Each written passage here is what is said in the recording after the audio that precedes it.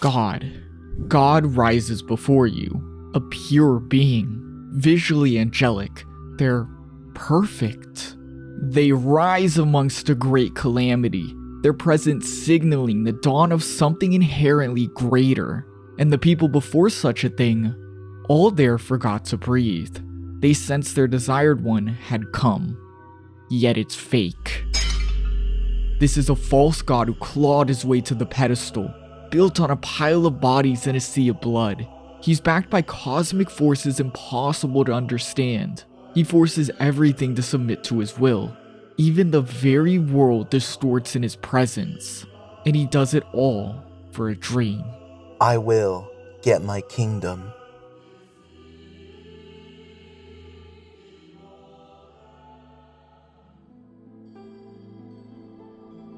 Guts' arch enemy Griffith, the one who he broke chains of fate to resist, has found himself reborn. This means Guts' eternal quest to revenge, one against this man who was once his friend, is possible once more. But at the same time, Guts has to set aside that darkness to protect his lover, a woman who is fractured only because of this false reborn god. This next chapter of Berserk, the Falcon of the Millennium Empire arc, puts us in the aftermath of this rebirth. Guts has just made a choice to protect. Revenge is no longer an option. If he burns that dark flame of hatred and revenge, his lover, his only source of warmth in life, will burn alongside him. Ultimately, all Guts can do now is struggle on. He has to figure out what's next in a world that just wants to beat him down.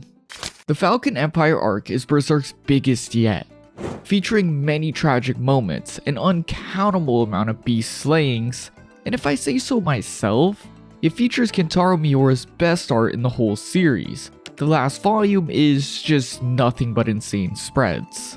Our story will also heat up a lot, as rather than just follow Guts, for the first time we get Griffith's point of view, him now being reborn on his own quest separate from Guts. You could say this huge arc follows two main characters, both interacting and changing the world in their own way, and it's written and paced incredibly well. To simplify it, we'll watch an angel work for power, while we'll watch a mortal man learn how to heal. It's a beautiful and amazing tale, and trust me, I wouldn't make a video this long if I didn't believe every single part of that. This video will serve as a deep dive into the Falcon of the Millennium Empire arc. It's a recap analysis of the 15 or so volumes that this arc is covered in. There will be animated manga sections, alongside voice-acted sections, and sections of deep analysis alongside a very thorough recap of the entire arc. Any important detail will not be left out. All of which I want to make very clear is done by me.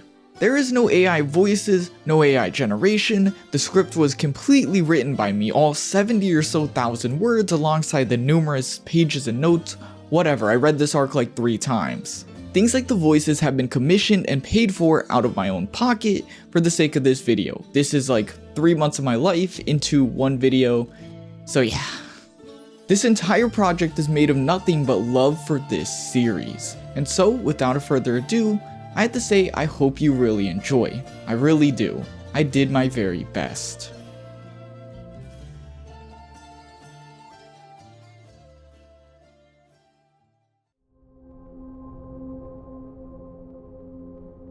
It is said it was the children who first began to notice. Boys scrambled through the forest, one stating he saw fairies.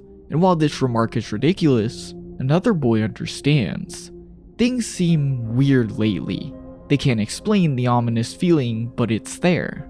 Especially right here in this forest. They've always come here, yet all of a sudden it feels different. Like it's now part of a dream or something.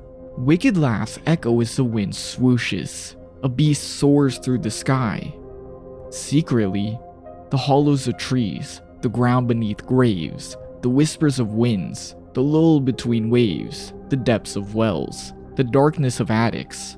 Secretly, at some point their silence ceased to be mere silence. Like a folktale told by elders to children, as if it might have been there all along. Something surely breathed within the silence. The world of Berserk has begun to shift.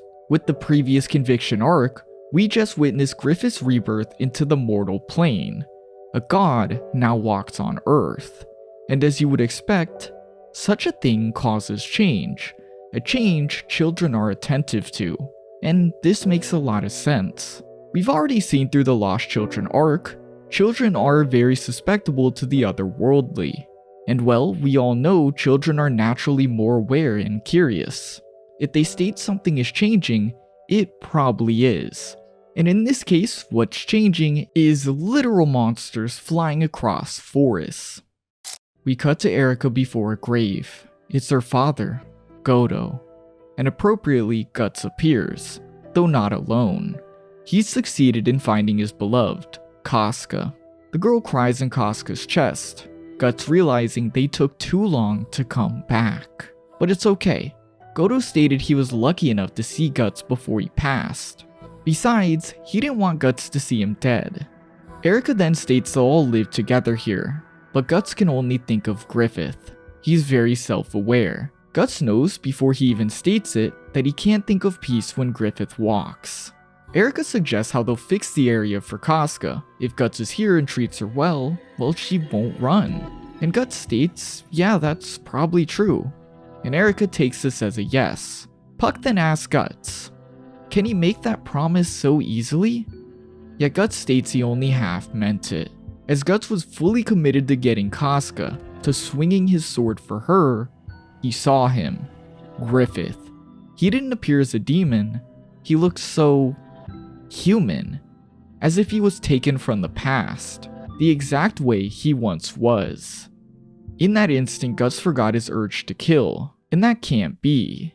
Again, Guts is very self-aware here. He knows he's been on a driven journey of pain and otherworldly dread, all to seek Griffith.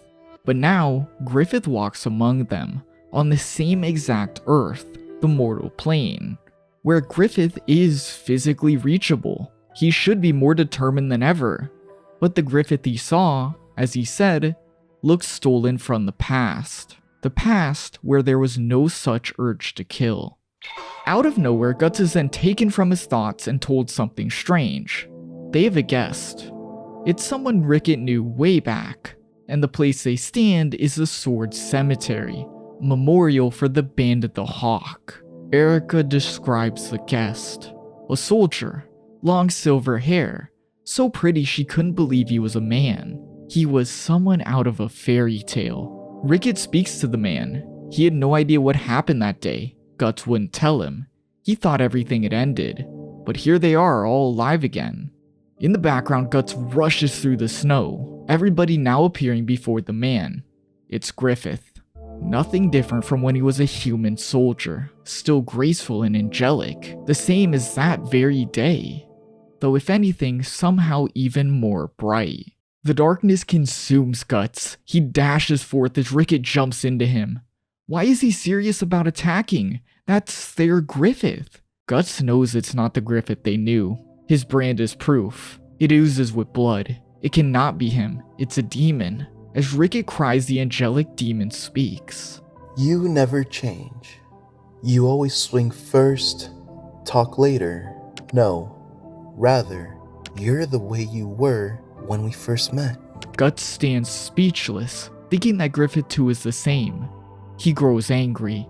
Don't talk to me in that same voice! He demands to know why he came, and Griffith reveals the simple truth. To see Guts, of course. This hill, the Sword Cemetery, is fitting for the Band of the Hawk assembling once more.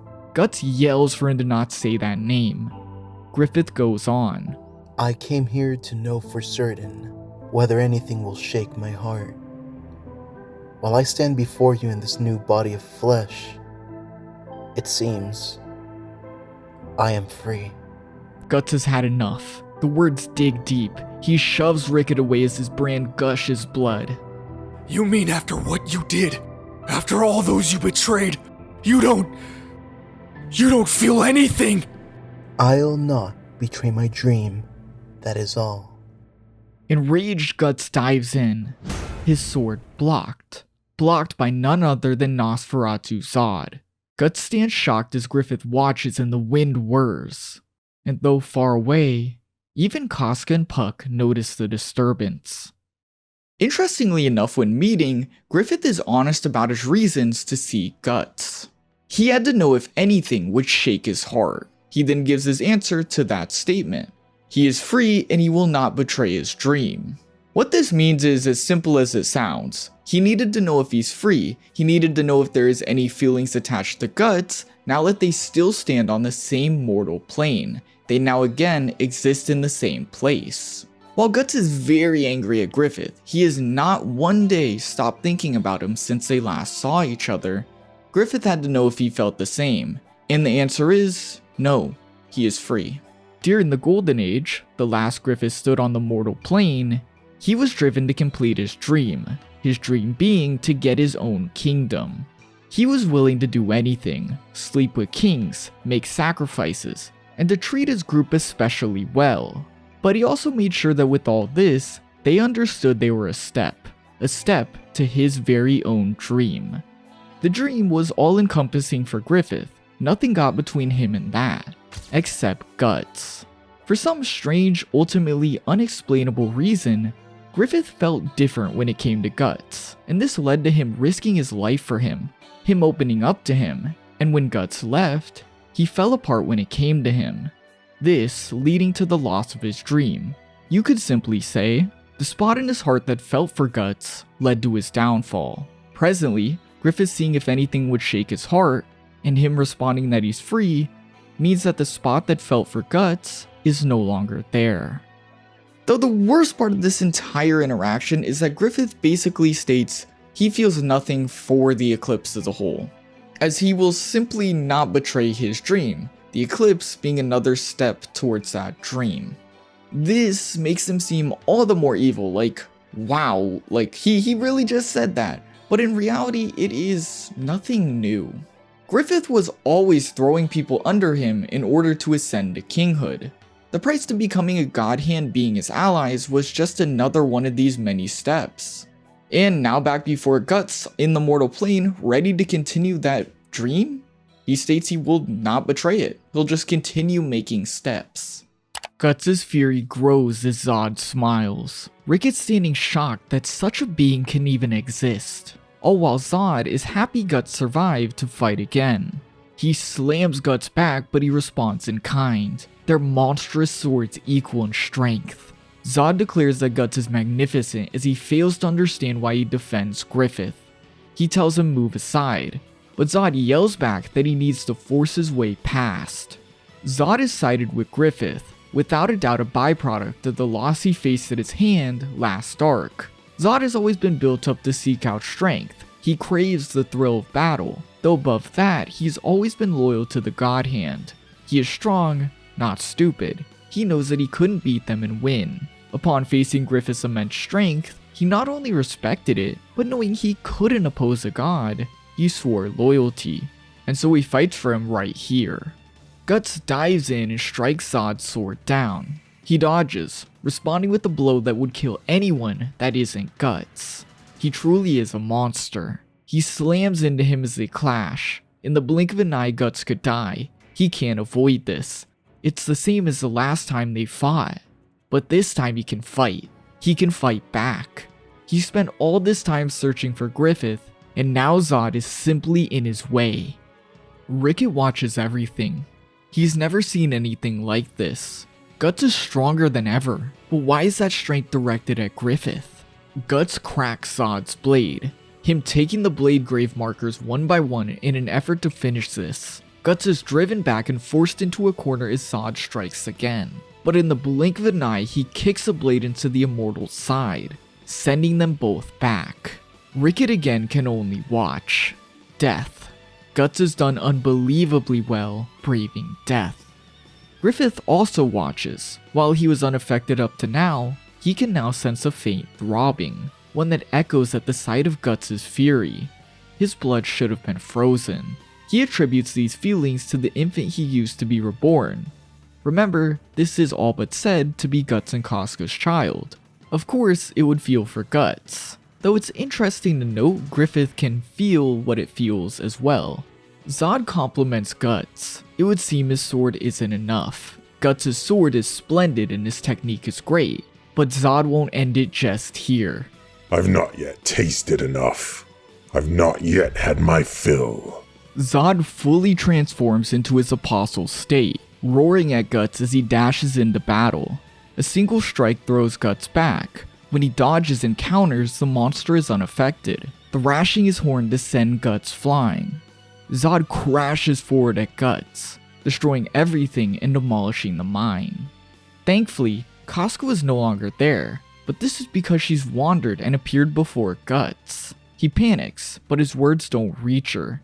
Even though her mind is gone, the sight of Griffith shocks her. Casca stands speechless as Zodd upheaves the earth around her, the rocks appearing to crush her. Guts too late to save her, but Griffith has done just that, wrapping the woman in his all-white cloak, appearing as an angel.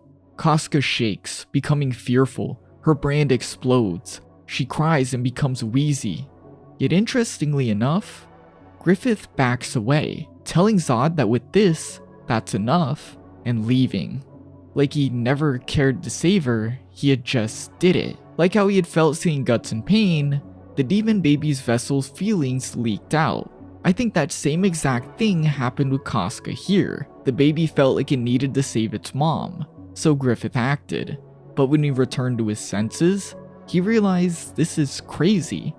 Yet Griffith atop Zodd looks down at Guts.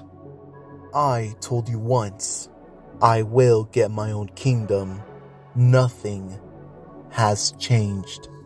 From the sky, Griffith now appeals to Ricket. Nothing is ended. If he learns the truth and comes to hate him, so be it. But even then, if he can chase the dream, then Griffith won't refuse him. Guts tries to shoot arrows at Griffith as he flies away, but Ricket tackles him as he stares at the hawk. After everything you did, you say nothing's changed? You should have known this is the man I am, you of all people. Griffith flies away atop Zodd, ironically appearing as an angel yet riding a demonic beast. He's a demon reborn as a god, and funny enough, it's like he can't forget this flaw, as the throbbing sensation of Guts and Casca's child continues to permeate him. On the ground, Ricket demands to know the truth of that day, and so Guts tells him. Guts explains the haunting event known as the Eclipse, the day Griffith sacrificed the entirety of the band of the Hawk, all to become a demon god, a member of the God Hand. With this, Ricket falls to the floor. Puck is stunned, now also knowing the truth he had suspected. And Casca, she's quiet. Erica breaks the tension and gets upset, realizing the home she wanted is now gone. But that's when Ricket yells he'll go with Guts. He remained ignorant and comfortable here when he too was part of the Hawk. He should fight alongside Guts. But Guts tells him no. Ricket could never really hate Griffith. Erica cries that everyone is leaving and runs off, Ricket chasing after her. Puck asks what's next. The trail of vengeance once again? Guts refuses a clear answer. He won't leave Casca again. He knows vengeance is impossible with her, but he clearly considers it. Regardless, there is no denying they now need a new place to stay. At the tower, having both him and Casca's brands together led to a series of unforgettable nightmares. They need a new and safe place to stay, and so Puck suggests his own home, Elfhelm. Remember, Puck is an elf, and the cave Casca stayed in was safe only because elves once inhabited it. They're like a natural deterrent to otherworldly. They announce their leave as Ricket begs them to stay, Guts reminding him of Godo's parting words. Can't abandon what you can't replace. He needs to stay on his path with Erica, his precious thing, as does Guts with Casca, his precious thing. Together, him, Casca, and Puck brave the snow, the frozen stars reminding him of the moment he left the band of the Hawk. Yet this time, he's the one who was deserted. He recalls Griffith's words, landing on you of all people. He knows Griffith spoke the truth. In fact, he should have seen this coming. He should have known that Griffith would heartlessly pursue his dream the second he saw him be reborn. Yet, disregarding everything there, he knows there's now something even more important than Griffith. He looks to Casca. I won't leave you behind. I won't desert you anymore. This time, I won't lose you. This moment is so perfect as it's a reflection of before. Except, this time he has brought Casca when they both needed it the most. In the Golden Age, Guts left Casca to go search for a dream, not realizing what Casca needed in that moment was someone to save her. But now, this time, he's been left by Griffith, leaving him on a lone journey in the same place Casca once was. But this time, he realizes he has something. He doesn't need to be saved. He brings Casca alongside him, and it's such a good way to show that he's grown and that he's learned. That even with Griffith still coming back and showing up literally right in front of him with his demon commander, he can still focus on Casca. That is pretty big. Though, this does just as much to give us questions about the journey we are about to see. Perfectly veiled in this scene of snow, as just like with snow, there is no longer a clear path. Sure, Guts says Casca, but he couldn't even refuse that Trail of Vengeance question. And we know by default, Griffith being on Earth, Guts' quest for darkness is going to be even more alluring than ever before. One thing we left the last arc off on was the statement, the power to protect and be with someone are very different. And that statement echoes in my mind as we continue forward, as we have no idea how this journey is going to treat both of them, as they are each equally fractured people. The Kushan have worked steadily to take over Midland, us picking up in wartime as countless people are submitted to horrible fates. Yet out of everyone, a little girl speaks unbothered. It's coming. The Hawk of Light is coming. She can hear it. We then view the Bakiraka, a warrior clan in the Kushan, being reprimanded for failing to capture Griffith. They then flawlessly and brutally protect the Lord from an attack, stating they'll now continue to search for the Hawk when he appears before them. An angelic being atop an all-white horse, the sky clearing in his presence. The girl notes his appearance to be special as Griffith slices the Lord down in one fell swoop. Arrows are fired in dozens at Griffith, yet not a single one touches him, as if they phased right through him. It's then Zodd breaks through the Kushan forces and slices everything to pieces. And when the craziness is at a high, a new face appears. The knight introduces himself as Locust. He was guided by an oracle. Is he really before the Hawk? Griffith accepts his sword as the crowd sits in awe. As everything unravels, the girl runs to the Hawk, stopping right before Griffith. The story again repeating, the wind whispered that the world had begun to change. New faces continue to appear as the Bakiraka leap at Griffith, then being stalked by a black sludge wearing a mask. This being is called Rakshas, a Bakiraka exile. He heard of Griffith from the Oracle, and he declares that one day he'll take Griffith's head and make it his. Until then, he'll have no harm come to him, seemingly joining Griffith with an urge to defend him. A huge dragon-like knight crashes through the kingdom, the people calling him a Naga, a huge snake from folklore. He fires a cannon that destroys everything, leaving the kingdom covered in death, destruction, and spirits of a dark ethereal void. But at the center is Griffith, the Hawk of Light, the savior of the world. Yeah, we were just introduced to a few key players around Griffith. He has now recruited all these people, and some of them will even end up being their commanders. You can guess the most important looking ones will be his commanders. Seeing them alongside Zodd, you're also meant to assume that they too are apostles demon kind. And well, I mean, there's no use denying it, you're right. Griffith has begun his conquest, appearing as a savior to those in need. And it would seem his plan of action is recruiting demons and beating up the army that has been oppressing the world since his disappearance.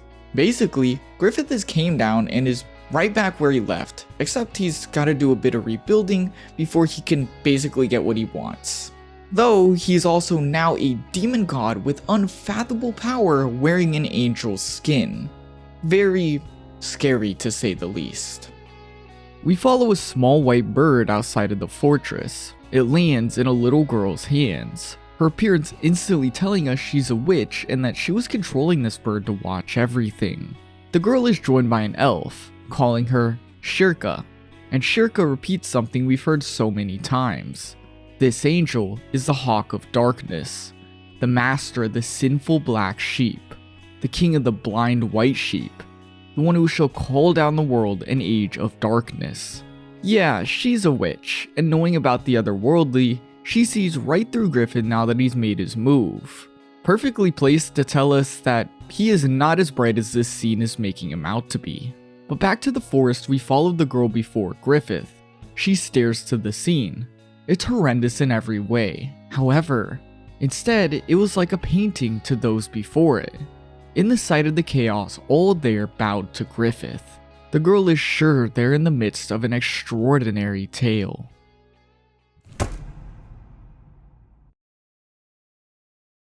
Side note, here and there Miura will refer to parts of this arc like a tale, just like this. It reads like this story is a big storybook and we're just going through the pages. I mean, we're in a manga, but you get the point, like it's like some old fairy tale kids book.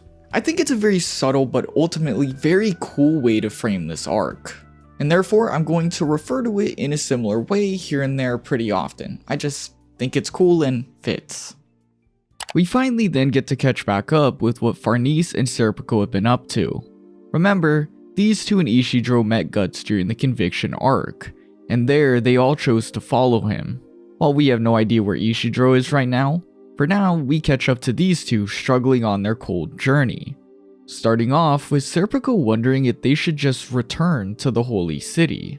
But Farnese, well, she has no intention of giving up on Guts. But not only that, she can't just show her face after her abysmal failure. Oh, and then she can be tried as a heretic. Besides that, the truth is, she no longer cares to return home. She doesn't want to go back to that mansion.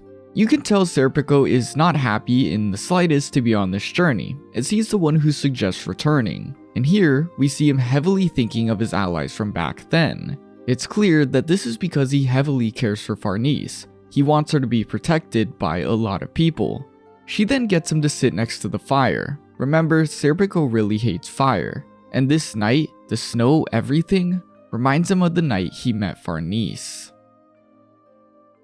As a kid, Serpico was beat down, but he fought back. He was poor in the Holy City, a place of God.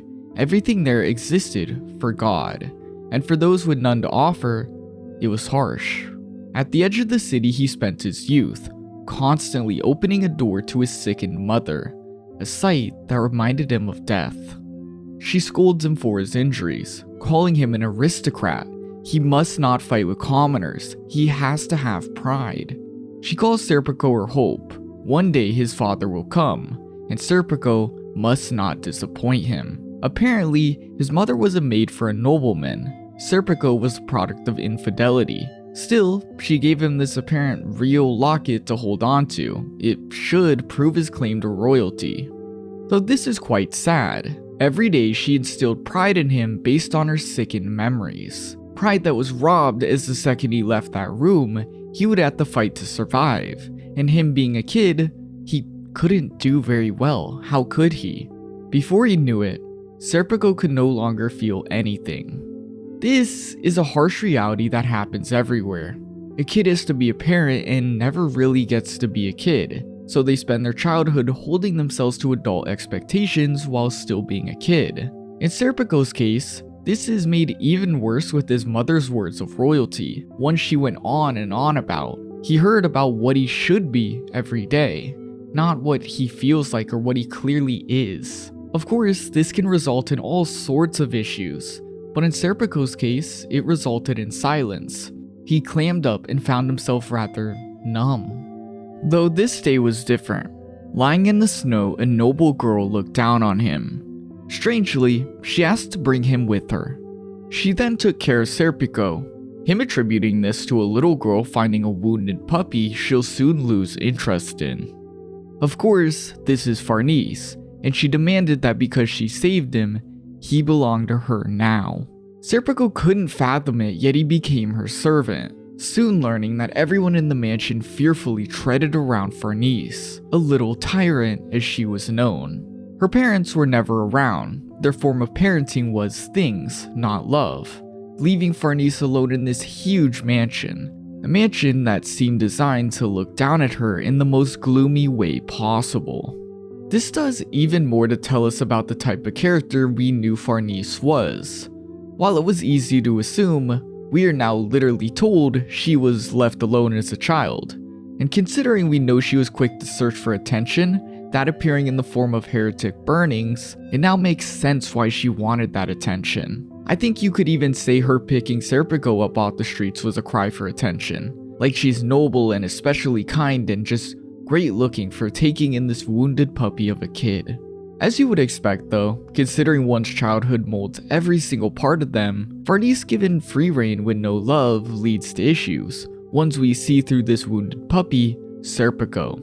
She was scared of the dark, and when thunder struck, her reaction was unnatural, her smashing things and thinking she needed to become a storm. This moment reads to me as a defense mechanism. She lashes out when she's scared because she was never taught a better option. What is sad though is that Serpico states this behavior is what repulsed people, when in reality this behavior is only coming to light because she's ignored. We again then get a horrible moment from her as she burns a baby bird to death. This reminds us of that strange uncomfortable obsession with Farnese has, one that appeared because she was praised for burning heretics as a little girl. Again, one's childhood does wonders when it comes to who you become. Serpico then watches as Farnese's father comes home. He remarks about her doll, saying he'll buy her a new one even though the doll was a precious memento, one he had bought for Farnese in the past. This moment without a doubt would hurt any child. He doesn't remember anything about her, though Farnese burned the doll, and here Serpico states it clearly for us. Farnese is afraid of being alone in the dark, therefore she injures people, therefore she estranges them. Basically, she is afraid, and so she lashes out. She knows no better, so this is a rational reaction. Serpico reflects on him in the snow the day Farnese found him, saying, "Before a child can grasp for happiness, he must bury that part of himself, adapting to reality. But with time, as the snow piles up, his true self vanishes."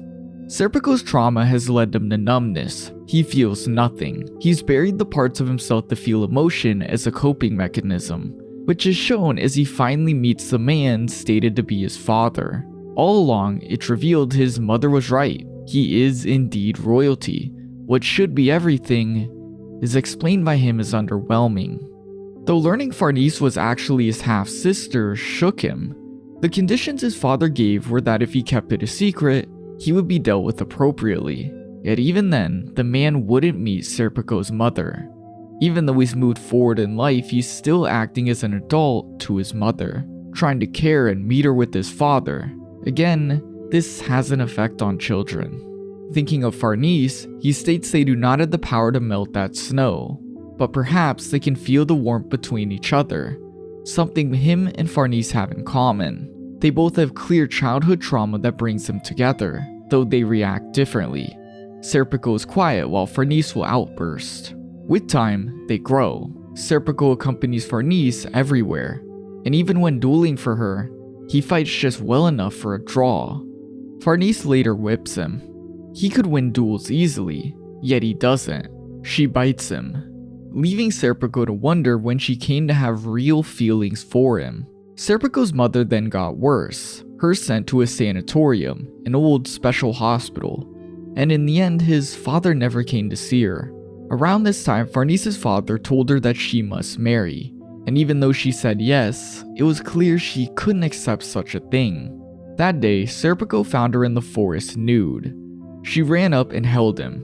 She can't imagine life anywhere else, but if Serpico took her and ran away, she could, because together, they are bent, and as Serpico would say, they are too deep in this snow. Yet he takes her shoulders and pushes her back. She runs away as he wonders why they can't escape from the ties that bind them. Here, Farnese looked to him as a way out. Together, their warmth is enough to brave the snow. But Serpico couldn't be that. He knew the truth. She is family. He can't escape the ties that bind. That day, Farnese took a candle and lit the mansion aflame, Serpico jumping in to save her. With this, she was sent away, and from then on, their relationship was nothing more than a mistress and her servant.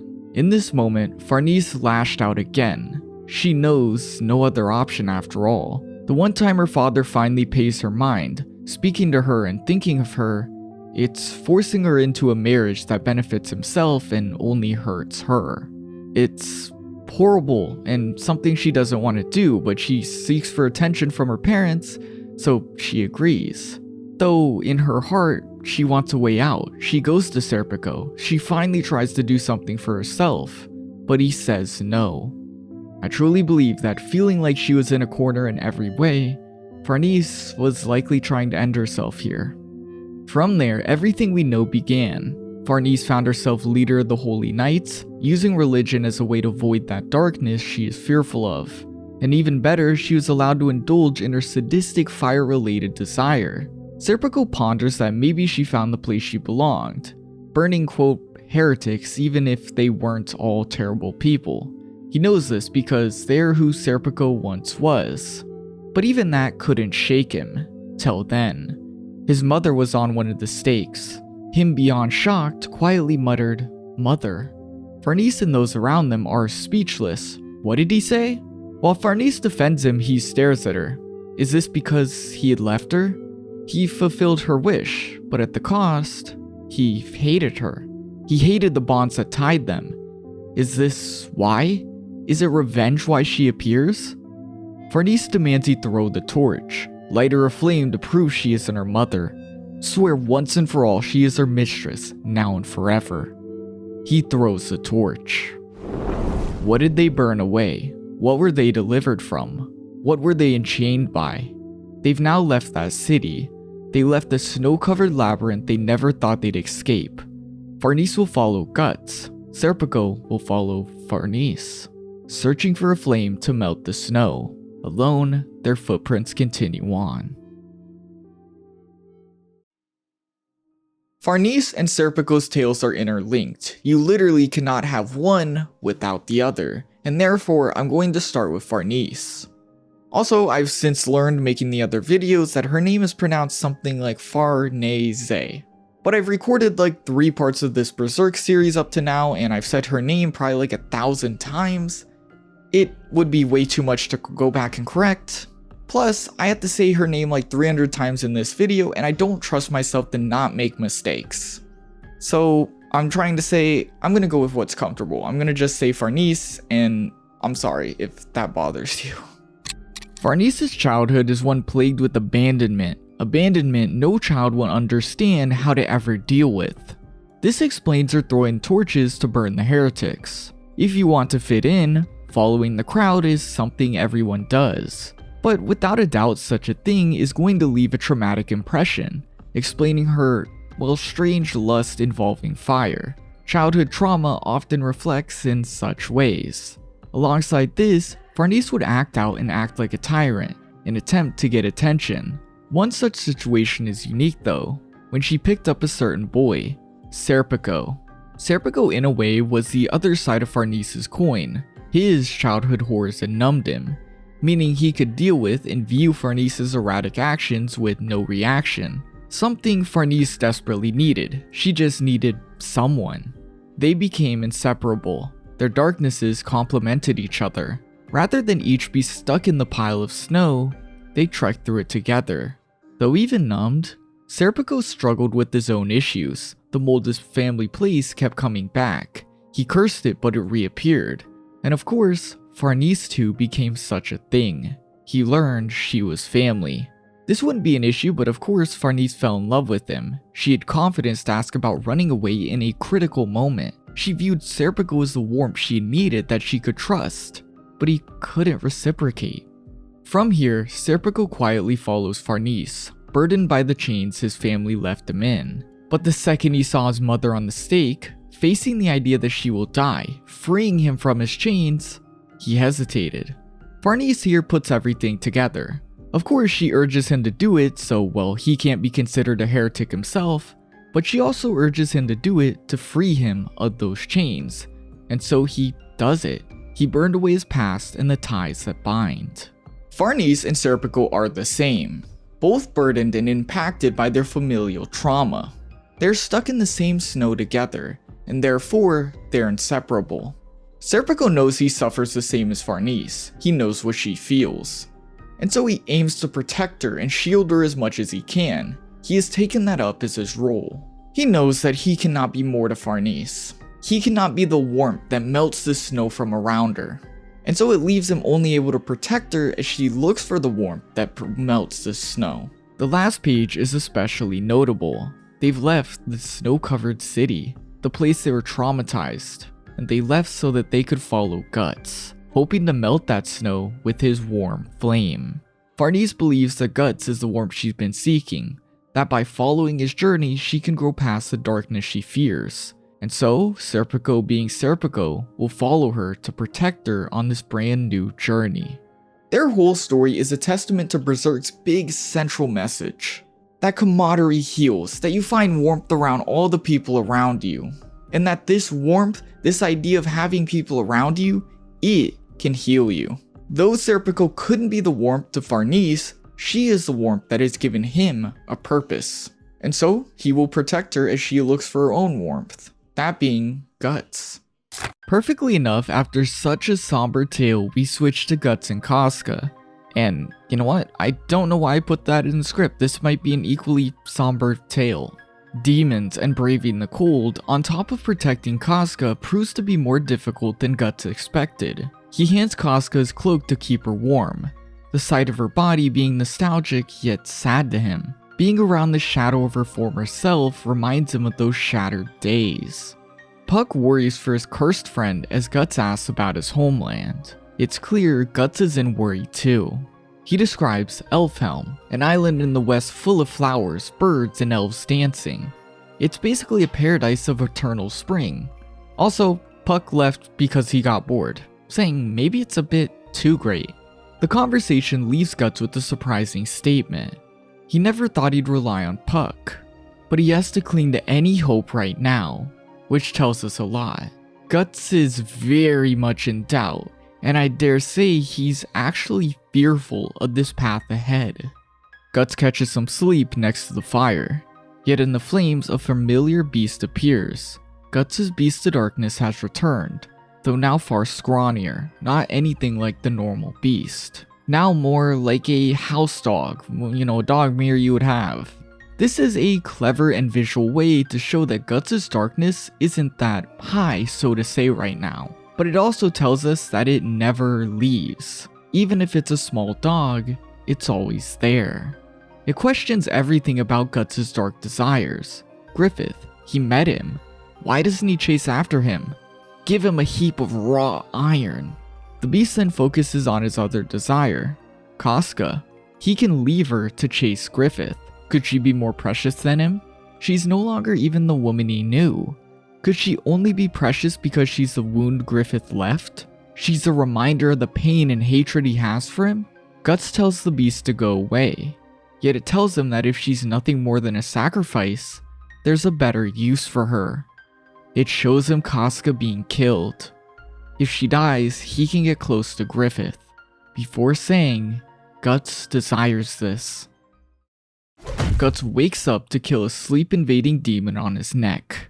And while it may have been an incubus, such a dream is a clear reflection of where Guts is at. He puts his hand to Casca, saying as if that could ever be. Yet he repeats it again, as if he's unsure. Guts' Beast of Darkness is exactly as it said, it's his Beast of Darkness. The manifestation of his internal darkest desires. His number one dark urge is to kill Griffith. It's the one thing he can't forget no matter what, and as he once said, it's burned into his lost eye. The beast reminds him of this, while also reminding him that if he kills Casca, well, he can continue to hunt Griffith. There will be no responsibilities, there'll be nothing for him to worry about, it'll just be him and the goal to kill Griffith. Of course, Guts wants to kill Griffith, and the truth is, he would need to get Casca out of the way somehow if he wanted to do that. If he wanted to go back to that quest of darkness. But there is without a doubt an equal part of Guts that wants to protect Casca, that wants her to be well. He will literally do anything to protect and keep Casca safe as he would do anything to kill Griffith. These Beasts of Darkness conversations reflect that struggle between the light, Casca, and the dark going after Griffith. These are his most honorable, truest, and vulnerable moments. Though horrifically enough, this tells us that even if he denies it or tries not to think of it, deep down, Guts has had thoughts of and a desire to kill Casca to continue that dark quest. Time passes, and with the lack of sleep, the non-stop demon activity, and the added stress of protecting a defenseless part of his heart, we can tell through Puck's eyes that Guts is really struggling. Guts is forced to protect Casca, and as the spirits try and possess him, Guts cracks. He appears as the Beast of Darkness, now choking Casca. Miraculously, he gains control of himself, but again like before, it's a clear reflection of where Guts is at. His darkness reasons that removing Casca gives him a reason to pursue Griffith, and again, deep down in some part of him, he wants to kill her to chase Griffith. Casca wakes up terrified. She may not be there as she was before, but she's a human, and Guts is only inflicting more trauma onto the girl. He tries to grab her, but now she's beyond scared. Puck tries to reason to Guts that it was evil spirits, but Guts doesn't buy it. He knows as well as we do there were true feelings in there somewhere. He then takes to restraining her and rope. Puck states Casca will hate him, but to Guts right now protecting her and moving fast is all that matters. Side note, but I love how Puck is being used in this small section of story. One thing that's been lost when it comes to him is how he looks at Guts through the eyes of light. That contrast being very important to our view of how we look at Guts. At this point, for the most part, Puck has lost this part of himself, and after this small section of story, he loses it again. And sadly, this is pretty much the last time we get to see Puck act like this. For the rest of the series, he is just comedy. Guts narrates the coming days. He knew this journey wouldn't be easy. It's not just travel. It's not just all about protecting Casca. He's used to fighting for survival. But the worst part is the pressure not to die. If he dies, so does Casca. Has he ever wielded a sword so heavy? Yeah, that line hits hard. Guts states he was prepared for this, yet he had hoped they could somehow connect, but they're still so far away. He can't recall the last time Casca smiled. Fatigue is ruining him. He can barely protect her and all he gets is distrust. Even worse, his distrust of himself grows. He swore he'd stay near her, not abandon her, but she grows ever distant. Just heartbreaking. The point of all that is to say Guts is not only physically exhausted, but he's at the end mentally. The Beast of Darkness showed us that, but it's so bad even Guts is aware. He's no longer denying, he's admitting. The worst then happens. He wakes to Casca missing. She's found herself stealing from thieves. Thieves who see her as an opportunity to do beyond horrible things. Guts is terrified as he runs around, reflecting on everything. He was all too naive. When he looked for her initially, he just wanted her to be alive and safe. When he got her back, he thought that was everything. But that wasn't anything. There is no way to ever make up for leaving her alone in that darkness. Meanwhile, the disgusting thieves attempt to assault Casca, the scene reminding her of the eclipse. Her screams pierce the sky, leading Guts right to her. But the scene is a bloodbath.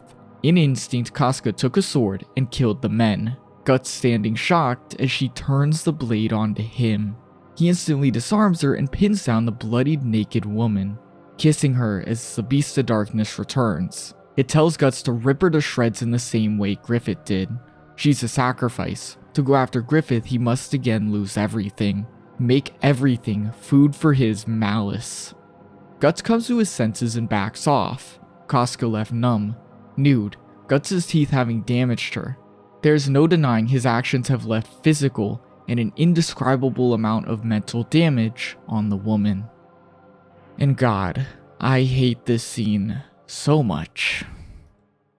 What happened here was very obvious. Guts, beaten down by everything, finds his former lover in a vulnerable position and in a mix of darkness and horrible feelings and unobtainable desire, just a flurry of emotions, he does something horrible and attacks. Maybe even tries to kill her. This tells us what we had to already assume. Guts' Beast of Darkness was correct in everything it ever said. He really does consider killing her to continue this dark quest. It also shows us a more visceral, sad part of his heart, that he desires Casca. And not being able to have that, well, it's dark, it leads him to a horrible place.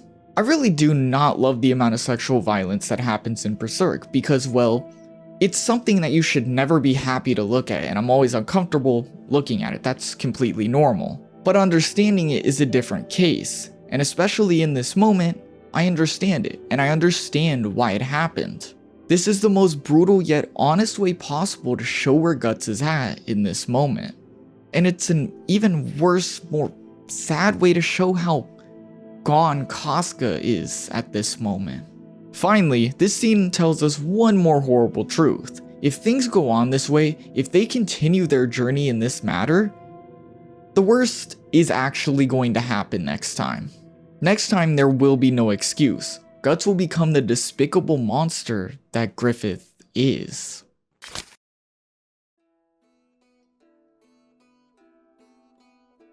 Thankfully, for real this time, we next shift to a well-needed upbeat scene.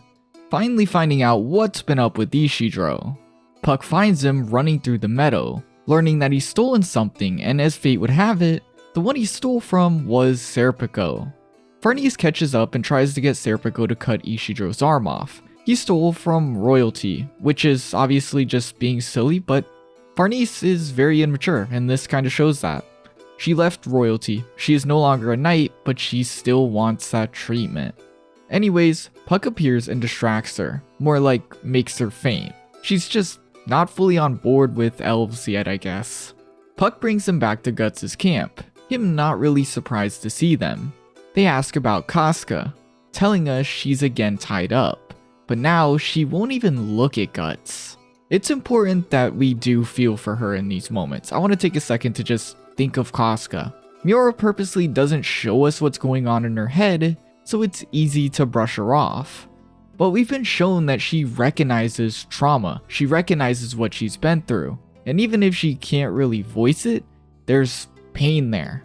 And she just is continuously submitted to horrible things during this horrible period of her life. Casca is seriously the most heartbreaking character in the story, and oh man, I can't wait till she gets her memory back.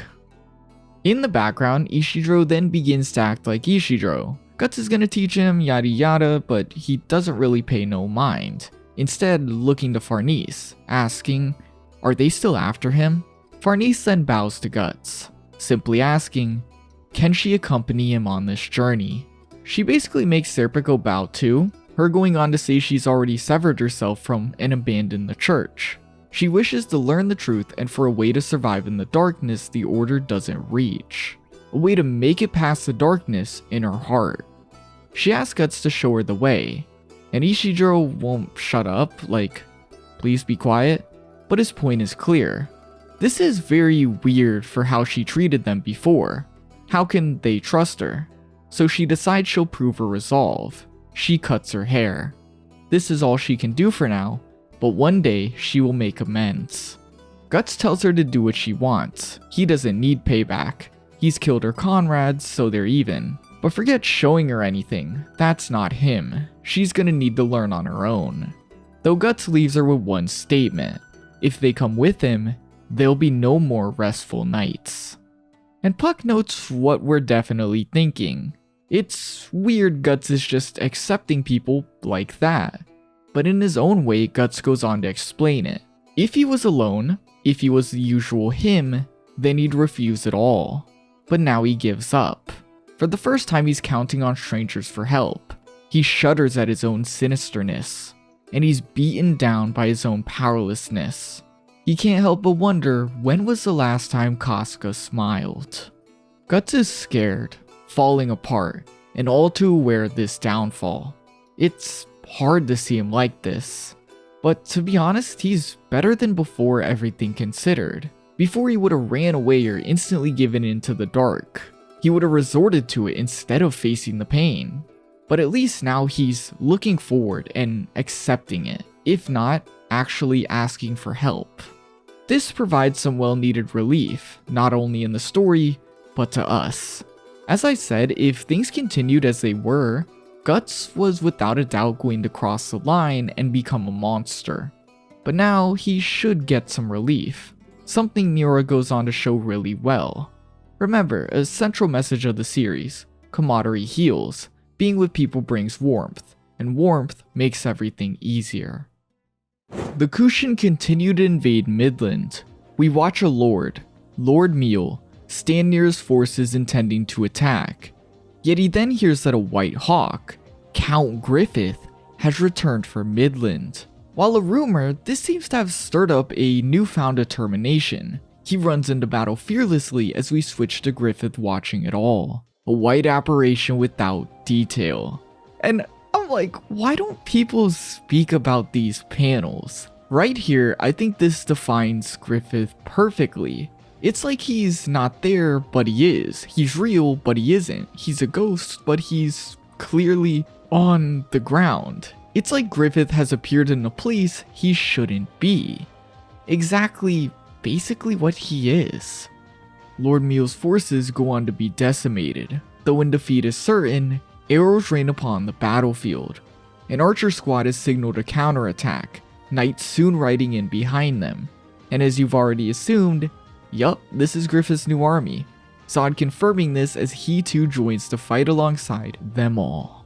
It's then the White Hawk himself emerges, riding an all-white horse and signaling a beacon to those who watch. Mule takes a step forward, but he hears a voice in his mind. It saved him from lethal arrows. Him looking over to see the girl who approached Griffith. The little girl is atop a horse and protected by soldiers, and it would seem she is following the life force of those in battle. She is a mage in some way. Interesting.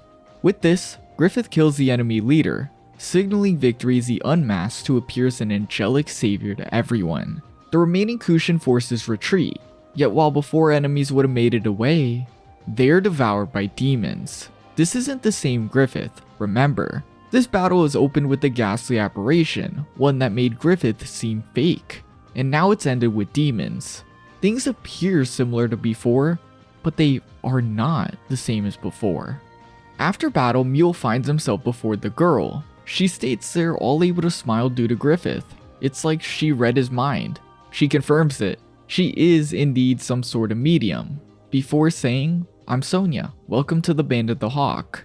Mule ponders on everything, questioning many things, before Locust the Knight approaches.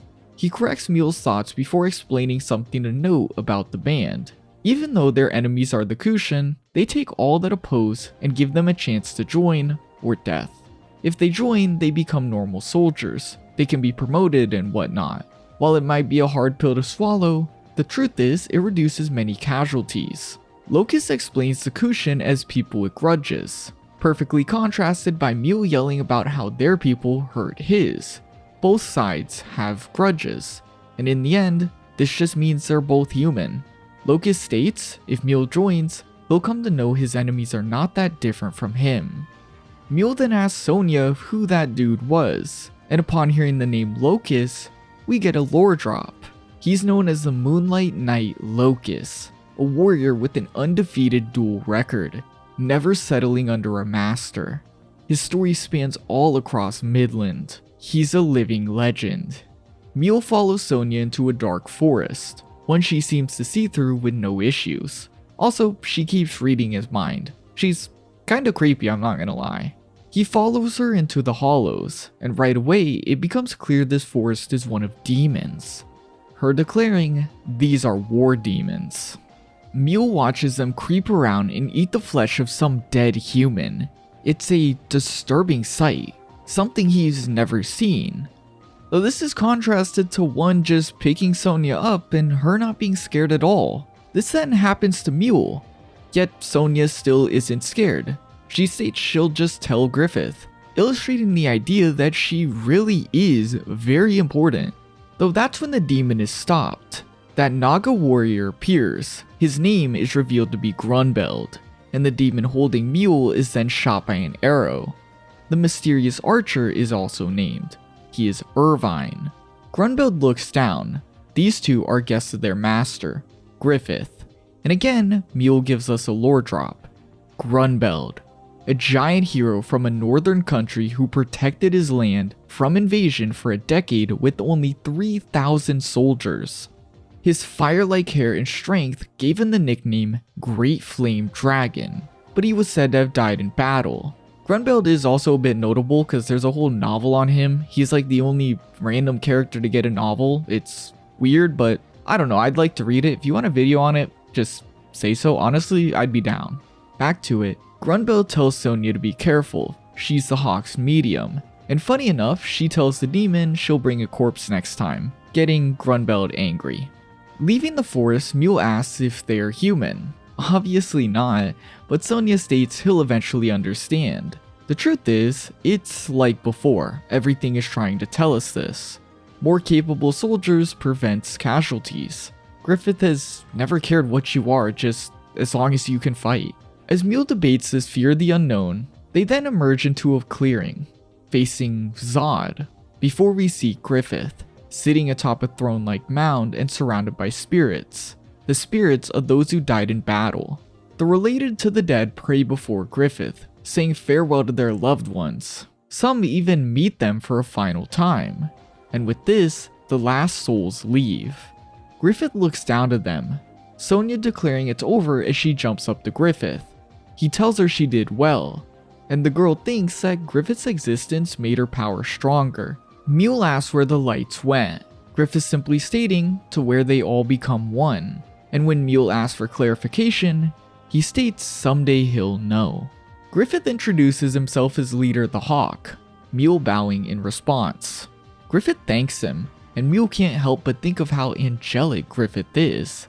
He has an invigorating voice, an appearance fitting no human, and now strange emotions well up inside of him. He asks Griffith to accept his sword, allow him to join the band. In his mind, he can't understand his own choice. Why is he compelled to do such a thing for a man he just met? However, he has a strange feeling, a strange voice speaking to him, saying, "This is destiny." Kushan assassins watch, but Rakshas stops them as Zodd watches. Mule goes on. By instinct, he knew what he was a part of wasn't just another war. The voice speaks again. Perhaps it belonged to the domain of legend. I really love this scene, even though it's Griffith. We're introduced to Griffith's new band, which makes a lot of sense. He'll go about getting his kingdom in the same way he nearly got it the first time. He proved it can work, why not just do it again? Plus his name is like somewhat a legend around the area, so it ends up working out pretty well. I also like the idea that Griffith's army again literally includes anyone. Demons, Kushan, prisoners, slaves, whatever. It's very reflective of who Griffith is. He doesn't care what someone is as long as he can step over them. Nothing changes, and this scene really hammers that in. This is the same as Griffith's first push with the Band of the Hawk. Oh, but now there's just some demons there too. Griffith is also shown to again be unparalleled when it comes to being charismatic. I always describe him as an angel to really hammer this in, because everyone knows what to think of an angel. But it's like somehow even crazier than that. He's like a literal deity to everyone who meets him in Berserk. Mule was the perfect showcase of this. He was another pair of eyes to show us what Griffith looks like to those who meet him, that he's almost unexplainable, like he gives off an energy that just makes him perfect to you. This brings me back to something Judo said back in the Golden Age. The wording is so similar, it's definitely a callback. Griffith is special. They've been charmed. They believe they'll see great things under him. People just can't understand it, but Griffith has some sort of conviction in everything. A conviction that makes people want to follow. I think Mule just explained a one-to-one of what those words mean. He couldn't understand it, but he felt like Griffith was just destiny. I also want to note Sonya. While I will definitely be speaking on her more later, and her magical powers are definitely something that's very interesting. By all definitions, she's pretty much meant to represent what an average follower of Griffith's is like. Remember, while we may follow the story through Guts' eyes, and therefore we know the horrible truths of Griffith, nobody but him actually does. Everybody who views Griffith is naive like a child in his presence, mindlessly interested in literally anything when it comes to him, and they'll follow him pretty much no matter what. What better way than to show the world's trust in Griffith than a child who is just okay with it all to an almost annoying degree? It's the perfect way to hammer in that Griffith just shows up and he's perfect. He's literally made his way to the top of whatever ladder there was just by existing.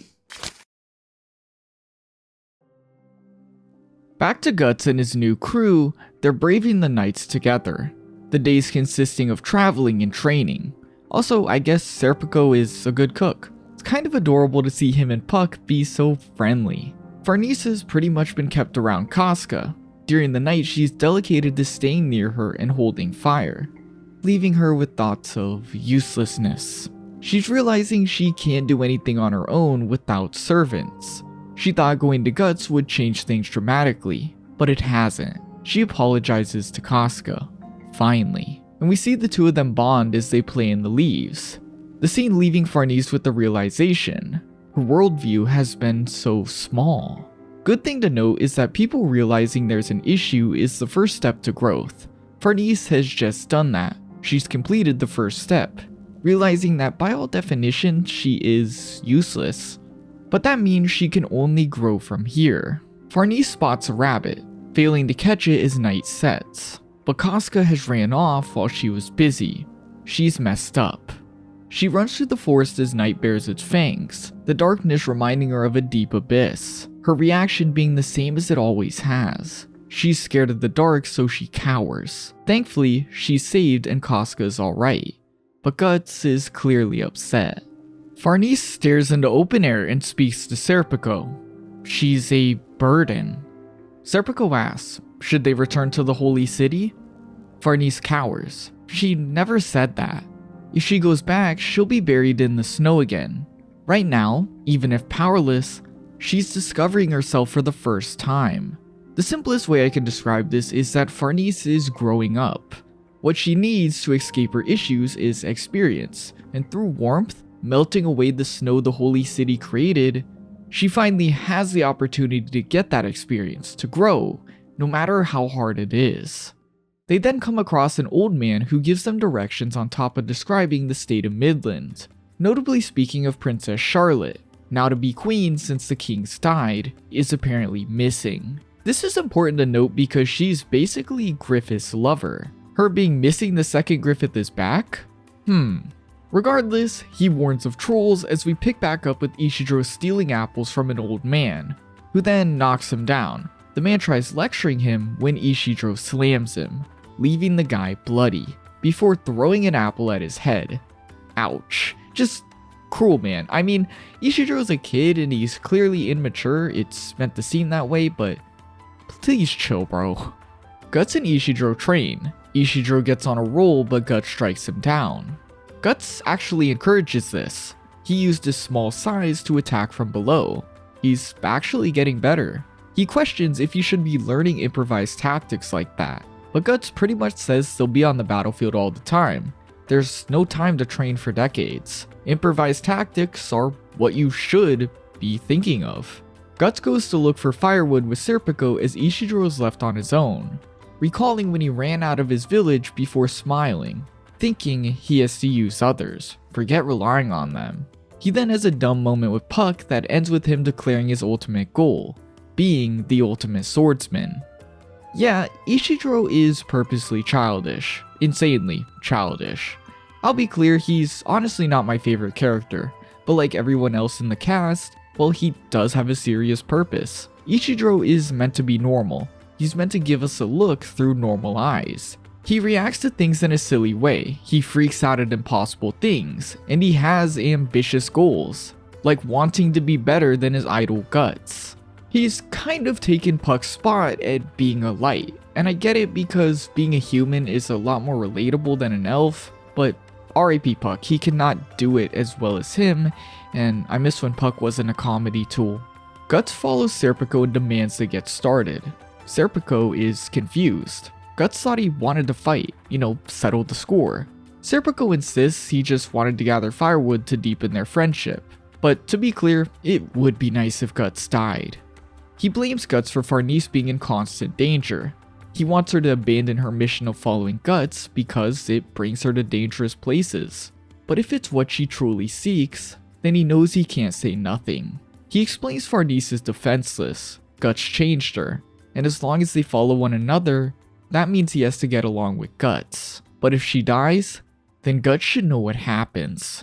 All of a sudden, a scream is then heard. Farnese and Casca were together when the brand began to bleed, revealing one of them trolls has found them.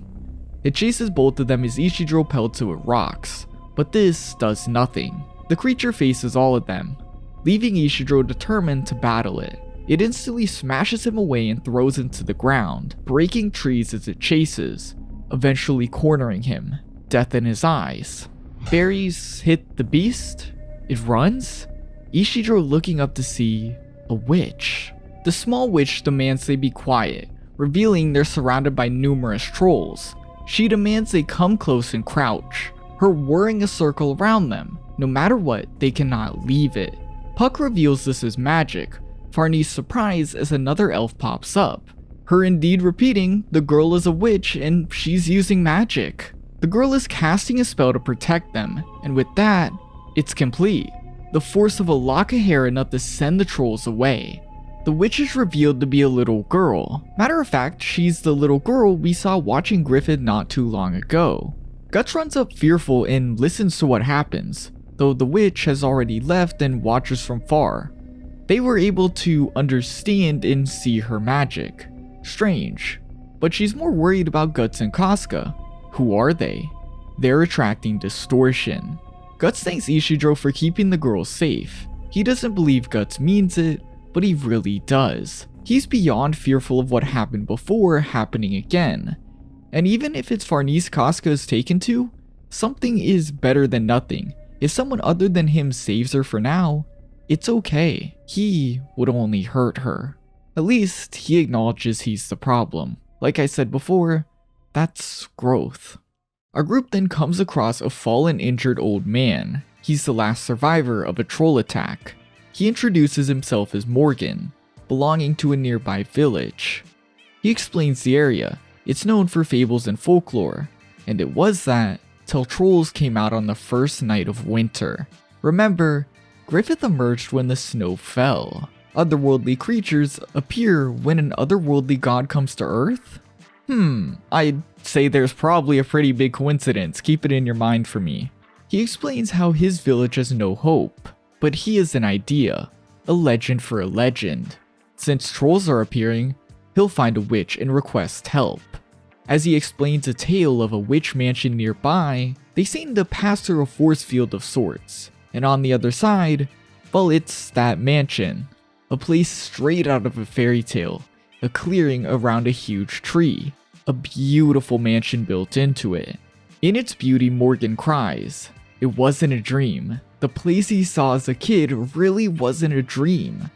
Meanwhile, we watch that little witch note them passing through the barrier, her yelling for elementals as rock-like golems awaken. Guts splits one with ease, yet it continues on. It even regenerates its broken limbs. And now there's countless of them surrounding the group. Guts continues hacking away at the mud-like golems as the witch watches, noting it to be them and wondering how they could have gotten here. Are Guts and Casca special after all? Or is this too because of the hawk? And like I said before, and like you can assume what is being hinted, otherworldly god being born in the normal world causes disturbances. This point of the story really wants to prove that to us. She wonders why they're used to these brutal battles as Casca picks something up, discovering the creature's cores. If they break these, they can't regenerate. I love the simple choice that Casca is the one to find this. She might be broken and a shadow of her former self, but that smart, strong-armed tactician, soldier Will is in there somewhere. With this, the golems are broken one by one as the witch hears a voice from behind her. That is enough, and even though reluctant, she makes herself known, inviting them all into this epic treehouse. The inside is best described by Ishijo. It's like a squirrel's nest, filled with all sorts of weird, crazy stuff. It's a perplexingly mystical sight. The witch then introduces herself. She's Shirka and her elf is named Ivalera. She's actually a witch in training, and so she brings them to her mistress/master/teacher. The old woman welcomes them to the spirit tree. Her name is Flora, and upon meeting Morgan, he remembers her, as does she. She had saved Morgan's mother from the brink of death with medicine 50 years ago. Notably, she looks the exact same as she was then. The older witch then looks to Farnese. Don't worry, she has never taken the life of one of her kind. Even then, it would fall upon servants of their deity. She seeks no retribution from Farnese. She then looks to Casca and Guts, the branded pair. She's pleased to see them. She's actually been waiting for them. Guts is shocked. She's not an apostle, but something feels off. His brand distantly aches, for some different reason. Flora then tells Guts to wait. Morgan is more important. Trolls shouldn't ever be seen by people, much less attack them, though she cannot help. She is old, without enough strength and time to leave. She quietly waits for death, but no worry, Shirka can go. She offers a deal, assist Shirka with the trolls, and she can create talismans for them. While she cannot create one strong enough to erase the brand, she can reduce its power. Her knowing what the brand even is says a lot. Guts is very shocked. Recalling his beast to darkness, the talismans can protect against that. He looks to Casca. The second she gets scared of him, he quickly accepts. No hesitation in the offer. Casca is everything. Flora then tells Shirka to ready everything for a night of rest. No worries about the brand. The mansion is protected. It'll be safe. They finally have an opportunity to rest easy during their journey, even if it's for a short time. Quite an introduction, and all this was to show Flora to be of the utmost importance. She can read minds, she's been around forever, has a good heart, and most notably, she can offer actual shelter. At this point, Guts has probably been going for a month or so on no rest, constantly worried about Casca and battling spirits on top of his own darkness. We've seen this in great detail, and so giving him a break without literally moving a finger makes her really important in her eyes. Plus, she introduces Shirka, who I'm just gonna say now, if you don't know, is a pretty important character to the series. So yeah, we love Flora around here. We pick back up at dinner, Guts again asking of the brand.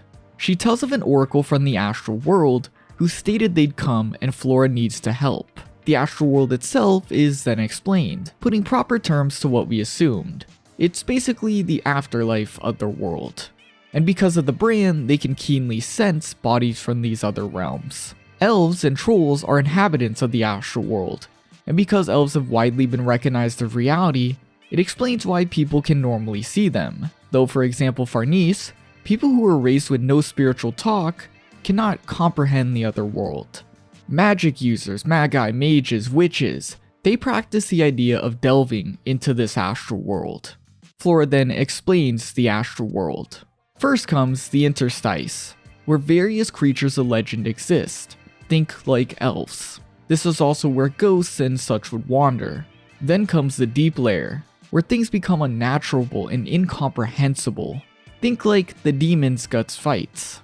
Still, it goes deeper. Maybe depending on the person, you could fall into a heaven or hell. Though this far, nobody can come back once alive.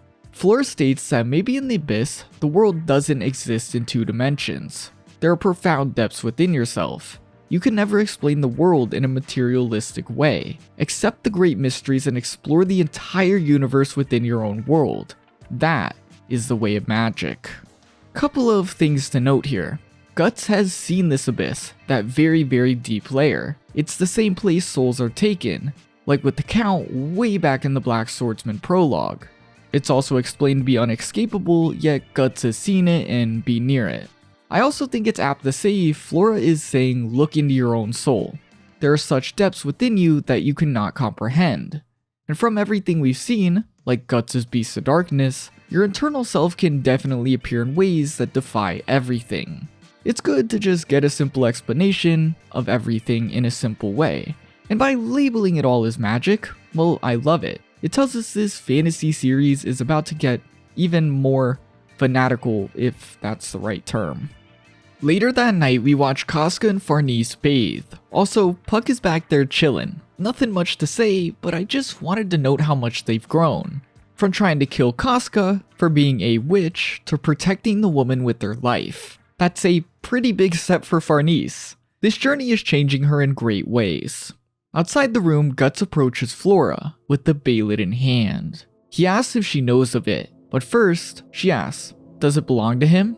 Terrifyingly enough, it does, a fact we all know too well. Making it ominous as Flora explains it as a key that links the deep layer of the astral world to the physical world, a fetish for summoning the 5 angels, the God Hand. Guts lifts his hand. How does he use it to summon them? She speaks of the brand. It's revenge then, putting Guts together like that. Casca then runs out of the bath, both looking to her as Flora speaks of their journey. It's all to protect Casca, right? Guts remarks that she doesn't miss anything as she digs deeper. It's Guts' malice. He cannot live without hatred. That hellfire has kept him on his feet every single day. His malice is why he's kept going. But now it's trying to incinerate his irreplaceable things, and therefore it now shackles his sword, making it heavy and blunt. Simply saying Guts needs hatred yet cannot control it. He'll eventually be overcome by it even if he doesn't want that, and that trying to control that truth is going to make everything harder. Flora states she cannot help Guts. A Baylet is an object that governs fate, perhaps sent by an even greater existence, though it is nothing more than a stone to the both of them. Its fate rests with the masters who sent it. When the right time comes, it'll come to life to the person it truly belongs to. And if it's not Guts, then it shall leave his hands. But if he craves its power, if it's his, it'll find its way. Flora simply states the obvious. The God Hand are changers of fate. They write the book, and Guts is only a part of that book. They choose who to summon and when. There is no puzzle he can do. There is no condition he must achieve, and therefore, she has no answers to his question. She gives the stone back, Puck quickly taking it. Guts better not touch his bedsheet. Maybe Puck is gonna summon the God Hand. Though Guts has one more question. Speaking of the God Hand, what the hell are they? She calls it a great mystery for magic users, but she knows they were once human. They are now reincarnated to serve as executors for the will of something lurking in the abyss. Guts concludes he'll get no answers as Shirka appears. She notes his brand of sacrifice, asking, does he intend to defy things like demon and angels that can govern fate? He responds, You got it. One day, I'll have to hit him where it hurts. Flora asks Shirka what's wrong as Guts walks off. She calls Guts foolish. He opposes something impossible. Shirka recalls Griffith. His flow of OD, or life force, engulfs and charms people. His fortune is so strong, no blade of the physical world can touch him. He appears human, but he is no such thing. Nobody can rival him. Surely, he is absolute. If he's that spoke of hawk of darkness, then he is dreadful. Flora speaks up, but that same hawk branded Guts. She comments on their immense knowledge, but states that it also blinds them. Simply put, do not be enamored with what you know. Look at the truth before you. Guts is alive. He went against Griffith, a being chosen by fate itself, and survived. He now stands before her, the disciple of Flora, Shirka. Flora tells her that she will decide. God bestows fate, but humanity decides it. She tells her to go on and witness the significance the encounter with Guts will bear her. The idea of fate is an ever-constant, constantly blatantly stated idea in Berserk. But now it's more than ever as we delve into magic in this unfamiliar whole nother plane of existence. Higher bodies who choose who they appear to? A godly being whose energy just simply charms? Guts surviving against what was apparently all but written? I said it way back in the intro of this video, but it really is all setting up to say Guts is going against the one who wrote this story. The group are all acquiring their talismans. Guts and Casca's brands are sealed for a few days. They're all covered in ointment that makes it easier to sense otherworldly. And lastly, magic tools. Serpico is given a hood and sword. The hood floats and is covered in sifts, or wind elementals, also known as pixie elf ancestors. Puck couldn't believe it. The hood, alongside the sword, will generate wind and allow Serpico to tear flesh without touching it. He tests it, and it's actually very strong. Ichijiro is given a glowing dagger, covered in fire elementals and crafted from molten lava. For Farnese and Casca, silver chain shirts and a silver dagger for Farnese. Silver is naturally strong against otherworldly. Owen, for Guts, well, it was meant to be an axe, but he denies it. He'll use the sword he's always used, the Dragon Slayer. Shirka is stunned, but upon seeing Guts' sword, she literally cannot comprehend it. Average Guts sword reaction. Also, him not getting anything, everyone else getting something even as small, but not him, is a pretty big hint he'll get something eventually. I think it's a pretty clever way to show us that. They then all ready for their quest to remove the trolls from the village. Even all the elementals are seeing them off. But first, the issue of Casca comes up. Maybe they should leave her here for this mission, but Guts shuts this down. He wants her within the reach of his sword. Flora comments on this being his path. Maybe that's the way he'll protect from that hellfire, his malice. Farnese is unsteady about the quest, yet Guts tells her that she can protect Casca. With this, Shirka says goodbye, them all heading off as Guts gets a random feeling. It's then, for a second, we follow Flora back inside. Her speaking to some huge figure. They asked her a favor. Was it for someone's sake? Pity for a fellow sufferer? Or are they using Guts? Obviously, it's Skullknight. He reveals himself as Flora worries if he still has a heart. Him responding that even if he doesn't do it, Guts is also a factor guided by the law of causality. Flora listens before stating, God bestows upon us fate. The fate called encounters. It was no coincidence this group assembled at once, not to mention right here specifically, before both of them. Yeah, it took him a bit to appear. I knew he would come up. That skull guy, he's always around. But hey, remember how Flora said someone told her of Guts and Casca that they'd be coming? Yeah, now we know who that was. Flora also has a ton of knowledge when it comes to the otherworldly and all the magical stuff in Berserk, something Skullknight was previously the only one who knew about. We know Skullknight is pretty much just like Flora in every way from this conversation. They're actually very close, it would seem. And so, we just have to wonder, what's going on with these two? The trolls decimate the village, destroying, killing, and committing any evil possible. Morgan and co arrive as they bury the dead, quickly introducing the child witch Shirka, the apparent solver of all their problems. But of course they doubt. Why wouldn't they? The village's priest is especially suspicious, going as far as saying Morgan made her wear witch getup, and everyone else are simply performers. He calls the recent events a test given by God. All they can do is pray and endure. In response, all I'm gonna say is that didn't work at all in the Conviction arc, and that stuff could have swallowed a country, so, I guess news doesn't travel fast. Unintentionally, Casca then breaks the ice, falling into a coffin before Guts picks her up, saying the journey has been tiring and that Casca is a pilgrim praying to regain her health. The church must show charity to pilgrims, and it works. Guts walks forward as all are shocked at his appearance, Shirka recalling Flora's words, wondering if such a man could be her fate. Evening approaches and Shirka hands everyone hair. Using this, they can telepathically speak, and since she's setting everything up, Shirka wants to act as leader. For most part, everyone agrees, even Guts, though Ichijiro grows angry and bursts out of the building with tears in his eyes. Again, he's meant to seem a bit light. A reminder, children can still be children in the world of Berserk. Not everything is, insanely dark. Though you must understand that he is the child of the group, he will automatically feel like he has to prove himself being next to capable adults. Yet all of a sudden Sherka appears, a child like him who is 100 times more capable. Of course he's going to be upset. On his own, Ishidro trains harder than ever, pissed off about everything, cursing the world when Morgan approaches. Over a fire the two speak, Ishidro talking about how Guts will teach him. He describes Guts as a beast. He gets chills watching him fight. He's a monster that eats monsters.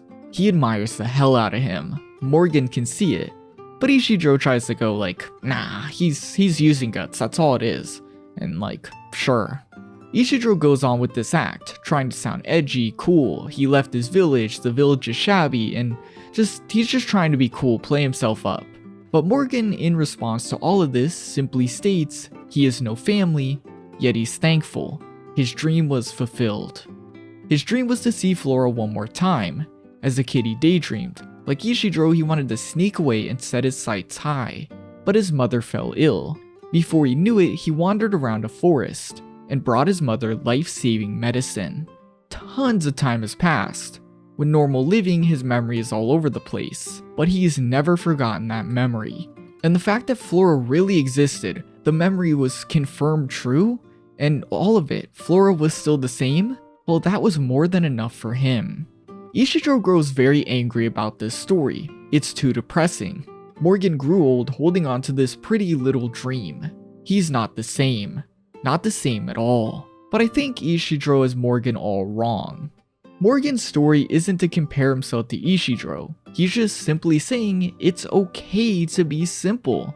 It's okay to want to be strong for the sake of being strong. He can follow Guts because he wants to learn. Not for some insane reality warping reason. Morgan simply wanted to see Flora again. It wasn't grand, but it was still a dream. Wanting to be a great swordsman can be a simple dream. It's okay. Sherka is checking out the church. This is where the villagers will hold up. So this is where her defense should start. But as she notes the location, the villagers pick on her. The priest told them that witches and trolls are the same. Yet the second Guts approaches, they run away. Guts doesn't even try and act good about this, it's not in his character, and he just asks about the situation. Sherka and him have some small talk, ending with her saying she doesn't want to say something just to the priest, but everyone. She believes every single human in the world is mistaken. This very church was built upon a shrine to the land's spirits. Matter of fact, most of the Holy See's churches are that very way, crushing places of spirit faith with their own faith. To her, the doctrine of the Holy See is nothing more than a tool. It's a name people invoke when going to war and seeking salvation, when in reality the key that could save them is being crushed by the thing they love so much. She explains that Flora would once go around and convey spirits to people. She would teach them and even heal the sick. She saved countless. Yet once the Holy See spread, Flora was ostracized. Since then, her mistress lived there avoiding people. Sherka cannot forgive the people who drove her out, the same people she's now helping, and so Guts tells her the most Guts thing ever. Call it quits. If she doesn't feel like it, don't endanger yourself. Not to mention, Flora's on her deathbed. Maybe she should spend time with her. If someone tells you what to do, you don't want to do it, but do it anyway, that is a fool's errand. She grows angry. How insincere. He could never be her fate. Sherka's words here tell us a little bit about the sham known as the Holy See. Just a cool tidbit of lore that, well, makes her anger very understandable. It's not just a childish outburst, and Guts himself can see this. He tells her that she might be wasting time doing these nice things for people who will probably never appreciate it. I think they're actually both very correct. But Sherka, well, she's a child. She wants to live up to her teacher's expectations. And so of course, she's going to get mad when Guts, tells her that she should defy those expectations. Finally, Serpico watches Casca and Farnese. Adorably enough, Farnese attaches a telepathic speak hair to Casca. If there's even a chance, she cares enough to give Casca the chance to talk. Serpico finds this silly. The whole journey should stop. But Farnese has changed. The one thing he could never help her do has happened. When he sees her smile, he states maybe it's for the best. He looks to his wind spirit equipment. They're free, blowing anywhere and elsewhere. It's ironic they are the most alien to him. he doesn't feel free one bit. Serpico is very conflicted, it leaving him with feelings of being stuck. He wants the best for Farnese, her smiling is that, but he also wants her to be safe, and the journey is the furthest thing from that. Night covers the land. Everyone at once feels the same ominous threat. The trolls come, the people flee to the church, and Serpico instantly gets a grip of his new power and uses it on the beasts. It shreds them with ease. He has a way easier time handling magic than anyone expected. At first, this is odd because he stands next to Farnese, someone who couldn't even comprehend such a thing till very recently. But you also have to recall, Serpico never really seemed to believe in the church, and he could always sense, if not see, the darkness. Out of everyone, I think it actually makes a lot of sense why it would come easier to him. Everyone works to get people into the church, Casca tripping and falling in the rush. Yet surprisingly, Farnese jumps in between the trolls and her, Serpico moving to drive the beasts back. He stands shocked at the sight. Farnese laid her life down for someone. And yeah, do I even need to say this is big? For someone as scared and self-seeing as her to risk her life for another? It shows a lot of growth, especially when that person is someone she was previously trying to kill. At the church, the citizens rush in, the priest calling our group foolish. They're no match for the trolls, yet Guts couldn't care less. One monstrous swing of the Dragon Slayer kills numerous. I have missed this. I feel like it's been way too long and we haven't gotten a panel like this yet in this arc, where Guts just rips apart the monsters, picking his blade up with an almost excited look on his face. This is what he's best at. He swings, he cuts, it's a bloodbath. And of course, you can't have a moment like this without everyone just being speechless. Shirka announces her magic will commence, her asking everyone to buy her time as the trolls advance. Everyone works hard as the people stand shocked Morgan really brought magic users, though the priest still refuses to accept such a thing. He runs to the roof and begins to shout at Shirka, demanding she quit this wicked deed. Farnese and Casca then appear, Farnese screaming that she's protecting the village. In the man's cries of God, Farnese realizes that he's the same as she once was, sending people to their death in the name of God. She freezes up. She has no right to speak, yet Casca tugs on her shirt, a beautiful reminder of her mission. She is not here to debate the morality of God, whatnot. She is here to protect Casca. And so, she pulls the priest away as time runs out. The trolls grow closer and closer, beginning to scramble the church as Shirka is still working on her spell. Inside, the trolls push through the windows, they break everything, they dance atop the holy altar of the Holy Sea. And God, this panel is crazy. It's like an intentional, I hate you, to the Holy Sea. They're being desecrated and wronged in every way, right in front of the people, almost to throw in their face, they have been wrong all along. Guts realizes things are looking bad, demanding the others go help as he cuts the otherworldly down. Serpico pushes open the church doors and flies over the crowd using his cloak. Again, a natural mastery of magic. Fearfully, Farnese pulls Casca close, swinging the dagger wildly to protect the woman with everything.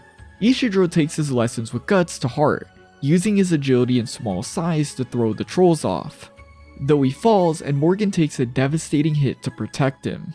All this transpires as Shirka connects into the astral world. She calls upon the 4 invisible kings to shelter them, light the flame of warmth and protection, the blessed king of the east, the blessed king of the west, the king of the south, the king of the north. With this, she chants the spell, gathering the spectral energy and completing the rite. The sky clears, light beams down, wind rushes into the church as the trolls crumble and erupt into steam. She has erected a barrier around the church. Any ethereal bodies who would harm them have been expunged. Shirka then owns the priest in the most satisfying way possible. In his speaks to disbelief, she reveals the great king she had spoke of are the 4 cardinal angels written in holy scripture. She states her views as clear as possible. The sun is the sun, and light is light. They may differ here and there, but to oppress someone for those differences is wrong. God's name is God. No man can conduct it. The priest is confused as Shirka explains how her chants work. She constructs the sanctuary in her mind. The spirit is in the spiritual world. Therefore, through the mind is how it works. In magic, they must envision the spirit to the point where they can literally perceive it. Humanity is capable of it. If you can see things like trolls, why wouldn't you be able to reach their world? Ultimately, it's wondrous, but equally dangerous. Guts watches it all, stunned at Shirka, him actually giving praise towards her, which is pretty rare. Though this is when a new breed of unholy beast crushes through the village, an ogre. Yet even it can't crush the barrier, but this one realizes it can throw things into it. Shirka states she needs to cast another spell, Guts stepping up ready to fight and buy her all the time she needs. After all, this is just another walk in the park for him. He tosses a bomb into its side, blowing a hole into it as he cleaves its arm away, and as he readies to finish it, water shoots him in the back. Another beast has appeared. It's a kelpie, a water horse, though this thing is especially dangerous because it's raining. Shirka begins to panic as Serpico declares he'll join the fight, using the wind spirits to glide down as he thinks on Farnese. He's unable to free her, rather, he didn't try. He was beside her, another dark soul, one half of a whole. Though this is ended, the wind is blown and she's found the warmth she yearned for, so we must see that his other half isn't destroyed. Serpico has long realized that Farnese is like him. For that reason, he's dedicated himself to protecting her as she seeks warmth. Ultimately, it's clear Serpico disagrees with this source of warmth, though as someone incapable of being that warmth, rather as he said he never tried, he has no choice but to accept what she deems right, and so he'll protect her like he always has. He summons the wind spirits, them fully enveloping him. Together, him and Guts fight side by side against the beasts, Guts the ogre and Serpico the kelpie.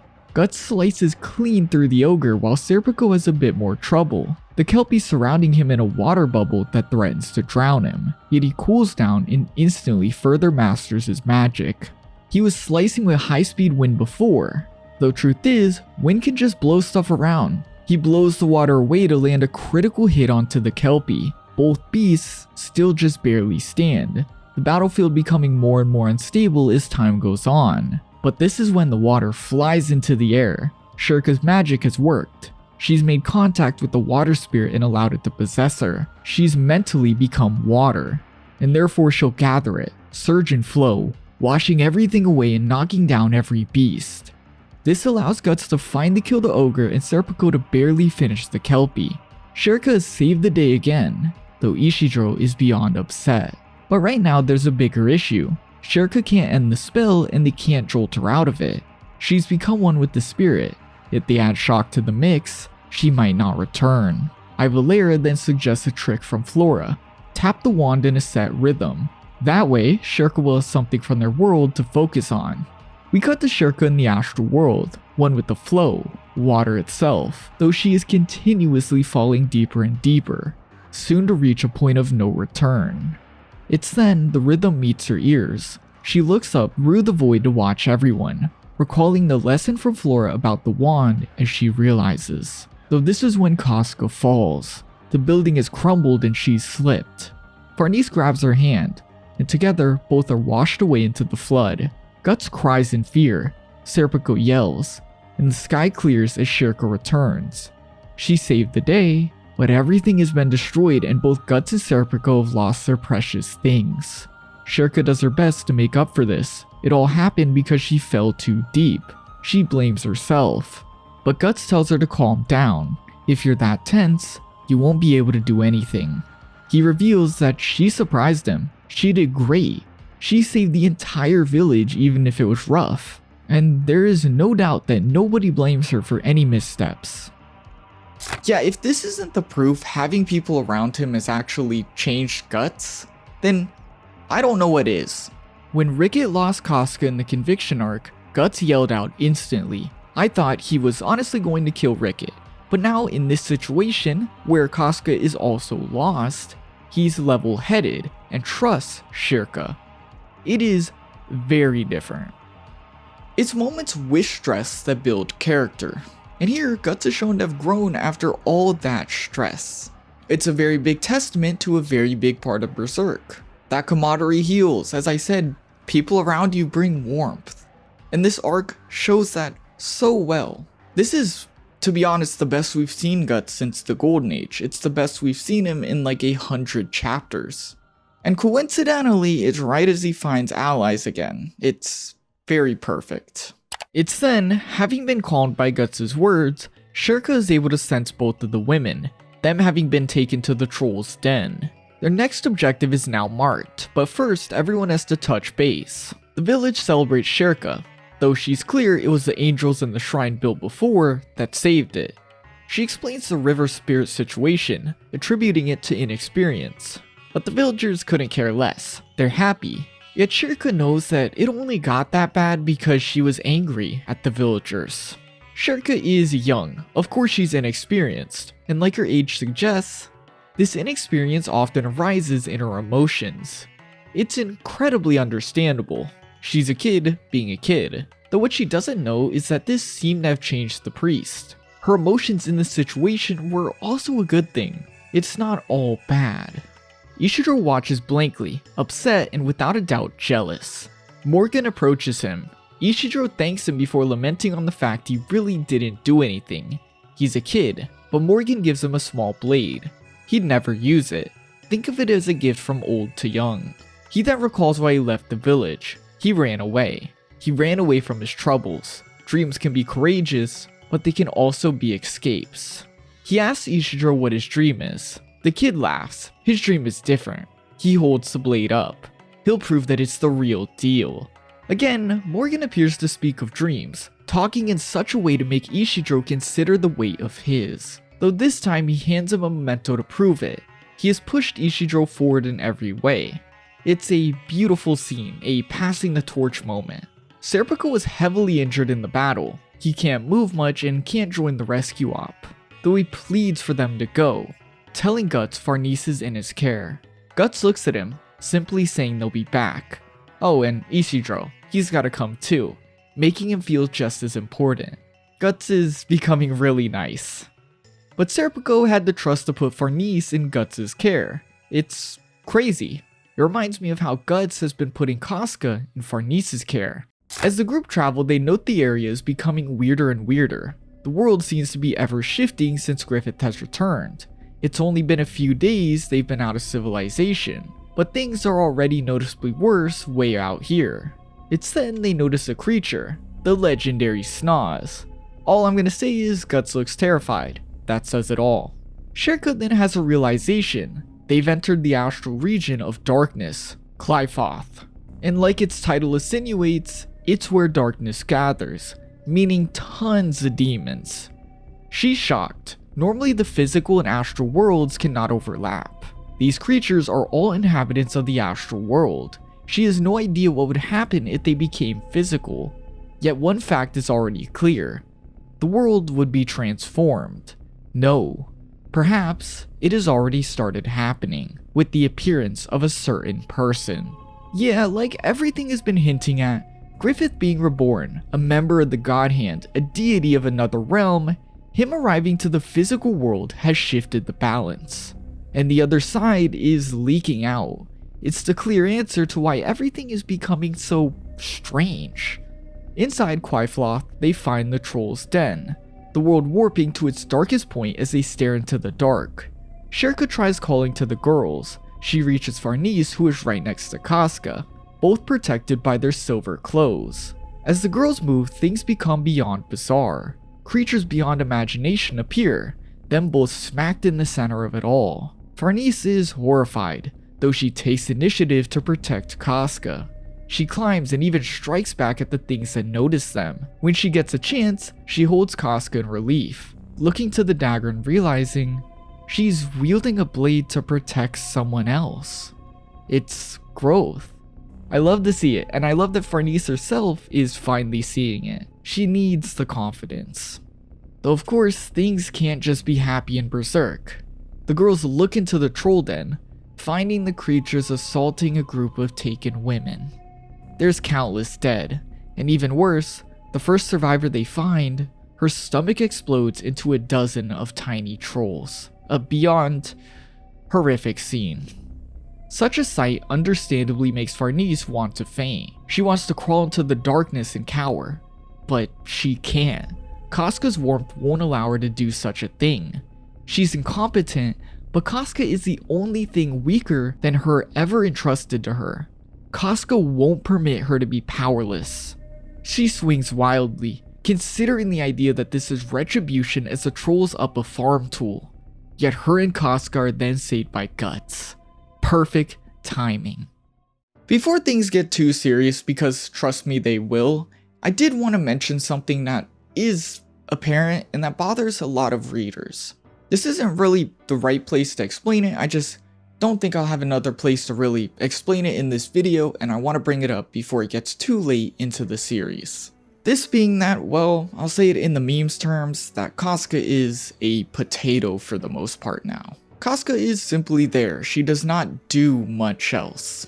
In a story, every single character is a tool to get the creator's story across. Casca is no exception. The issue appears as time goes on, that you start to notice that Casca is simply a development tool for Guts.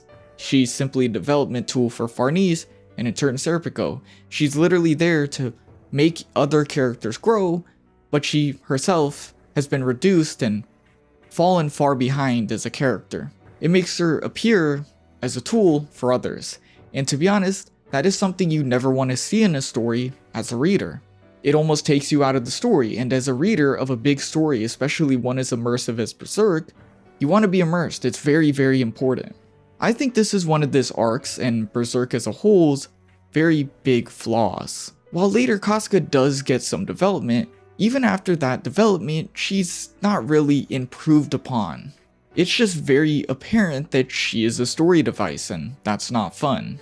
And I think the worst part about this is that we will never understand Miura's true intention for this character.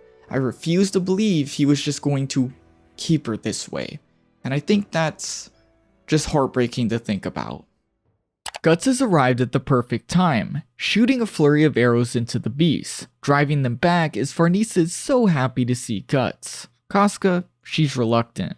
They all announce they'll save the living humans in the den, though the trolls want to make this hard, so Guts simply says, leave them to him, which sounds just absolutely insane to Sherka.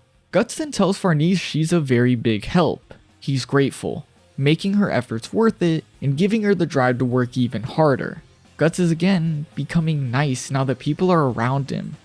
He then tells Ishidro he's the rear guard, protect the groups behind. That's his job. And finally, Guts can now spring into battle. He unleashes a spray of arrows to draw the beasts away, revealing the Dragon Slayer as he revels in the idea of killing over 100 enemies. With a subtle smile, he tells them to come on. Ishidro and the group are pursued as well, Ishidro ready to put his life on the line and succeed for Guts. Farnese stays with Casca, using the dagger with no hesitation to protect her. She again states this must be retribution, but she questions that. She didn't pass out because of Casca. A woman weaker than her sustained her. Could it actually be a chance for redemption? Will the one she tried to kill be the one that saves her? Ironically, Farnese continues to show that by delving into the darkness, she's found light far brighter than anything she's ever seen. But back to Guts. He's in a rampage, appearing as the full-fledged beast of darkness as he rips and tears every otherworldly creature in sight. It's exciting for him. It's been a while since he could swing his sword without worry. He can go all out, fully reveling in his ferocity. This feeling. Through the seal, Guts' brand bleeds. Somehow, this moment is familiar. He frantically checks his pouch. The baylet, it's changed. A mere second feels like years as the pool of blood shifts. In this instant, everyone can feel the sensation of the cave changing. They're already in a dark, deep realm, yet something threatens to dismantle even that. Guts questions what could possibly be happening as the innards in the cave shift, now resembling Slan, a member of the God Hand. She states, this is the first form she's taken in a while. Troll innards make for a revolting figure. There is no time to talk. Guts jumps in, his fury aimed at the demon. Yet in a second he's underwater. brought up in the demonic woman's arms. She missed him. It's been so very long. Slan reveals she's kept a watch on Guts, and more specifically, his passions. She knew that with time he'd reach her domain. She wants to feel every feeling more. Rage, anger, everything. Let it all loose. Sherka's perception of the astral world has shattered, confirming everyone's bad feeling. She can sense something. Alongside Guts' brand exploding, the energy in the area has completely changed. She begins to enact a spell. She has to seal this place away.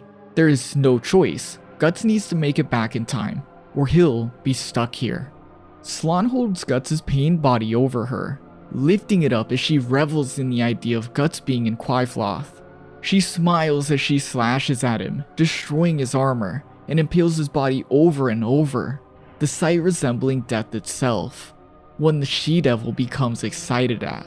She demands he defy her, take his sword, drive it through her. Or can he? After all, he's a human. She then makes a demand just for him. Rather, why not make a sacrifice as Griffith did?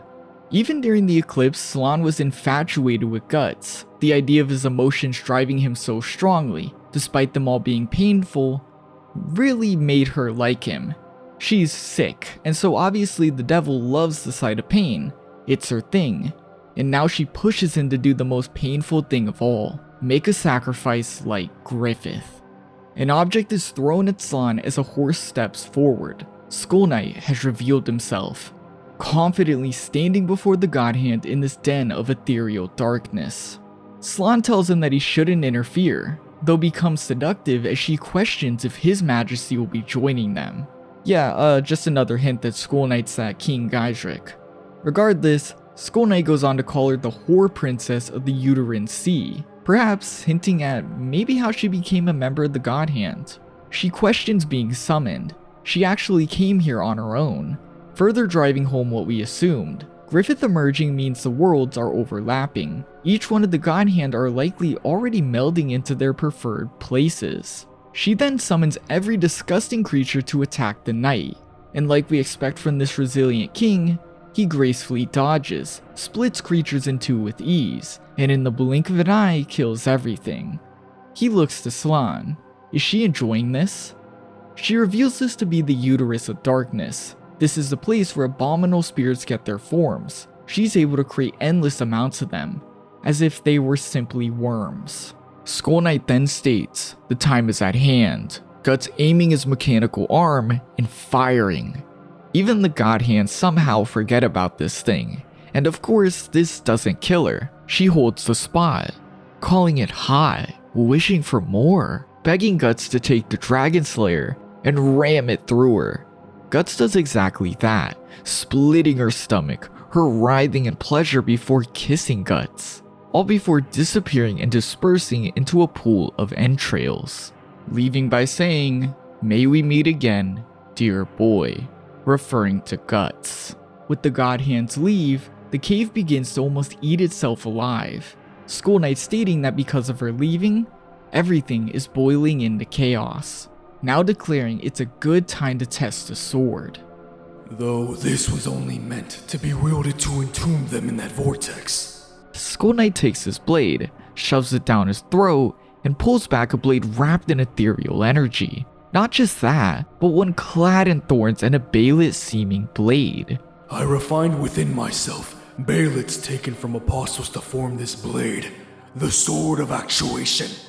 And this ungodly sword destroys the realm by cutting into the void. A large enough strike revealing the deepest layer of the astral world, the void, where once the soul goes, they never return.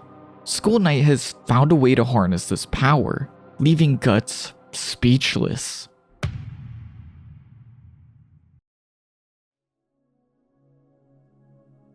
In the background, Sherka has began her spell to seal away the cavern. Because they swim through darkness currently, she must face it, the element to be utmost careful with. When you gaze into the darkness, it gazes back at you.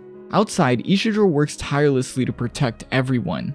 Even against a guarded and armored troll, he remembers his abilities, looking to his blade before he springs into action. Using his small size and tacticals, He throws the beast off and delivers a deep cut, the magic dagger lighting the beast into flames.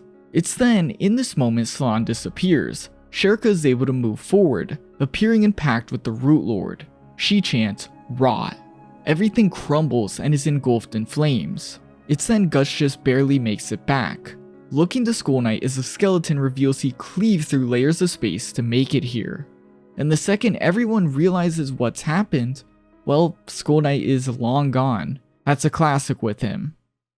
Yeah, what a section! We've now seen a God Hand's domain, like their special space. And the worst part is, this is one that's actively leaking into the real world. Which is terrifying, and I'm sure this will not be the first we see of such an event. It says a lot that this is so heavy that this area is so bad that Skullknight has to show up with this secret weapon to help solve it. But of course, we are here to talk about that device. We're here to talk about that sword. A few times now we've seen Skullknight eat Baelitz. It was, well, strange. How else do I explain it? I didn't know he had to eat even, but I guess it was for this reason. The Sword of Actuation.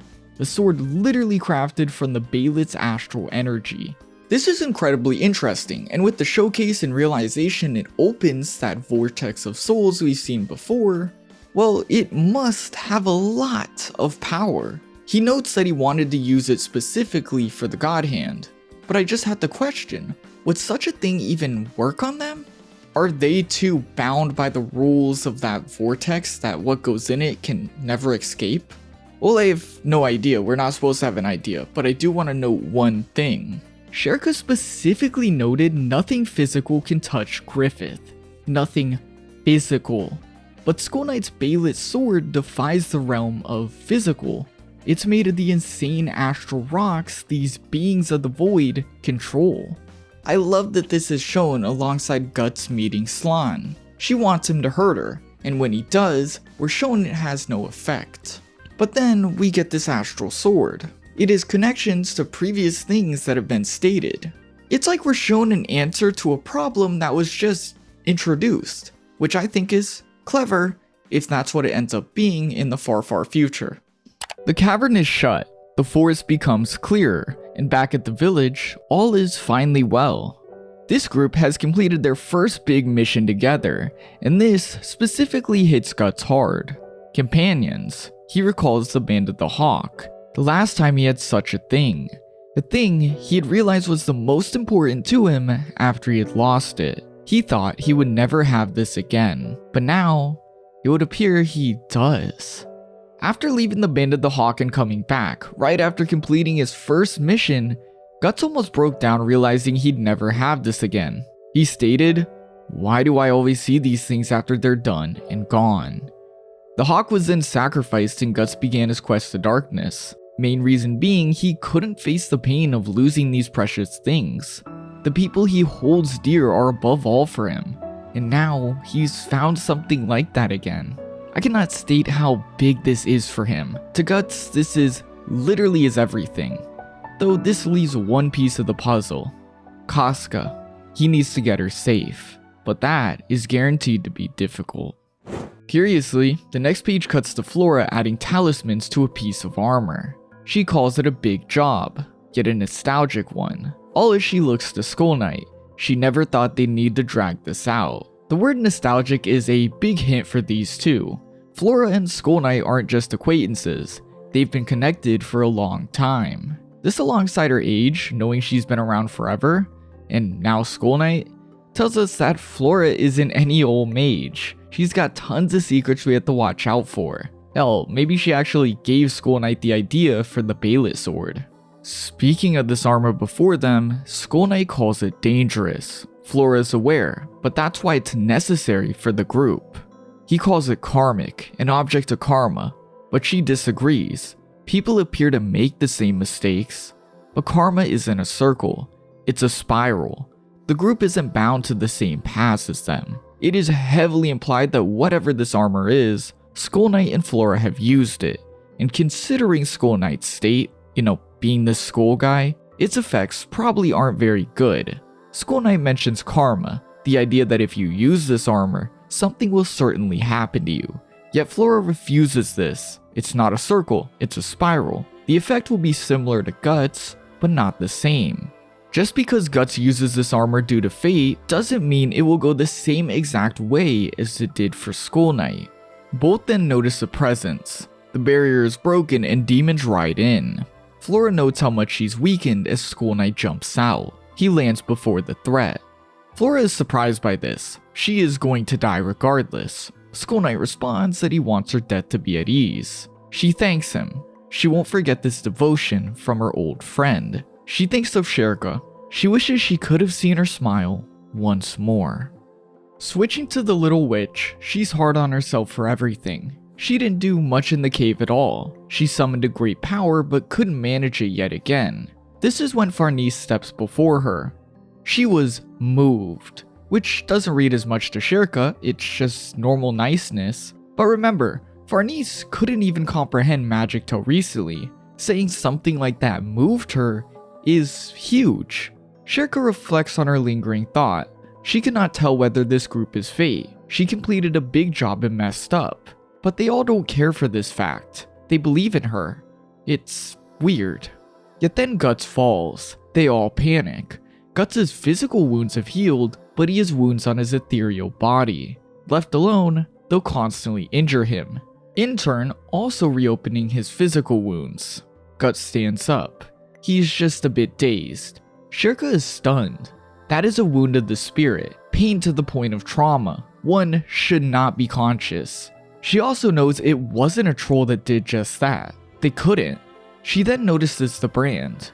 The talisman she had placed was destroyed. Guts realizes she's aware. She's put it all together, telling her straight through his mind. I kicked her ass with one stab from this.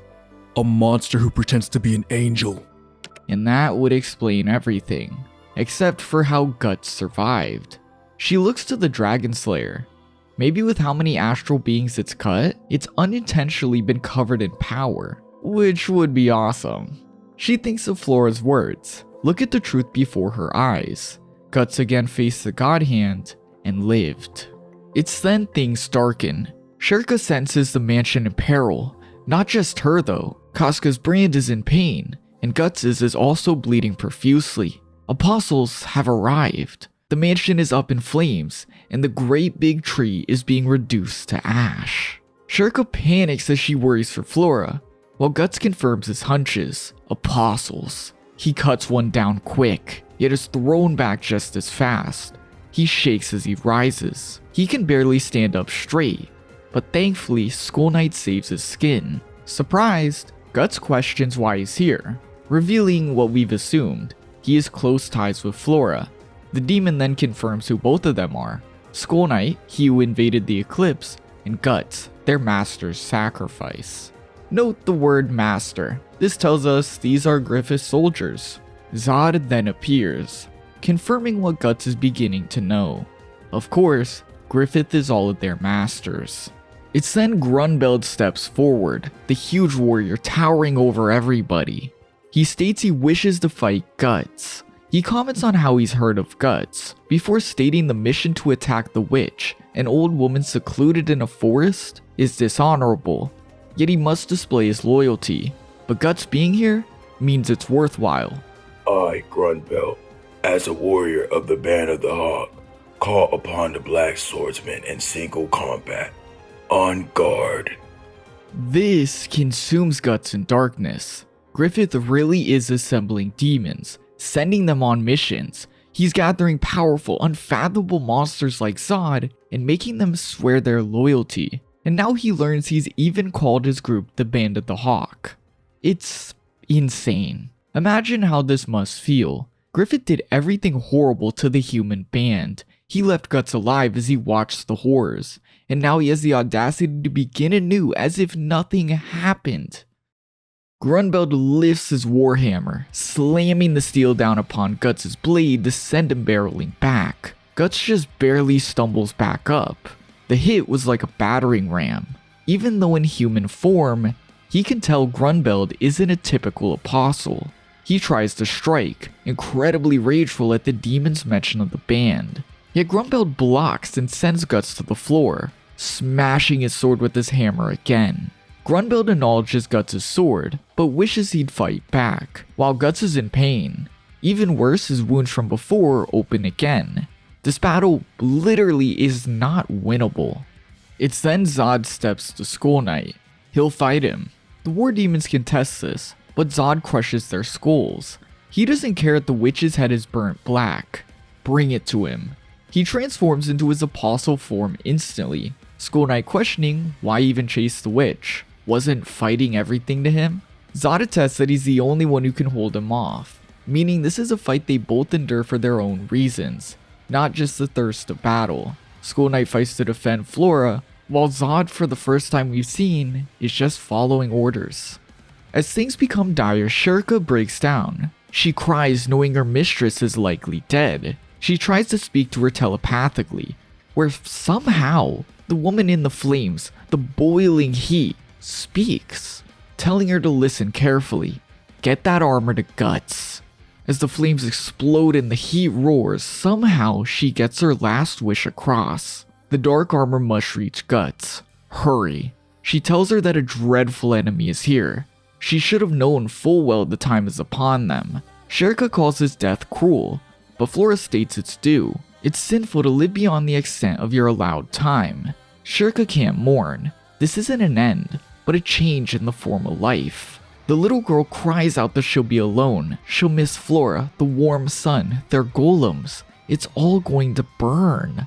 It's then an apostle breaks through the wall, Shirka blowing hair to light the demon into flames, allowing Serpico to push it back. With this, she understands everything. This is her mistress's last request. She has no idea if Guts is her fate, but that doesn't matter. The only one who can help him is her. She finally faces the armor, allowing us to see this object a dark aura, a dangerous fetish of great power. And such an introduction to the full thing is perfect. The armor is so scary even Skullknight warned against it, and him being here, whether or not for the witch, really hammers this in. Miura has conditioned us to think that Skullknight appearing means bad things are sure to happen. He was at the Eclipse, the Tower of Conviction, and recently before Guts faced Slan. We are given every hint this body of dark armor is bad news. Skullknight is just even more proof. Yet what choice are we given but to want Guts to get this armor? Everything hints the God Hand can now easily appear in the real world if they desire. While their forms aren't as clear as Griffith's, it would seem they can at least appear as well, and with them, a sea of otherworldly are becoming prevalent. There should be no doubt in your mind a power-up is needed. One way or the other, Guts needs to become stronger as his wounds become greater. Even surrounded by new friends and warm people, Guts will face insurpassable mountains. Presently, this is proved as he's smashed down by Grunbeld, the giant warrior stomping over him. Guts is weak to him. He no longer resembles the black swordsman who killed countless and faced Zodd. Skullknight and Zodd already are clashing. Grunbeld envies this. Again, Guts is weak. He kicks him away and charges his cannon, firing with full force at a Guts unable to dodge. Yet one of the garden's golems takes the blow for him, standing up to now oppose Grunbeld. Guts then hears Shirka, telling him to head to the hollow. She shows him an image of the armor, him instantly noting it to be uneasy. Again, the armor is bad news, clearly, but literally what choice does he have? Grunbeld quickly smashes the golems as Guts stumbles into the hollow, falling as he makes it through the door. Shirka knows placing him in this devilish armor will endanger his life. She hesitates, but Guts grabs her hand and smiles. Of course, Guts is willing to take any risk. He'll do anything to tear apart demonkind and protect his newfound warmth. He's crowned with the armor, shoves Ishidro back, and in the face of this hideous demon, he's a mere silhouette of darkness, yet a darkness of pure carnage.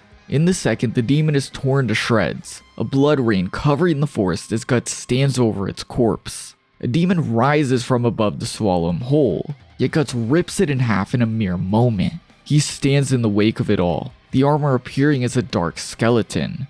It's a premonition of the future. The armor will surround Guts in darkness before it kills him. Shirka hints at this as Ishidro celebrates.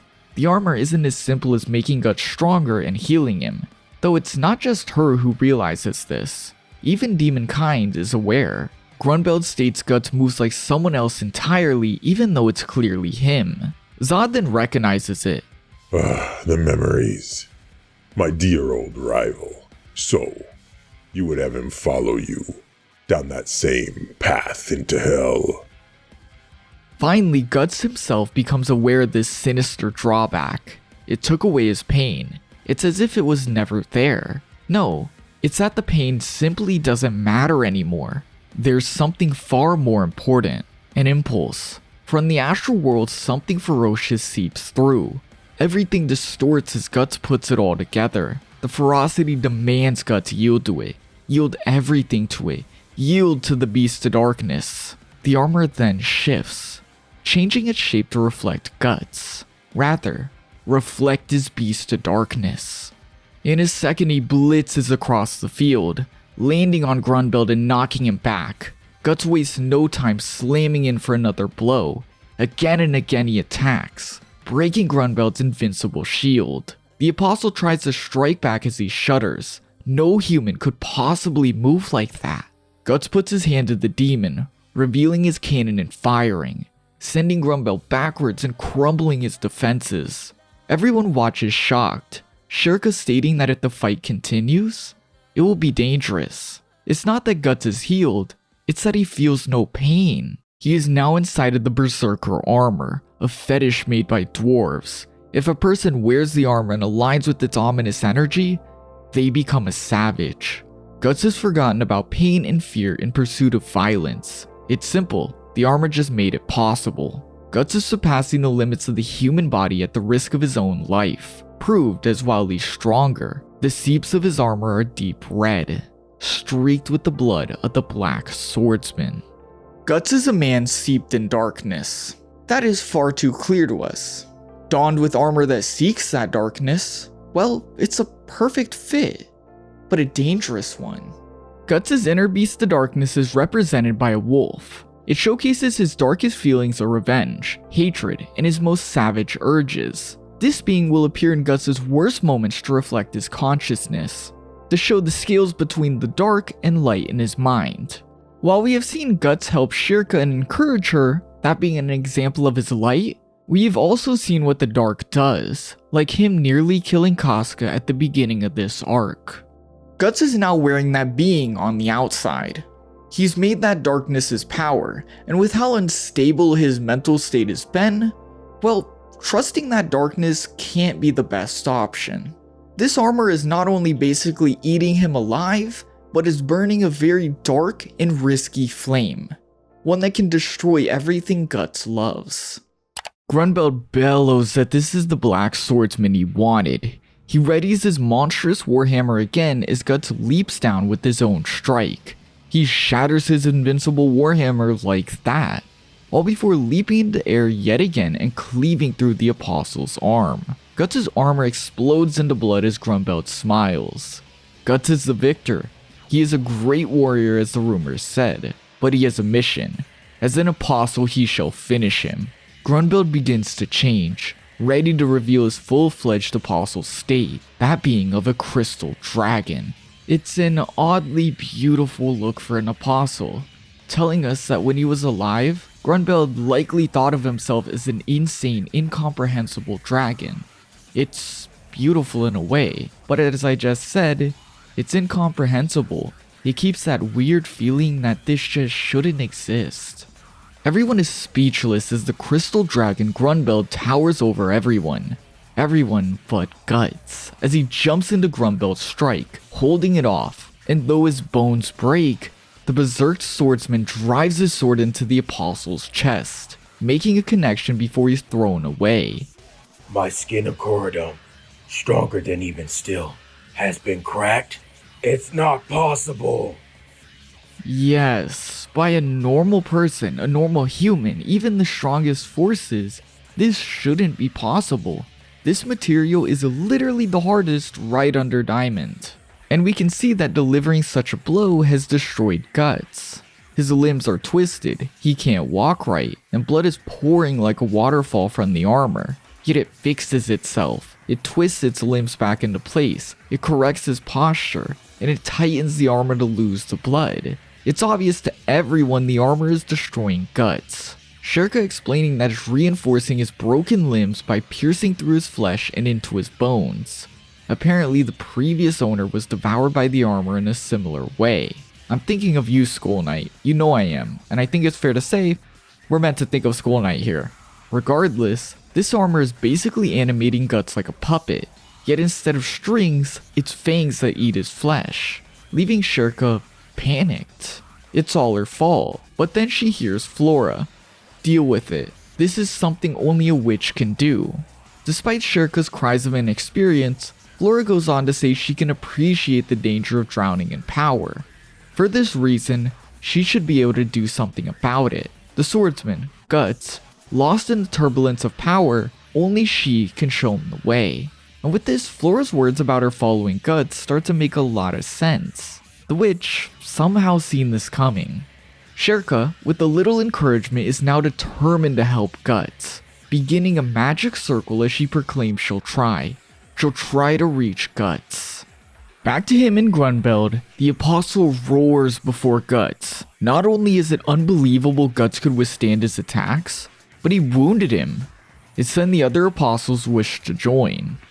Okay, never mind, Guts said no, chopping the group to bits in a single second. Another huge apostle comes in next, but Guts jumps around, behind, and on top of him before he can even touch the ground, killing him instantly. He takes a devastating blow from another next. It had to have broke several ribs, yet he counters and kills the beast in a mere second. Again, the armor is actually making Guts push past every limit thought possible. It's unfathomable speed, though his own flesh and blood, and soon his mind, will be the cost. Notably, Puck says something. It's just like... Then he stops. But the intent of this statement is obvious. Puck has seen this before. He's seen this more than anyone else here. Many times before his eyes, Guts has fallen way too deep into the darkness, appearing even more monsterly than apostles. And of course, the example everyone thinks of is the Lost Children arc. Guts was so desperate to strike an apostle, he was willing to risk a child's life. He appeared as a demon marching through flames. It was the spitting image of darkness. And now Guts is just like that again, but if not, worse. Oh, and I'm pretty sure this is actually the last time Puck is used to contrast Guts, so we'll put his grave here. R.I.P. Puck. Shirka has ventured into the astral world, all appearing as flames and anger before her. This is the whirlwind of emotion flowing inside the armor. To our horror, she notes something. A typical human being's ego would be shattered right now. Most people would have completely lost it by now. She then finds the Beast of Darkness burning in flames. The beast is burning Guts' black flame of hatred, almost smiling as it does so. And Guts is inside this thing. Shirka questions if she can even rescue him from such a rage. She could be swept away too, but there's no time to hesitate. Venturing into the Beast of Darkness, the abyssal flame, she begins to see memories. First she views Griffith and the band. All these memories are bright lights, you could say happy memories. But then they're washed away by a thick darkness, the eclipse. Shirka views the sight, becoming not more than a cloud in the sea of nightmare memories. These are the deepest layers of Guts, the driving force behind his hatred, and in turn, the armor. She's washed away, reaching the end, and a talisman. Guts' spirit then appears before her. Flora had placed a talisman to prevent Guts from collapse, but even then it threatens to break. Guts chants hate and darkness. The flame roars as Guts chants it doesn't matter. Shirka rebuttals that it must. A human soul wouldn't be this dark over something that doesn't. He needs to remember the reason he's fighting now. Shirka shows him the fragments of the outside world, his friends on this journey, all before his lover, Casca. She makes one last effort to connect, reminding him of himself and Casca. The armor's demonic jaw opens, revealing a glimpse of Guts' face. At the same time, Grunbeld bellows out a sea of fire. An eye now emerging from the armor as Guts jumps from the flames to kill every demon.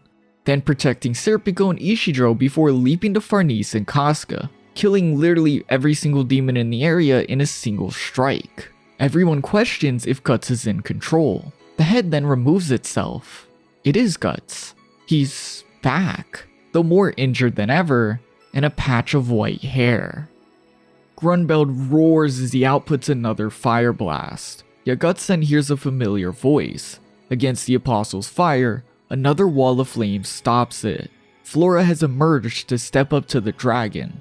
As she said many times, death isn't the end, it's just a change in form. She tells Shirka to go, the forest will burn, and now it's time for the small witch to leave the nest, find her own path.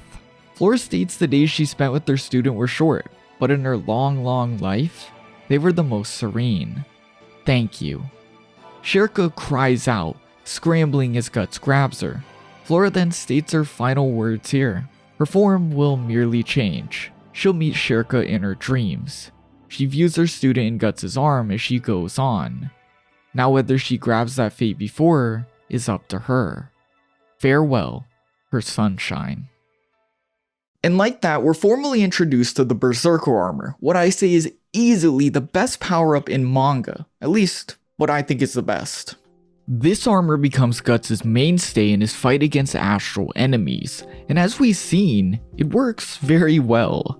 Though, we've also seen, this power isn't without its drawbacks, the likes of which are insanely deadly. Not only does the armor literally eat him alive, but it feeds on his malice, the darkest parts of him, making him incredibly unstable and uncontrollable. This is an incredible risk for Guts, especially because he just started surrounding himself with people again. Before it wouldn't have mattered, but now it does more than ever. Letting loose a power that could harm his newfound warmth is beyond insane. Though as I've said many times, this appears to be his only option. It's a big part of why this power-up works so well. This entire section of the story is littered with points to say Guts needs a power-up. He literally begins on his last legs. The world only gets deadlier before him. The more he encounters, the worse it gets. We literally saw that with Slan. And finally, everyone else is acquiring astral magical weapons, even Skullknight. If Guts is gonna keep this up, well, he needs some armor. I really love that none of this feels random. And for the Berserker armor to make me feel like it's cool to look at, but worried about its existence at the same time, well, I think it's doing its job perfectly. Not to mention all the story stuff around this item. It tells us so much about Skullknight, pretty much explaining why he looks the way he does. It opens up the astral world and ideas about its power, which does become a pretty big part of Berserk from here on out. And most importantly, it leads to Shirka joining the squad, which, well, she's an amazing addition, so of course, this section is very cool. I think this addition to the story is easily the armor's biggest contribution to Berserk. Using the armor as a device to bring Shirka into and closer to the story is perfect, as her just joining randomly like, say, Ishidro would not work well at all. This little witch had an easier time destroying the trolls than Ishidro and Serpico. For someone clearly more powerful than them to just appear feels insane, and for her to join the group, well, we need a really good reason. The reason is then introduced, fate. It would appear that once Skullknight and Flora participated in the same journey as Shirka and Guts. A witch and a person wielding the armor. The person goes berserk and the witch draws them back. It doesn't just happen though. Matter of fact, it seems unlikely at first. Guts isn't quick to accept people. His hatred is a hellfire, and Shirka cannot see her fate with him.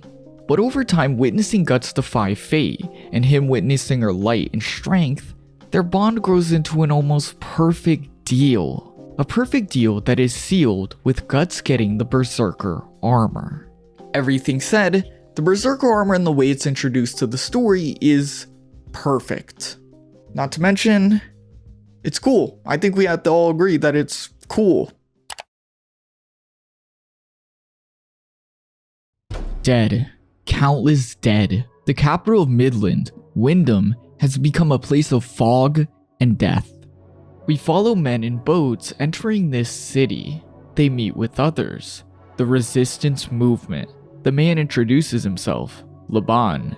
leader of the Midland Arklow Knights, and this guy is extremely important. Him and another man, Sir Owen, who we'll definitely see soon, always appear as a page turn, so to say. When the grand narrative takes its next step, this man, Laban, appears to be a visual indicator. They're not literally the narrator of the story, but they kind of are in some ways. Just keep that in your mind throughout this video. I'll keep saying it, and understand this is also another one of those cases. The Resistance explains that Wyndham is unfathomable. It's like a demon city. Everywhere there's dead, fountains, towers, and even churches. People who resisted the Kushan invasion were killed, arrested, and became slaves, while the women were marched into the castle to be used in some bizarre ritual. Note that part. Though despite it all, Princess Charlotte lives, imprisoned in the Tower of Rebirth, where Griffith was once held. This is a sign of hope for the men, but to the Resistance they ask about something else. Where's the hawk?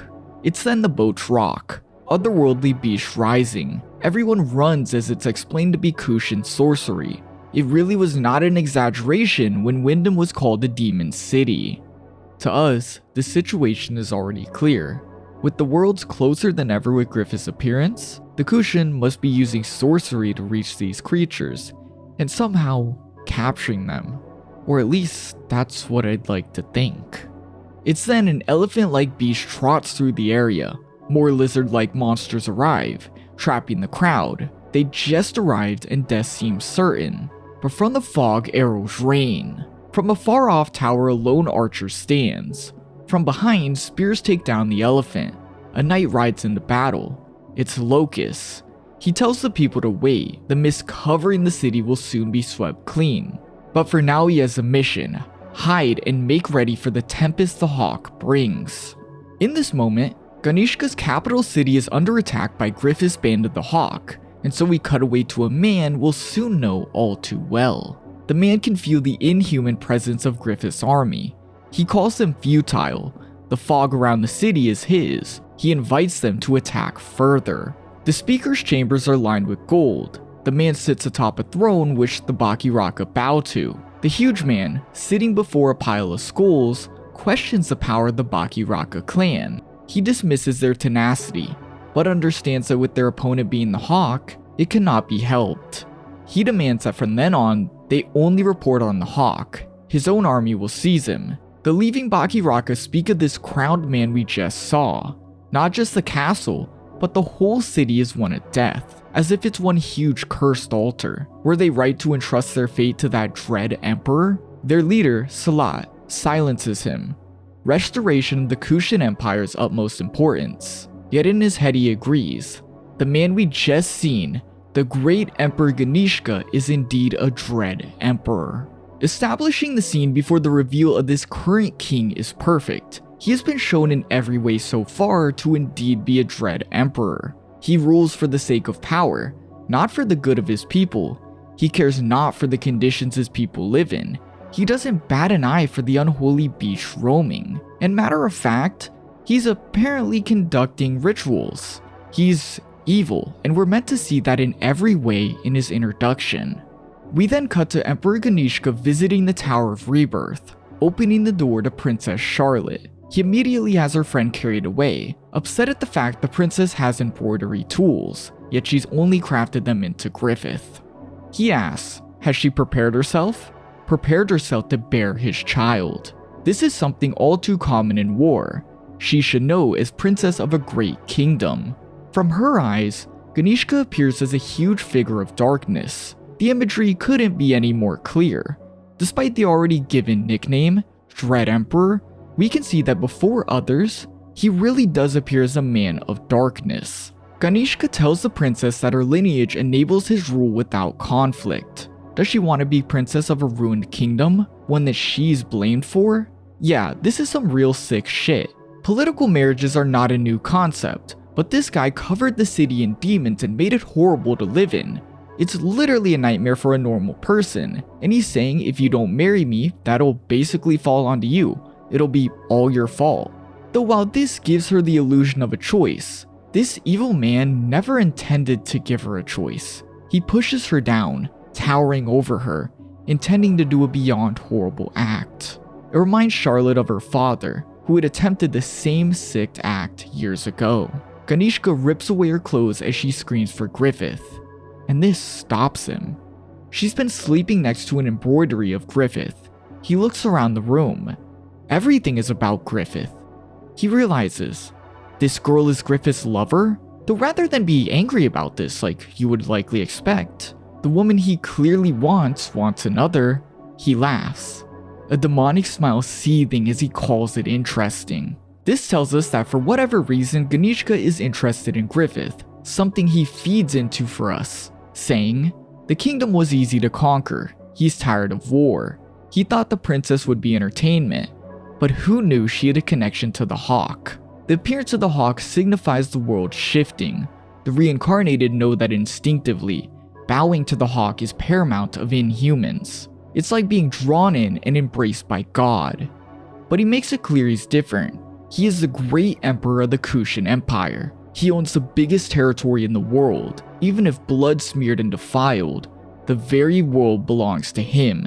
I'll reign over this unclean world as a demon king and rebel against God. So Ganishka is clearly an apostle. Such a thing is an easy tell in Berserk. But what's notable about him isn't that this is what we should pay attention to. It's that he appears to break the pattern of what a normal apostle is. He says it himself. Apostles are basically meant to bow to Griffith and the God Hand, but not him. He wants to rule over all as a demon king. This actually makes him a very interesting force to take the story ahead with, as at this time Griffith is dominating the lands, appearing as people's saviors, a god amongst man wanting to get his kingdom by any means, all while he's a big bad demon in disguise. On the other side though, we now have Ganishka, a man who proudly rules like a demon and has most of the world already under his control. But both of them are noted to want more. And obviously we know there can't be two demon kings. It sets up a huge clash for this story, one that without a doubt will be very interesting to see. We cut to the Bakiraka fighting off the Hawk soldiers when a black sludge appears. They try and strike, but it slips away and taunts them. It's Rakshas, the ultra mysterious apostle helping Griffith with the goal to kill him, also noted to have been part of the Bakiraka at one point, so it kinda makes sense when he comes here to taunt his former colleagues. But more importantly, he's actually here as part of Griffith's army. Soldiers storm the city as the Bakiraka chase Rakshas, all while Ganishka is made aware of the attack, all while watching demons eat women. Remember, we were told weird rituals were happening, though the Emperor wonders how far into his demon castle they'll get.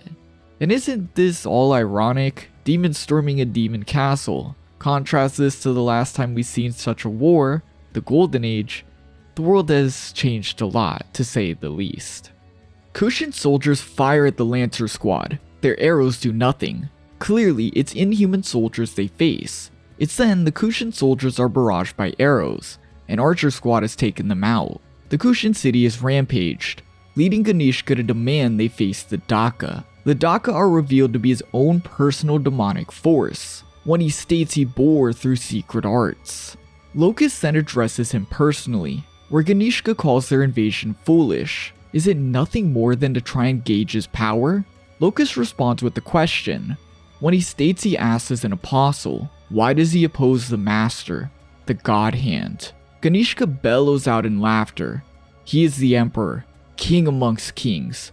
He has killed more than any other in the world. He goes on to say that he is the all-powerful. Even if God came to Earth, there would be no escaping this fact. He states that it'll take his hands and desecrate even God.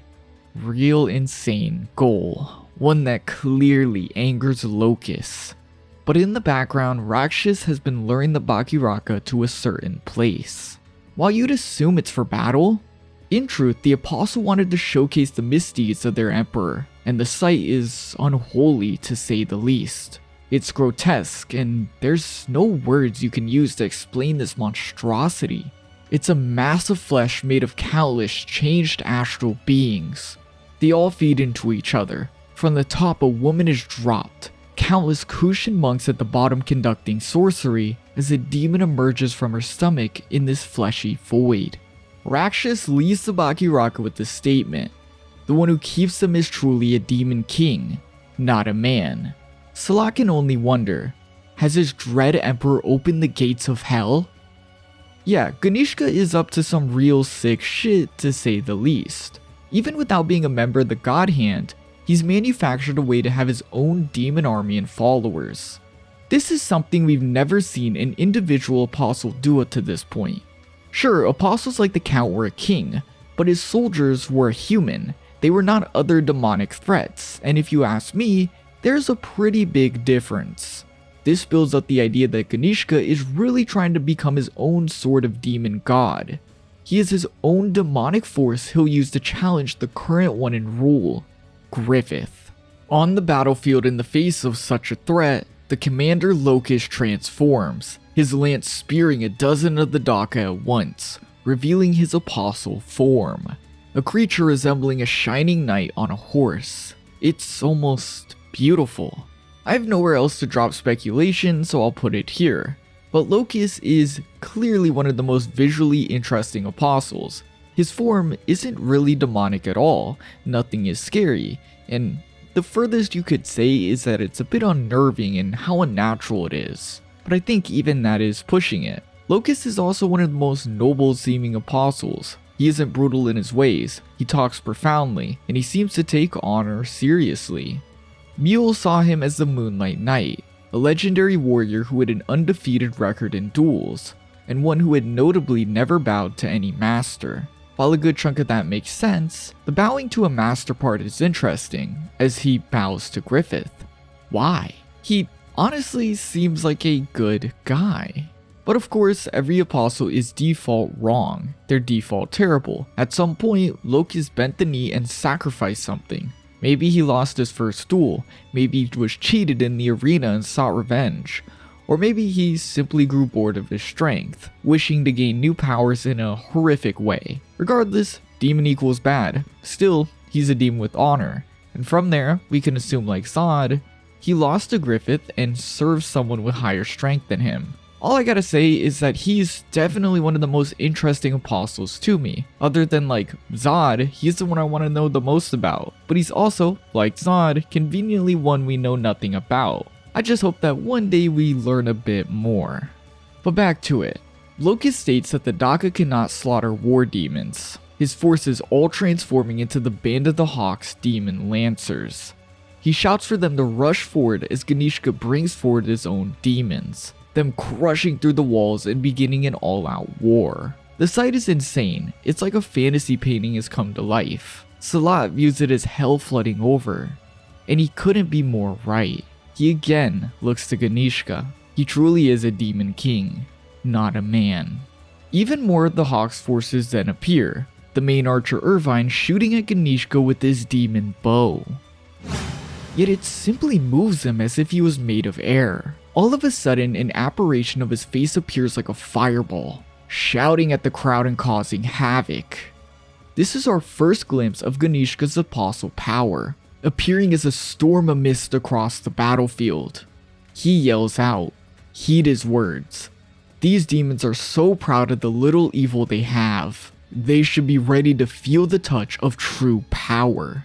He sends out energy in waves as it electrocutes and blows back the entire battlefield. He's an apostle with the force of a hurricane. Everyone in his range is a simple insect before his power. Yet Locust the commander looks up. Is he sure about this? Implying something is going on under it all.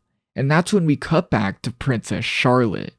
In the night, she works on more pieces of Griffith, but tonight's wind is off. The curtains are fluttering a bit too much. And finally, it's oddly bright. It's too bright. She holds up the translucent cloth to her face. On the other side is a silhouette, one we and she know all too well. That embroidery is a window, one that exists to free your spirit from that tower. Ergo, this is my role, the one depicted beyond the window. She can't believe it. The voice is the exact same, and with the gust of wind, all is clear. Griffith, the hawk, the angel on earth, he's come back for her. Though it be discourteous, I ask once again your pardon, Princess Charlotte. Charlotte calls it a dream. All she thought about was him. It seems like a fairy tale, a knight coming to rescue a captive princess. They're so high up. Beneath the moonlight, he seems unreal. She holds everything as hard as she can, cutting her finger as Griffith lifts her hand. Is this pain a dream? Or not? He kisses her finger to confirm this is real, her declaring the princess just woke up as she jumps into his chest. She calls for her friend Anna, telling her to take her garments, jump and cling to the bed no matter what. Griffith said so. Of course, Anna thinks this is crazy, but then the bed rises through the ceiling. On the battlefield, Locust calls for the band to withdraw, ending this demon war out of nowhere. He yells for Borkov, which, yes, this is the demon who ate Guts' arm, to smash through the kingdom, and in a moment he does just that, acting as an invincible battering ram. This is very weird to Ganishka. He questions everything. Why did they just leave? If they had a power like Borkov's the whole time, they could have breached the kingdom easily. So why? He turns to the Tower of Rebirth. It's empty. A hole smashed through the ceiling. He's been deceived. Charlotte and Anna ride through the skies. Again, it's just like a dream, but amongst this dreamscape, her finger feels warmth. Yeah, literally Griffith just pulled a move straight out of a fairy tale. Ganishka is instantly built up to be this all-terrifying, unstoppable apostle. He can command and turn himself into a storm. He destroyed this entire battlefield with this power. All were shocked to the core before him. And I would wager that he probably could have massacred Griffith's forces if he wasn't really playing around. As even if some of them were strong enough to take his blows like Locust, how were they planning to beat someone that's a storm? Yet at the end of this insane introduction, even this all-terrifying being fell for Griffith's plan. He really wants to surpass gods, but he's already failing at doing so. This sets up a rivalry, so to say, between them, as well as expectations for that rivalry. Ganishka wants to rise above the gods, but he's already failing, and you can't help but think he's just going to be another thing wrapped into Griffith's ascent, apostle or not. Though Griffith taking Charlotte here really does feel like a repeat of before, back in the Golden Age. He's found the princess and woos her, easily acquiring a essential step to his dream. Remember what Ganishka had explained to us or reminded us of. Political marriages are essential for big kingdoms who want to get more land. Griffith at her side will marry her and get the title of king with ease. In reality, this all comes down to a simple truth though. Griffith is using the princess, just as he did before. She's the easiest way to the throne, whether he's a demon or not, it's the best path. And sadly, this poor girl is too blinded by love to see it, that she is just being used.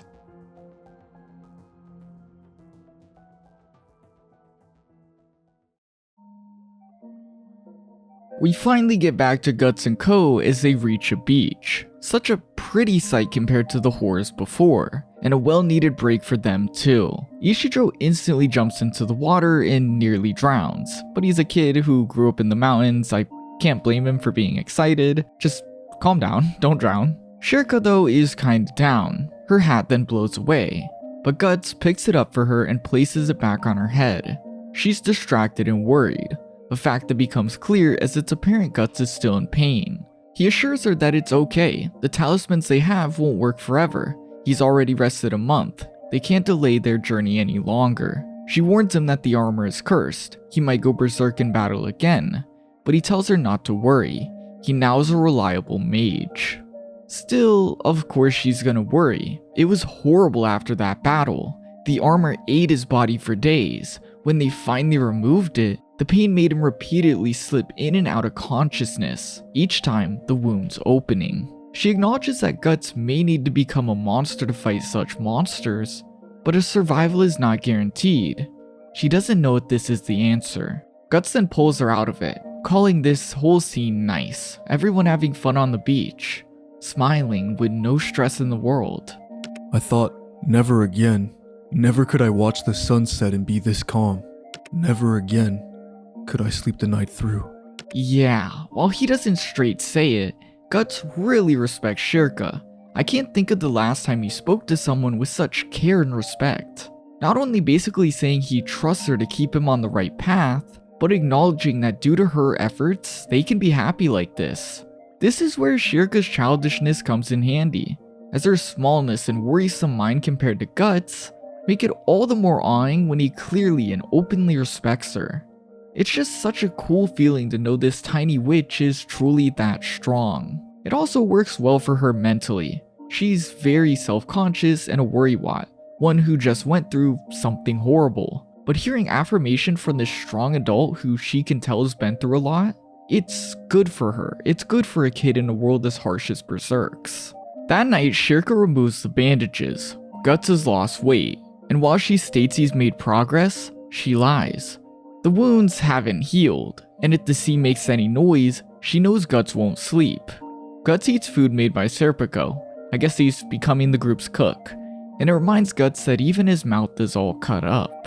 Yeah, just to show us he's literally injured in every way possible. Ichijiro then finally asks, what's up with his hair? While it's a joke here, it's not only a clear hint to a drawback of the armor, it takes away his life force, it kills him with more and more use, but it also does wonders to make Guts a little older. It's a subtle way to make him appear wiser and grown up. Something we should start to expect. He's been around for a pretty long time at this point. It's a touch I really enjoy, as with Guts growing, it reminds us of how the warmth of others around him only becomes more essential, and thankfully, he has that right now. The group appears as a family as everyone has their own conversations. It's a warm moment, all arriving to a topic as they discuss Elfhelm. Puck states that on an island called Skellig, there's an interstice, just like what Flora's tree was. Many magicians and elves live there. It's bound to be a beautiful place. Elfhelm. Farnese then speaks up. She is a random request. Would Shirka teach her magic? Yeah, what a crazy just ask. From killing heretics, people suspected of magic, to wanting to practice herself. Oh man, what a change. Though why let me explain it when Farnese explains it really well herself. She's trembled before the magic she's seen, but in the world where she's powerless and scared, she came to protect someone, Casca. It was the dagger Shirka gave her that made that courage possible. Even if it's just silver, it was magical to her. If magic is about accepting mysteries and exploring the universe from within your world, then there has to be a light of reason that illuminates the unknown darkness. She wants to be taught that. Farnese was introduced to us as a leader of the Holy Sea, but from the second Guts met her, he could quickly tell she was hollow. The religion was nothing more than something Farnese believed in, so she wouldn't have to face the darkness. That deep pool of personal horrors in her soul. Guts made that darkness real to her over and over, and by the end of the conviction arc, there was no running from it, and there was no way she could cover it up with religion. In Guts, she saw someone who faced that darkness, and by following his warmth, she wanted to learn how she too could brave her darkest moments. This brings us here, to where Farnese is ready to disregard and smash that shell that kept her safe all her life. She's grown to a point where she believes she can move, she can find a new foothold in a new world, that world being magic. Shirka lowers her head. It's said magic is hard to learn if a person wasn't raised with it. That is because you are bound by your worldview. Basically, it's harder to teach an adult than a child, especially when it comes to something brand new out of their realm. Shirka then states, Farnese has been through some dreadful experiences, so it might not be a concern. She can at least try to teach the basics. She explodes in happiness as Serpico goes insane. But faintly, Guts' brand hurts, and the next page is Skullknight, standing before the moon. Oh god, something is about to happen. For now, night covers the land. Shirka stands at the beach when Guts approaches. Like she had assumed, Guts still isn't able to sleep at night. Shirka barges him with questions and Guts simply states, he doesn't like the night sea. When you stare at it, it feels like you'll be sucked to the bottom. This scene and selection of chapters is heavily reliant on the moon. What I mean is you're gonna see it a lot in the background. Though this is something to note because one form of imagery that constantly appears to Guts is the moon. I've always taken it as when Guts undergoes change, the moon is a visual representation to tell us that. It's to tell us here that Guts really has changed this time. He is growing, walking, and paving a new way forward. It's been darkness for the last 100 chapters or so, but the moon tells us that now he's with the light, warmth, and allies, that he's now doing better. Shirka says her mistress spoke of the ocean. It leads to the astral world. It's a spectacle that touches everyone's heart in some way. She now understands, now seeing it, what she meant by that. Shirka thinks on everything. She's in a foreign place. It's been a few days, but they're so far away. She's really set out on a journey without return. Guts pats her head. She's trying too hard. She'll only distract herself worrying about everyone that's not her. If she keeps it up, she'll grow old in no time. Yeah, this is why I said it's good that Guts is changing visually. He's so much warmer, and the gray hair does wonders for that. He just looks wiser. Shirka tries to brush these words off, but before long, tears fall. She needed to cry about the loss of her mistress, and so she does, non-stop. Before long, they sit in the sand. Her eyes and nose sting. So does Guts. All over. Yeah, he's not even close to being healed. It's then Ivalera begins to mess with Shirka, making fun of the girl's newfound interest in Guts. But of course, in this moment of silliness and light, Skullknight appears. He always appears when things are going to go left. They meet face to face. They're both still surviving. Guts thanks him for everything as of late. Yet he questions why he's here. Is an apostle near? Skullknight ignores this, finally speaking.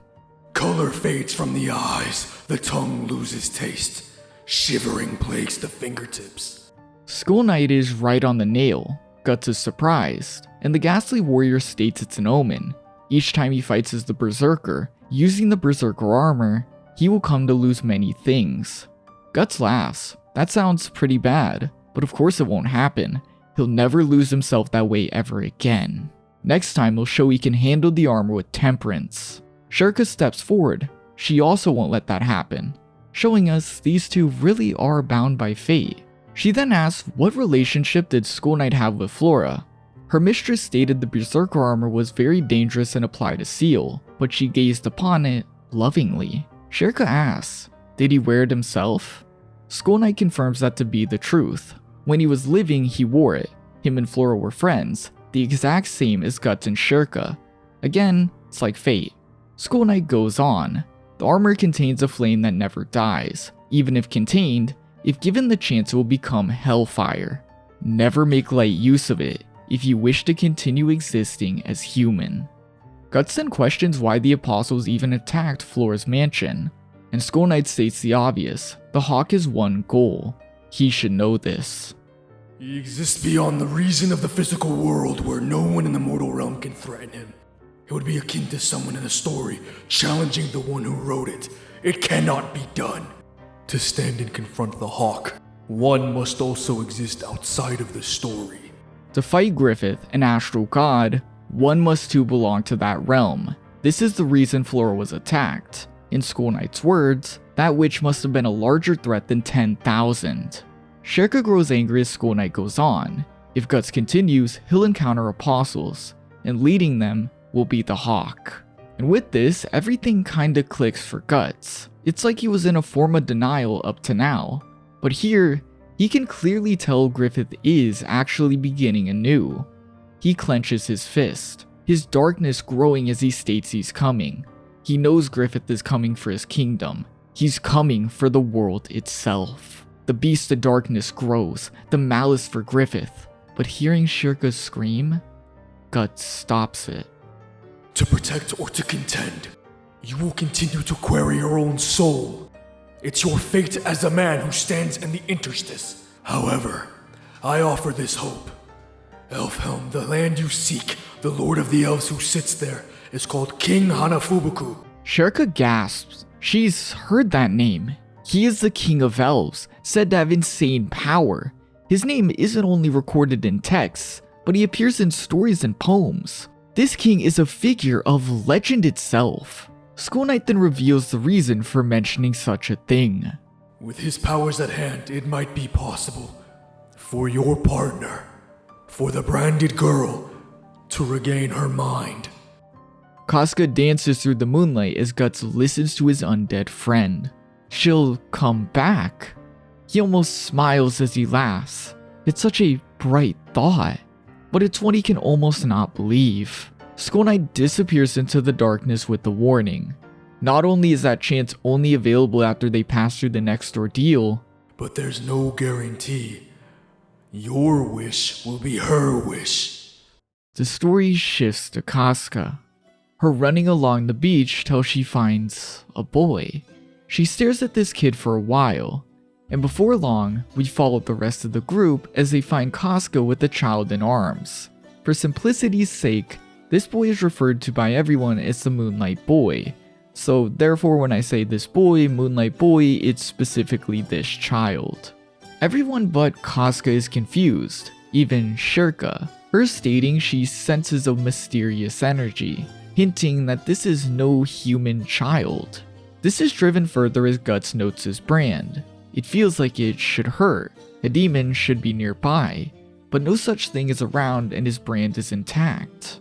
Remember, Skullknight also just appeared. He wouldn't appear for a normal demon, he never appears for normal apostles. The Moonlight Boy is what appeared after. This is important. His presence itself is trying to tell us this fact. While Shirka delivers the news about the Elf King, also making fun of Puck for never saying such a thing, we watch Casca feed the boy. Guts thinks on Skullknight's words, but it becomes clear the focus of the scene is Casca and the Moonlight Boy. She feeds him, holds him, and the second a stranger approaches, he jumps into her chest, her acting very motherly towards him. Even then, he keeps sneaking glances at Guts, all before he jumps and climbs on his cape and messes with him. Casca jumps in to grab him as he falls into a mat of knives, both Casca and Guts falling into each other as they save the boy. It's very crazy that Casca disregards her fear and hatred of Guts to jump in and save the boy, and everyone else can also see this, saying exactly what we're all thinking. They're like a family. As everyone sleeps, Casca holds the Moonlight Boy close, the sight reminding Guts of when she birthed the demon baby on the hill. The last I caught sight of him was at the Tower of Conviction. It was just for an instant, but I'm sure it was him. He must still be wandering around, alone somewhere in the night. Guts connects it, and we should too. The Moonlight Boy is him and Casca's child. That demon baby birthed all the way back on that hill has grown up. Though this calls into question, how does this connect to Griffith? They fused. The demon baby used all of its power and the egghead used its corpse to recreate and birth Griffith into the mortal plane. So how exactly is this boy now somehow separate from Griffith? One thing to note is the full moon. This scene was covered in full moons. While I made it very clear they're a message for Guts, one that appears a lot, and if we're gonna say this is Guts' child, why not have the moon also be there for that child? To take a page out of Wendigoon's book, because yes, I got this entire idea while watching one of his videos, I'm going to explain this on a whiteboard. The implication here is that somehow, because Griffith is a being of the astral world, well, a god, and mysterious things happen in the astral world, somehow Griffith is able to split off into this boy, or the part of his soul that is his boy splits off to its own. The key that connects this all is the moon, as it is highly implied that the moon is like a peak of spirituality. This is a real world belief, and it's a thing that is pretty much hinted at in Berserk. The moon is important for astral events, and so for Griffith, a being who is literal and astral god, you can expect the moon to affect him. We have been given proof that both these beings exist inside of Griffith. Griffith was able to come back literally because of this thing's corpse.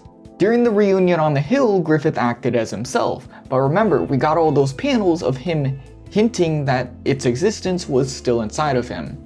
So therefore, you should think of these as separate, forget the arrow. So therefore, when this moon comes down, they are able to split off. This baby is able to get enough power to appear as itself. And in the case of it being a child, because, well, it's a child, you can expect it to appear to its parents, Guts, that's a stick man with a sword. You can expect it to appear to Guts and Casca. So to recap, Griffith absorbed the baby. We have proof that the baby still exists in Griffith. The moon affects the astral world, Griffith being of the astral world. So somehow, the moon makes it so that the baby can go off on its own and go see its parents with a smile on its face. All happy, and I'm realizing about now I should probably never do this whiteboard thing again, because what am I doing here? I feel silly. As nightfall continues, fog rolls over the waves. Guts' brand again begins to bleed. He can sense creatures moving through the fog, but he notes them to feel different than normal. The door is then broken down, a demonic crocodile on the other side. It barrages through the building on 2 legs and Guts quickly kills it. Shirka analyzes the situation. This isn't a demon, it's a familiar. A spirit is inhabiting the animal and it became a magical life form. More of these things approach as Shirka begins a spell. Because tonight is a full moon, she can cast huge spells anywhere.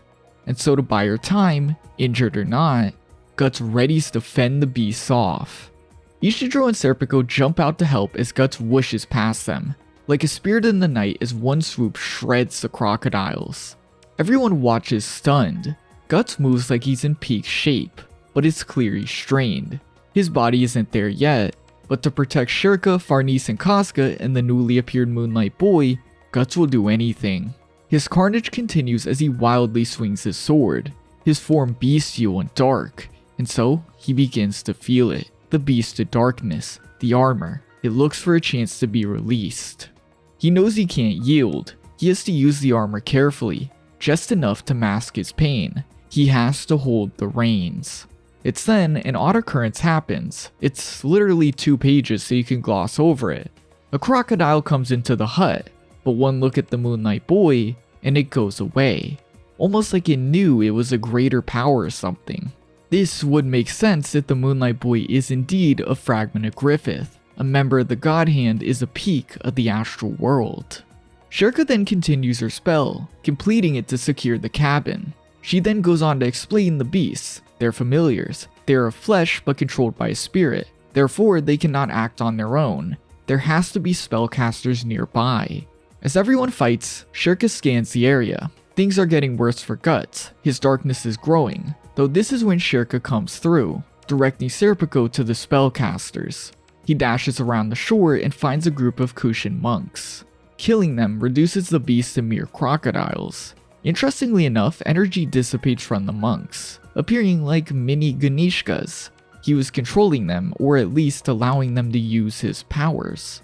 Yet everything isn't over. Matter of fact, it's just begun. The sea rumbles as another beast appears. This monstrosity. It's another familiar. Serpico jumps into attack, aiming for the eyes, but the creature knocks him back with its trunk. This one is far stronger, and the caster is so far Shirka can't reach them. The beast then effortlessly destroys their spell, crushing through the house, leaving Guts with no choice. The armor is already digging into him, but he has to step forward with its power. Shirka watches him subtly draw the power of the armor as he splits the creature's eye in one swipe. He drives his sword into its jaw, but then he staggers and is thrown across the beach. Guts is forced to watch as the creature approaches his new group, his new warmth, and he decides he has to take a risk. There's no other way. They will literally die if he doesn't. He uses the power of the armor as the hood becomes a dog-like beast of darkness, covering him in the pitch black armor as its presence pushes away the fog. In a flash, he drives his sword into the creature, right through the eye. The creature throws him away as Guts' wounds clearly open back up. It's been mere seconds and he's right back at the beginning. Guts in the armor stares to the sea. Its roar. It swells like darkness in the night. It draws him down deep, booming like a roar. Like the ocean's blissful darkness draws eyes with its beauty, Guts' beast of darkness draws him in deep, deep into the eternal darkness. He drives his sword into the monster's mouth, pushing the sword through the top and slowly digging himself out of the beast. He emerges covered in blood and guts, continuing to hack at the crocodile surrounding them. As the armor further encroaches onto Guts, he becomes more brutal. He splits one head to toe and he spears multiple in a single blade. Everyone watches in horror, leading Serpico to recite a legend. Berserkers. They are fearful, not only to enemies, but allies, because they are said to slay everything around them. Inside the armor, Guts sees every living creature as a demon-like jaw. To him, everyone is a monster. He's surrounded as the Beast of Darkness chants kill, cut, chop. In a second, everything dies, before he now turns to face the group. Serpico was right. Sherka has failed to make a connection. There's no hope. Serpico pushes everyone back. Guts then dashes at them. A pure white apparition appears before Guts' Beast of Darkness. It stops him right in his tracks with no effort. Stop! Not your enemies. Don't be afraid. The small apparition touches the armor, and in a second it surges electrical energy through him. Inside, Guts sees light. It's the surface of an ocean, and from that light comes Sherka, finally making a connection. She pulls Guts out of darkness, saving him from drowning, and in reality he returns, his head emerging from the armor's jaw. Gotta say, the sea in Guts' darkness loved the imagery. Guts slams his bloodied fist down angry. It was exactly as he said, exactly as Skullknight warned. But then Sherka states, staying set in your ways will make you old. And Guts realizes he can't beat himself up, and stands. Ishidro and Farnese congratulate him. They are aware of the dangers, but it's due to him they've survived. Guts accepts this, but inside he is terrifying. A bit further and he would have killed them. His darkness would have destroyed them as if they were nothing. He questions that light that stopped him, knowing that he wouldn't have stopped if not for it. Alongside this, Serpico is also questioning everything.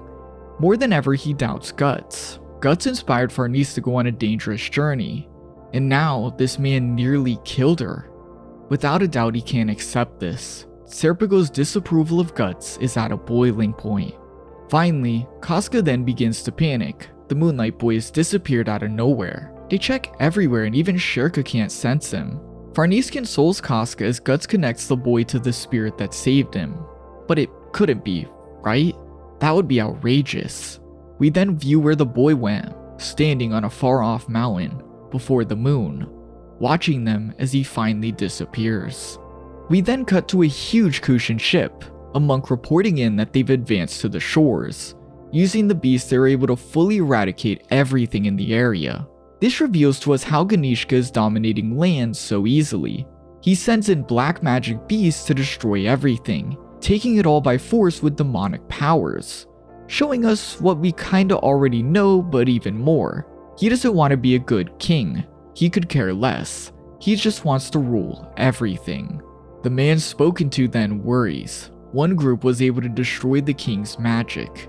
He says no, it couldn't be, that's impossible, before we leave off on a shot of our group trekking across the beach. This small chapter began on these shores, and now they'll leave those shores. Well, if you needed any more proof that this Moonlight Boy was their child, here it is. He helped Casca, letting her know that her child is still in this world, as it was a constant with this new messed up Casca. No matter what, even if she had all this trauma, they could not take away her motherly nature, and so this is pretty important for her. And as for Guts, well, it saved him when he needed it the most. We're also shown that this boy must contain immeasurable magic power, as these familiars, when looking at him, they just instinctively knew that they should not go near him. Which is pretty logical if we assume he's part of Griffith in some way. Finally, him standing before the moon before poof tells us what we really need to know, that he is definitely part of the moon in some strange way. Pretty cool, and definitely a character phenomena we cannot forget for the rest of the series, so don't go forgetting on me. trekking through a battlefield. It's a feeling Guts knows all too well. It's almost nostalgic in an odd way. Opening this section up with what becomes its theme, nostalgia. In this big city, there's so many people from various walks of life, though the group focuses on a mercenary recruiter. Guts explains how it works before Serpico recalls a mercenary leader that was very charismatic, Griffith.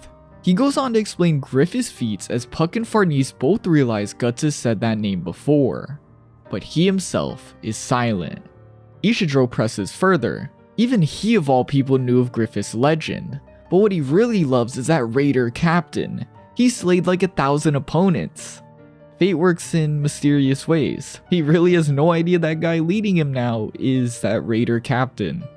Interestingly enough, Serpico states that Griffith's commotion with the king is to blame for Midland today. It implies that some people could be unhappy with Griffith, that perhaps his treason is something people are aware of. But we've seen that it's either not a concern or just not really anybody knows, since all we've seen is people accepting Griffith. Kinda weird. I know it was ordered to be kept secret, but you'd imagine people would be spreading the word of Griffith's treason, you know, to get like a leg up in power. Odd that nobody knows. Guts is then asked what mercenary group he used to belong to. He states he's long forgotten as Serpico goes on to explain the Hawk is still fighting, leading Guts to think of Grunbeld. That's the truth. Griffith is more alive than ever with the brand new Hawk. In fact, he's becoming more beloved than he ever was. Shirka is then stopped by guards for wearing obvious witch getup in a holy city, but nothing a bit of magic can't solve. She stops them and messes with them before even more people show up. Ishidro then pulls her away because, well, this is not good, and of course he has to end up teasing her, knocking her hat off and causing it to be run over by a carriage. She crouches down to pick it up while calling him cruel, looking up while crying. She then takes off upset, Ivalera explaining the obvious truth. Her clothes were made by Flora. They are literally the only memento the girl has left. Guts states him and the others will look for a place to sleep. Ishidro, well, you chase Shirka away, go get her. Meanwhile, Shirka walks with Ivalera. They're searching for a place with no people. There's so much people, energy, and everything here is stone, it's suffocating the poor witch. As they walk the quiet corridors, things become unsettling.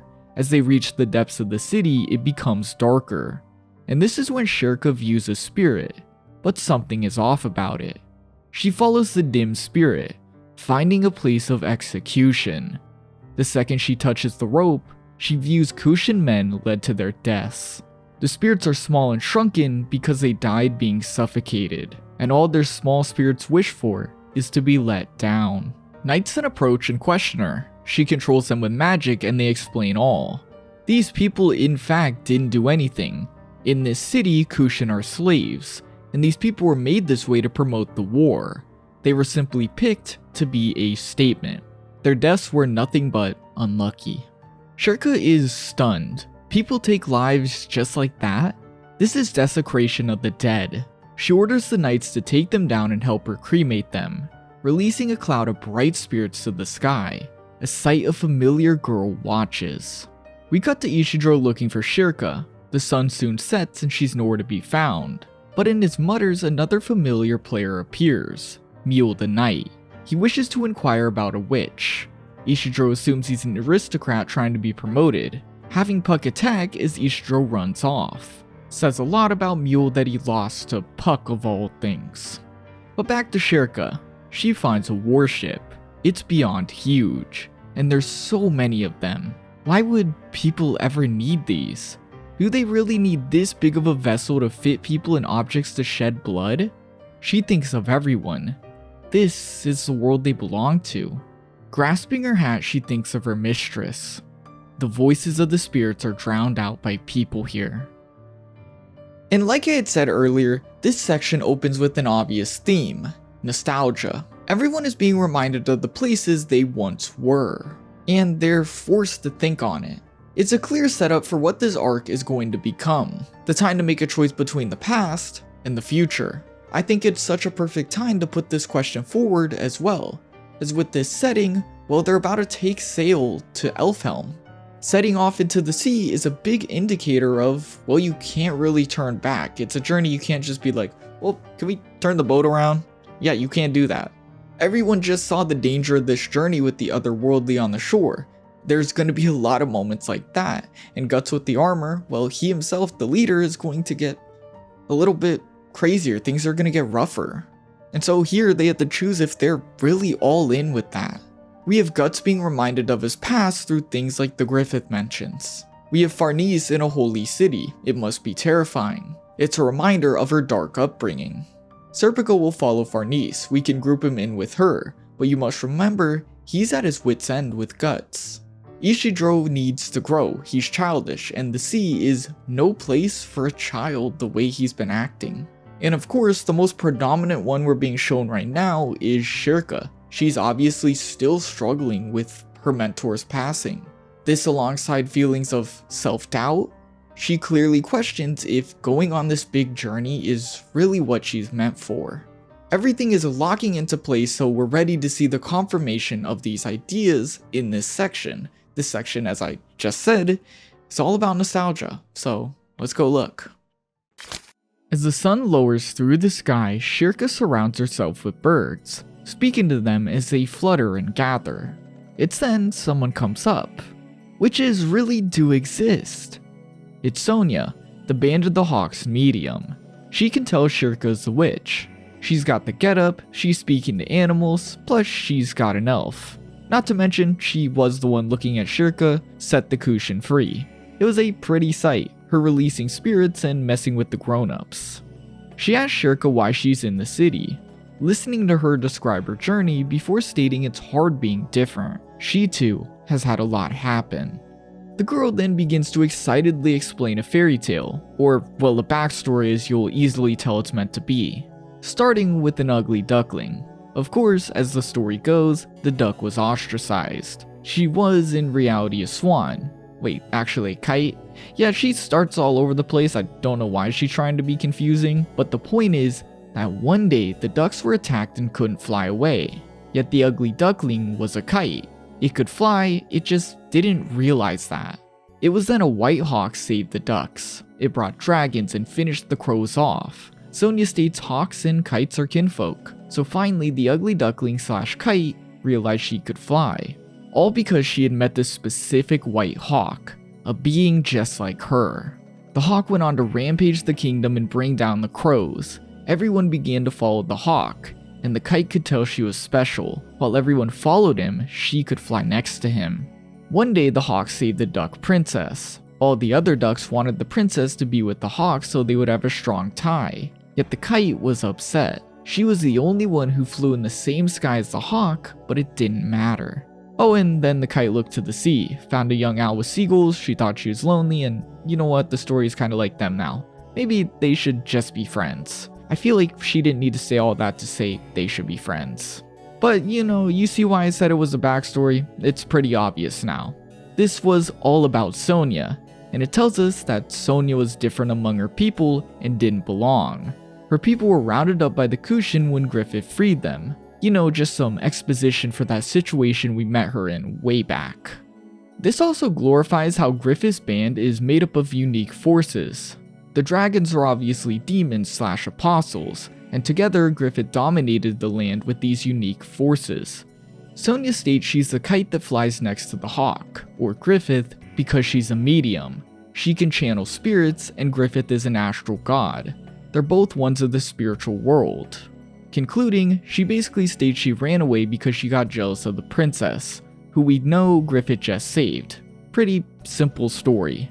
I also want to note she's trying to recruit Shirka. I mean, the story is meant to glorify her leader, but when Ivalera is interested in the story, she literally states she's got her heart in the bag. So yeah, point is, she really idolizes Griffith, even trying to recruit for him.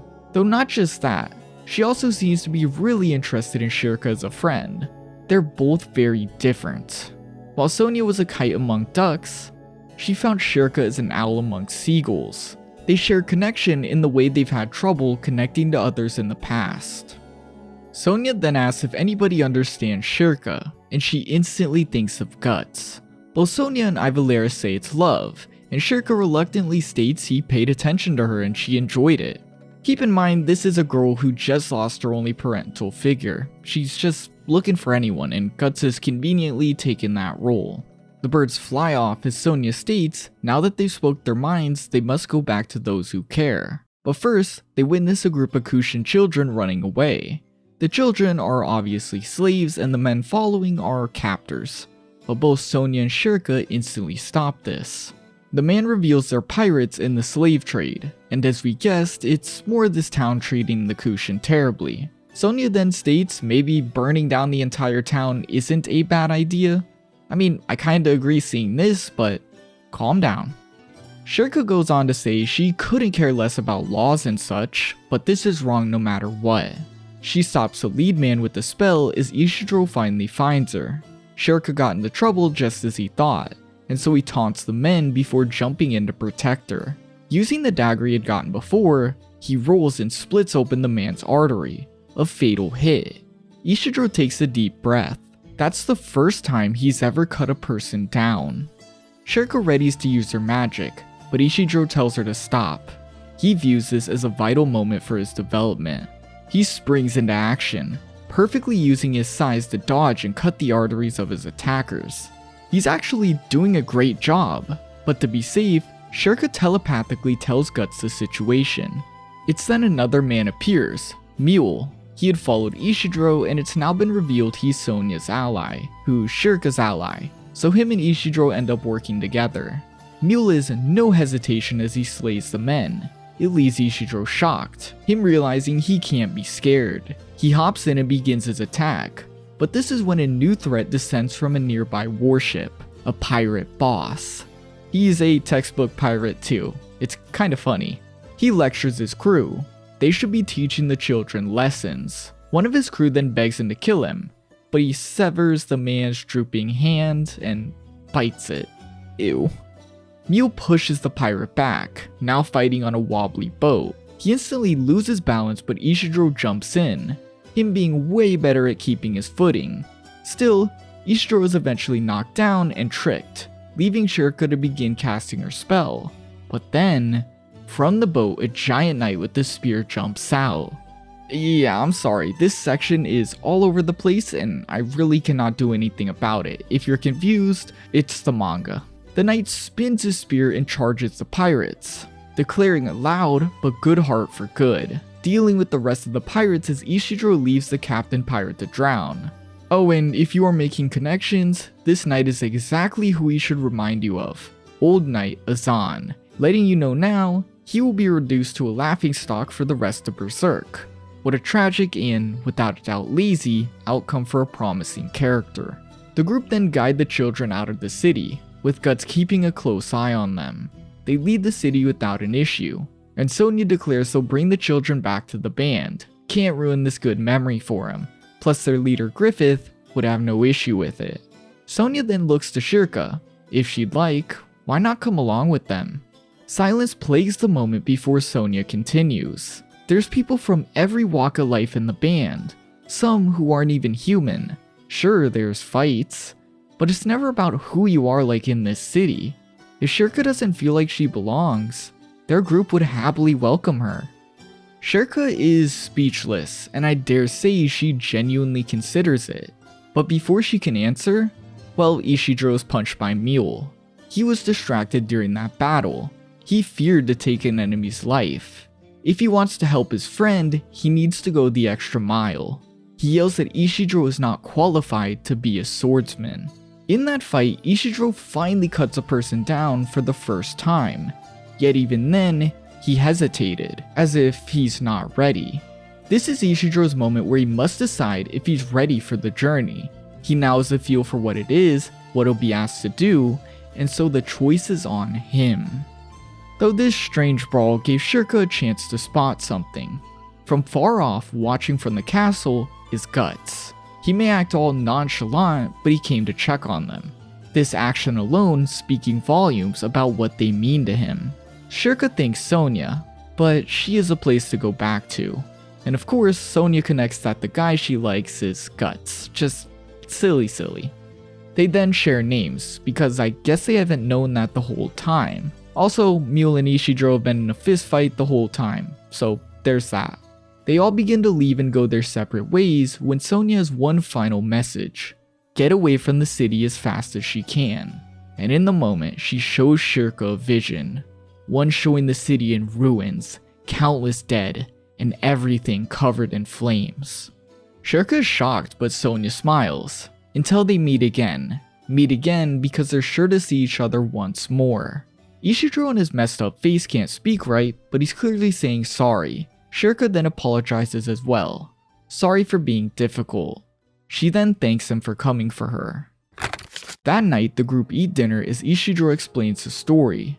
They're in a tavern full of all sorts of people, especially creepy ones. Proved when a drunkard comes up to Casca, leaving Guts no option but to kick him. It's then Farnese comes down the steps with Shirka, a new outfit that stands out a lot less. She's not going to be mistaken for a witch any longer.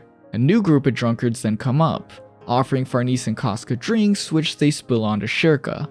Everyone gets angry, but again Guts skips words, knocking the man out. That's for staining their girl's nicest clothes. And this really hit Shirka. Our girl. She's part of the group.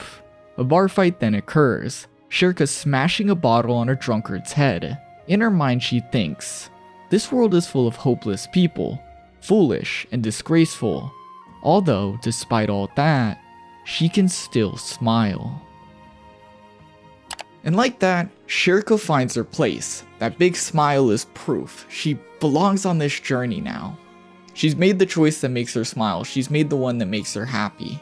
But with that, it just leaves the others. But speaking of Shirka, I do want to speak of Sonia yet again. Sonia explained that she found the one just like her, the White Hawk, and it helped her to finally not be so alone. Shirka found the same thing through Guts. Being able to see that was the battle she's been fighting since she entered the city, but now, through the smile, we see that Shirka sees that. Her place is with Guts in the group. Sonia is used pretty perfectly as a device to help us see that from her. Because she's not the type of character to outright tell us, well, I'm struggling, do I really want to go with these guys or not? So, Sonia's used to help us know this. But alongside that, we actually get a lot of stuff that's not so clear about Sonia. While I won't deny that Sonia is definitely a bit annoying, she has the habit of thinking she's a little bit more important than she might actually be. She can be just as much annoying as she is important, and here she was actually pretty important. Here she tells the story of how she met Griffith. And it's important to listen to this story from a follower of Griffith's point of view. Most people look at him as a place to belong. While Sonia definitely is unique in the way she has the ability to look into the astral realm, a connection she shares with Griffith that is important to remember, she is still not able to understand the fact that he is this demon god. This is an idea that shows literally anybody from any walks of life kind of just looks at Griffith as this deity in the form of a man. That they, even if from the astral realm, can't really see something wrong with him, and so they accept him as a place to belong. This is very important for the story, is how can we know Griffith is a charismatic leader and how he's getting all these forces without seeing it through one of these forces' eyes. That is why Sonia is here, and while annoying, it's why she's very important.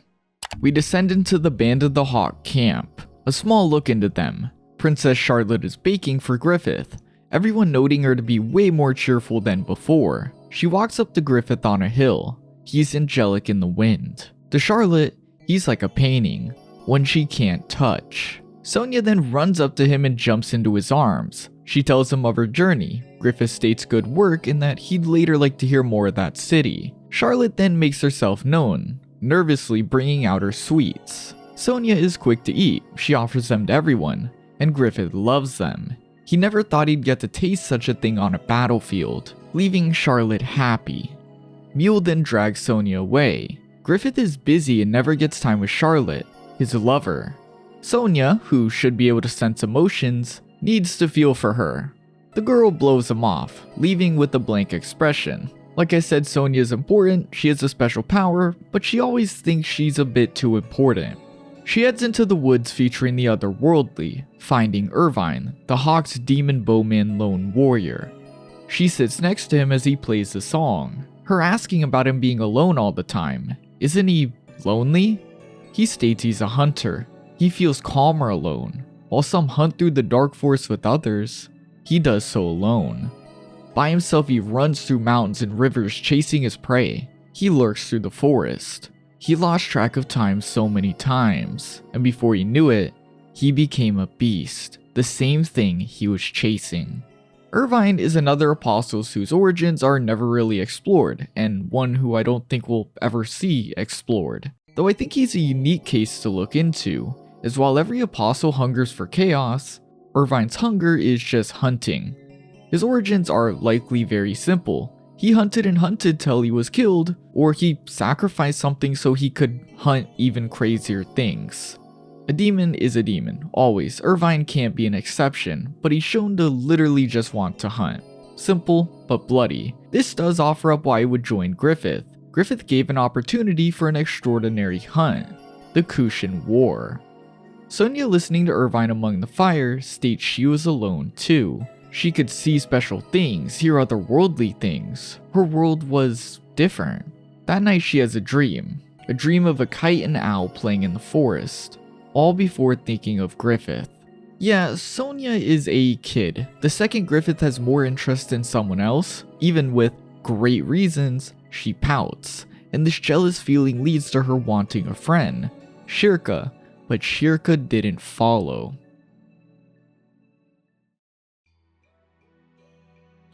Cutting to Shirka teaching Farnese magic, she tells her to look at an apple and visualize it into her mind.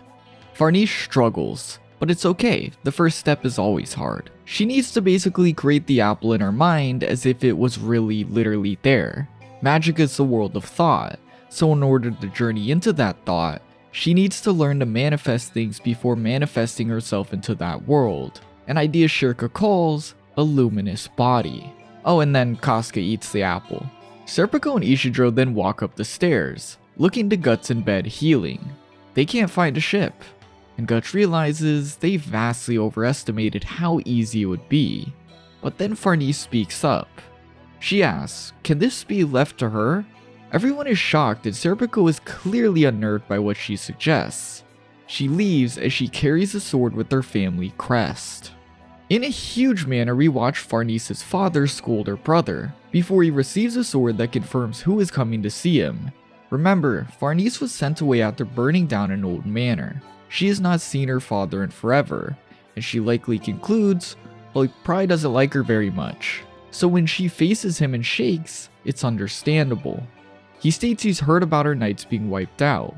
It was during a Kushan attack, so he understands, but to go into hiding afterwards, she will receive judgment.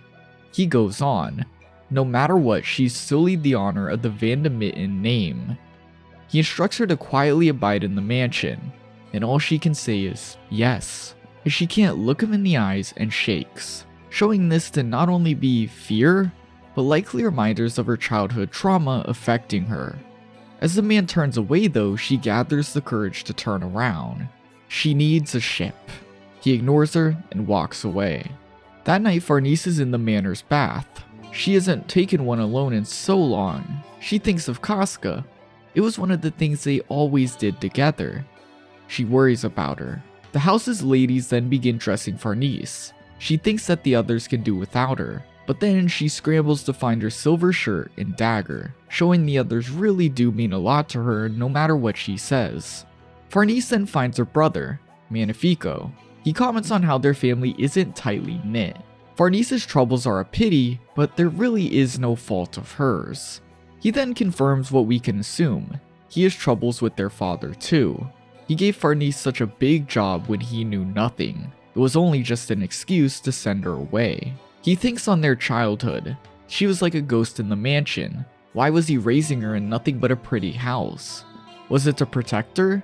No, it was to simply leave her and abandon his responsibilities as a parent. When she set the place in flames, he was the one to blame. Even if people call her the devil child, she cannot be the one to blame. He grows angry.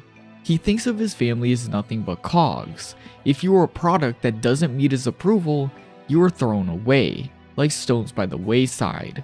Heavy conversation but essential, not only telling us Farnese's father is a horrid man, but reminding us of her solemn childhood. Lastly telling us this story section is about to be all about her. Farnese then brings up her ship issue, her brother again speaking of her father before saying a single ship he can do. But in return he has a request, a moment Serpico watches worried. We then cut back to our group, everyone playing with crabs. Yes, I am serious, that's what they're doing instead of getting a ship. Shirka then gets angry, they should be helping since Guts is hurt. She even tries to feed him. It goes horrible. But then Serpico stumbles up the stairs, clearly distraught. He states a ship has been arranged. Farnese and he will not be rejoining. He hands them a letter. Show that to anyone and they'll get a ship and sailors. He then returns the magical items both him and Farnese had used. Something Shirka instantly notes as odd, considering Farnese was so eager to learn. Serpico then thanks them for returning their family's daughter, and with that, he leaves. But first Guts has to say something, tell him the reason. Serpico refuses. Guts states he wanted to fight him again, and Serpico states that motivation no longer exists. Everyone is puzzled as Shirka notes something to be off. She sensed a vision of Farnese's sadness, and even Guts is upset. It isn't right at all. As you might have assumed, since I've been setting up this entire section to be like tests to see if they're ready for this journey, Farnese and in turn Serpico have begun theirs. At this moment though, they are along a different route. It would seem that they've already made their choice. Farnese has been reminded and shown her past and has now been sucked back into that vortex. One we already know without a doubt is not good for her. And of course, Serpico follows Farnese anywhere, so he went along with her. Surprisingly though, I think you could argue that Serpico sees this situation is bad for Farnese too. Dude seemed a bit worried here and seemed a bit upset to actually be returning the items. Farnese was growing, she was happier than ever. He without a doubt was able to see that. And though he was insanely worried for her safety, he also acknowledged that Guts was doing what he never could. Without a doubt, he's conflicted, and it's weird because this is kind of like the first time he actually has some emotions. Well, I mean emotions that aren't hating Guts, because when we see emotions, it's normally about him hating Guts. Anyways, since everybody is worried, they're not going to leave it just like this. They're going to get to the bottom of it, and so let's go check it out with them. Puck and Ivalera follow Serpico back to the manor, soon finding Farnese dressed like a princess in the garden. Her brother approaches. She indeed accepted his request, and therefore he introduces Roderick, an officer in the Navy, and now apparently Farnese's fiancé. Yeah, that deal for the ship, she is to marry. Roderick introduces himself. He seems to be a good man, one in line for promotions, and even in the run for the Navy's royal throne. He then calls Farnese the devil child in an almost intriguing way. He doesn't mean any harm by it, but Farnese's brother is taken aback. It's almost like he told him that story and he wasn't supposed to mention it. Maybe her brother isn't so kind after all. Roderick calls Farnese interesting before it's revealed he is giving the roses in this greenhouse to Farnese. He showers her in compliments, calling her a strong lily who doesn't flinch when hit by strong winds. He's a good guy, it's very clear, but such a situation is insane. Puck and Ivalera deliver the news. It's a devastating blow. Farnese genuinely wanted to learn magic. She treasured the items, and she was the best out of all of them with Casca. They can only wonder. But Guts has put together exactly what we did. To get a ship, she's getting married. Guts wonders, is this truly what she's decided herself? Casca then throws the letter they got for the ship into the fire, and that settles it. If the price for a ship is Casca's babysitter and good food, well, it's not much of a deal. They'll find her and get a real answer. It would appear Farnese isn't sure of a real answer either, as she continues the apple visualization at the manor. She thinks of practicing with Shirka, and notice how she still calls her mentor. She hasn't left it behind at all. She saw learning as a sign something would change, but here in the manor it all feels like child's play. Yet even then, she still tries this child's play. Serpico then approaches. It's cold outside, the moment reminding Farnese of being in the holy city stuck in that garden, as if the journey they partook in was a dream. She states she wanted to be useful to all of them, but she thinks it was an excuse. She couldn't stay next to the light. There was warmth, but she couldn't offer anything in return. She thought she had a place there, but she was so unsure, and in her anxiety she ran back home here, where she was used to being cold and enclosed. She states she's a coward and a fool. Making Farnese ultra aware of everything makes it appear silly at first glance. If she's clearly upset with their choice to go home, why not go back on it? Well, it rehashes her and reminds us of her feelings of the holy city. It's cold and enclosed, all while building up the idea Farnese currently does not have the confidence to make a choice on her own. And if that's the case, why would she be able to stick to the journey in the long run?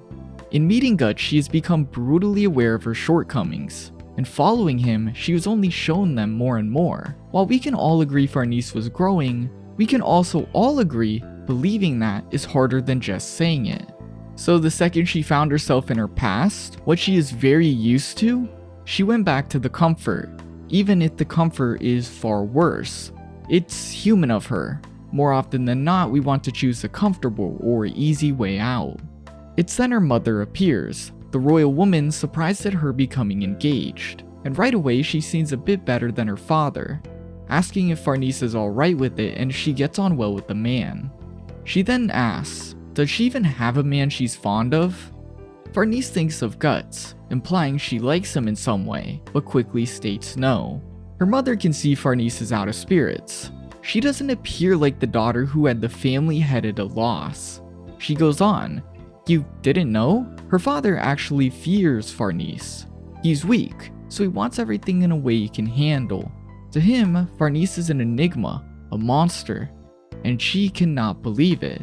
She could never say one word about her feelings nor stand up for herself. Her mother explains that Farnese has expressed herself in the most unexpected behavior. She's like a child without speech, still shouting at the world.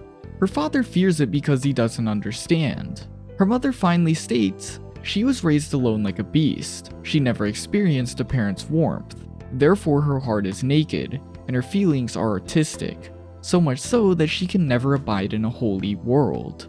But if she was to find a place she belonged, she could be kinder than anyone else.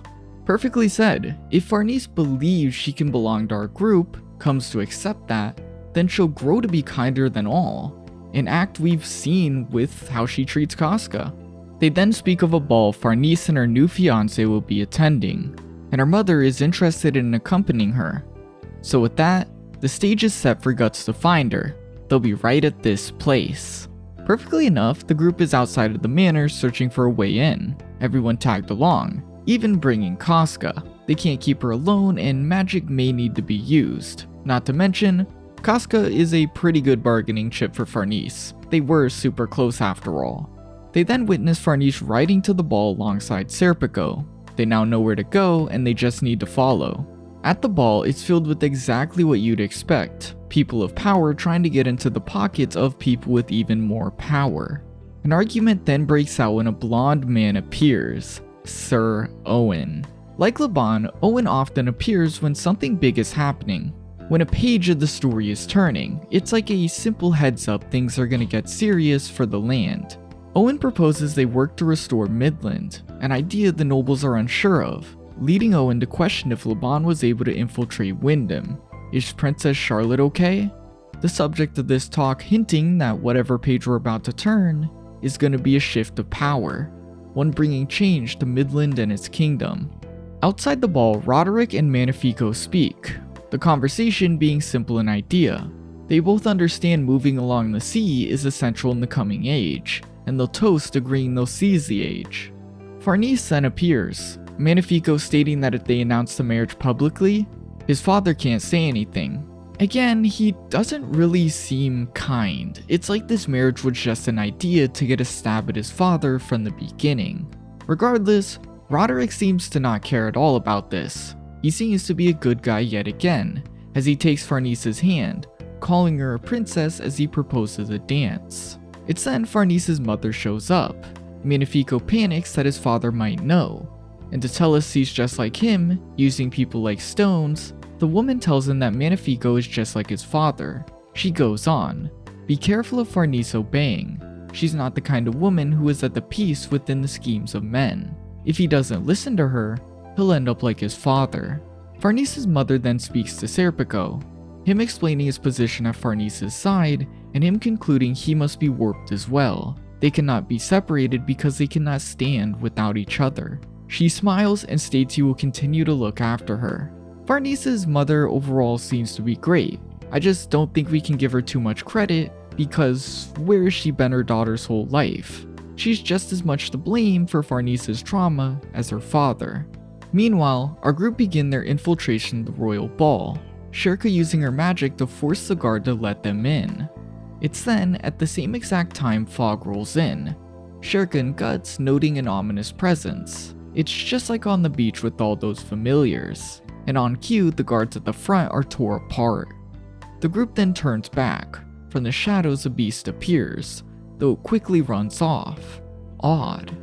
The creatures would attack them first if they had the same goals as ashore, killing anything in sight, but running off in a place like this, a royal ball, suggests a familiar with a more set goal, and it would appear Guts is already thinking of this. What is about to happen in this city?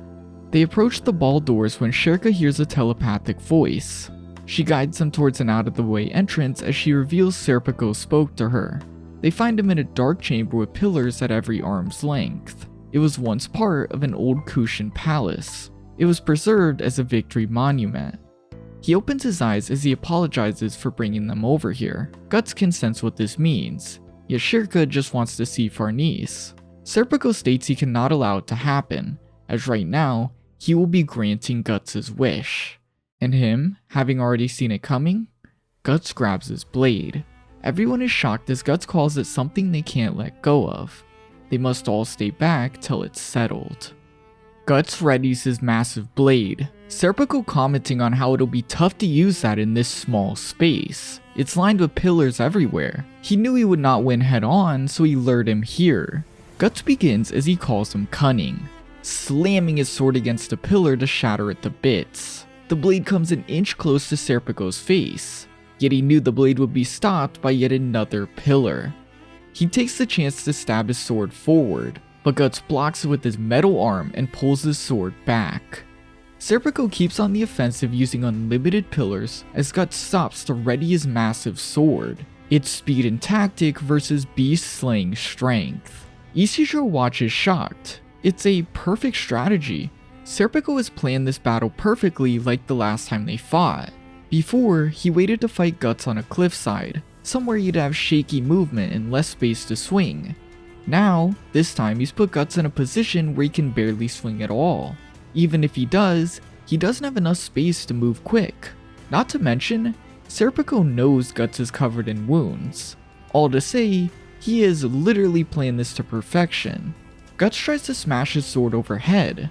While it clips the ceiling, it's a success, slamming down and cutting Serpico, though it wasn't nearly enough. Like Serpico expects, he follows up with a thrust. Serpico knows he can dodge, does so, and finally goes in for a jab, but Guts has read his pattern. He switched his sword to his metallic hand. Guts is clearly pained as Serpico acknowledges his strength. He's strong, unbelievably so, and in the face of such strength, Serpico wavers. He doesn't feel intense emotion, he adapts to the situation to fill the role he's in. That's his style. It keeps his mind at rest. This is something you can see in battle. Serpico knew the type of fight he was taking, so he planned accordingly. Though the fact he's even taking this fight is the strange part. For someone who likes to keep his mind at rest, this is a rather emotional battle. He shared this journey up to now with Farnese. She was changed. She's become a completely different person, but he has changed as well. Guts clashing with Destiny compared to his cool demeanor is like being scorched with hellfire. Before he knew it, he too was changed by the heat. He now knows Guts is a man he can't ignore. He felt smaller, but happy Farnese was changed by him, and that is why he'll never allow it. He will never give Guts the chance to ever harm Farnese. Serpico with time became emotional when it came to Guts. Before he was cool and went with the flow and was just there to protect Farnese. If working with Guts was part of it, so be it. Though with time, seeing how the man had changed Farnese as the journey grew more dangerous, Serpico really began to fear death, especially one due to Guts. Those fearful emotions culminate here, in this fight, is Serpico's way of destroying their bond. Finally though, the battle is in its final act. Serpico has no more pillars. This is the final one. Guts strikes it, and Serpico jumps above. The roof crumbles so Guts cannot swing. This is Serpico's chance to go into a final stab. Yet Guts covers himself with this huge sword, pushing it all forward to throw the debris onto Serpico, winning the fight as the dust settles. Serpico crushed, all but out cold-ass Guts. Did he plan that? The man stating, it was chance, nothing more. These two fights between Serpico and Guts are actually some of my favorite and what I believe to be some of the best fights in Berserk.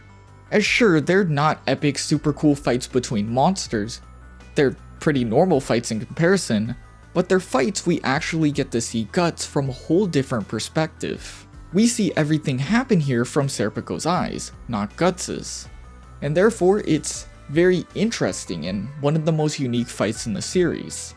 Always hearing from Guts, it's easy to gloss over how much of a battle genius he really is. In this fight, Guts faces Serpico, a very different opponent, one of tactics and strategy, but that style being overwhelmed by Guts' own tactics, even with all the odds stacked against him, really hammers in how much of a genius Guts is. It wasn't something I thought of terribly hard in their last fight, but Guts scaled, held onto, and fought on a cliff being huge and heavy with just tons of stuff, and somehow he came out on top. Here we see his strength in full force. We can see Guts is strong. Through Serpico we know such a thing is fearful, though despite that, Serpico would plan the fight out, while Guts adapted and read Serpico's strategy. Even if it came down to chance at the very end, Guts still had the reflexes and instinct to take advantage of that chance for victory. It's a very cool fight. Shirka cries. She will never let a fight like that happen again. Serpico faces Guts. When he finds Farnese, what will he do? Guts has no idea, but he'll see her. Whatever the choice is, he can't get it through someone. It has to be her words. Serpico smiles.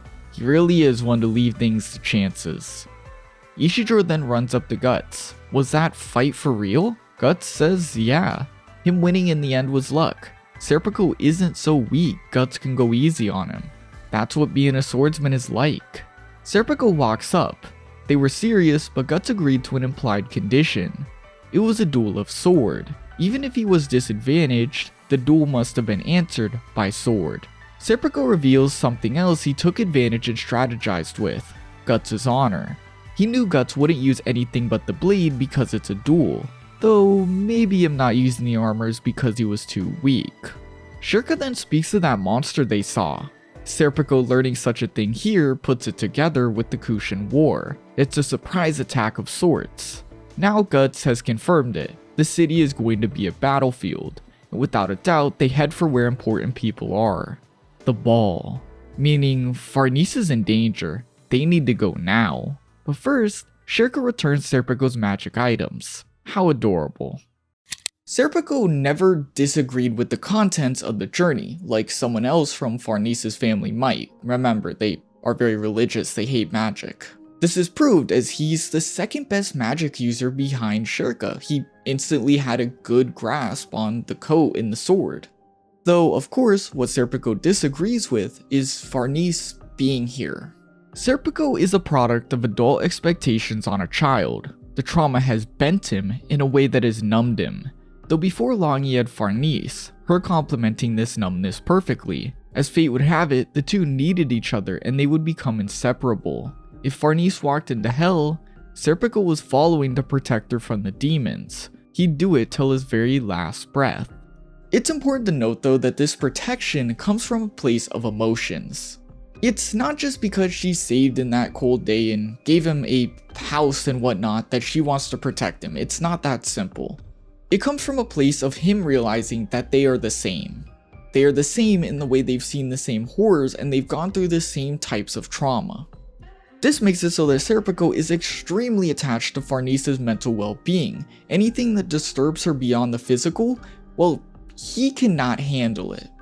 A good example of this is his first battle with Guts. Serpico, to protect Farnese, just needed to stay at her side. Heretics were attacking after all, but he went after Guts because Farnese was far more disturbed by him emotionally. Serpico understood why Farnese wanted to follow Guts. This is something he didn't really have an issue with. He just very much worried that it was dangerous for her. And during the journey, despite this growth that likely makes him happy to see, he is also in incredible worry that it's getting more and more dangerous. During this section of the story, Serpico becomes even more emotionally invested. He wants to protect Farnese. Her coming home makes her safer, so of course he approves. Though on the other hand, Farnese becomes shackled emotionally due to this choice. She misses the warmth. If she follows the journey, she's in danger, but growing. If she stops, she's safer, but ultimately back in the darkness she began in. Serpico, seeing these emotions, fights Guts to clear them. If he can beat Guts, then Farnese has no right to be behind him. Such a man could never clear that darkness if he can't even clear Serpico. This idea, in turn, removing a threat and protecting Farnese. Though of course, here he loses. He loses a big duel to Guts, a duel that they had equal standing and equal stakes in. Guts here has demonstrated how important Farnese is to the group. And him knowing firsthand how important they are to Farnese, he knows he can no longer stop it. After all, as he had said far earlier, Guts is able to do something he never could. He's freed Farnese. And seeing that it's not just Farnese that feels this way, well, Serpico decides he'll allow it.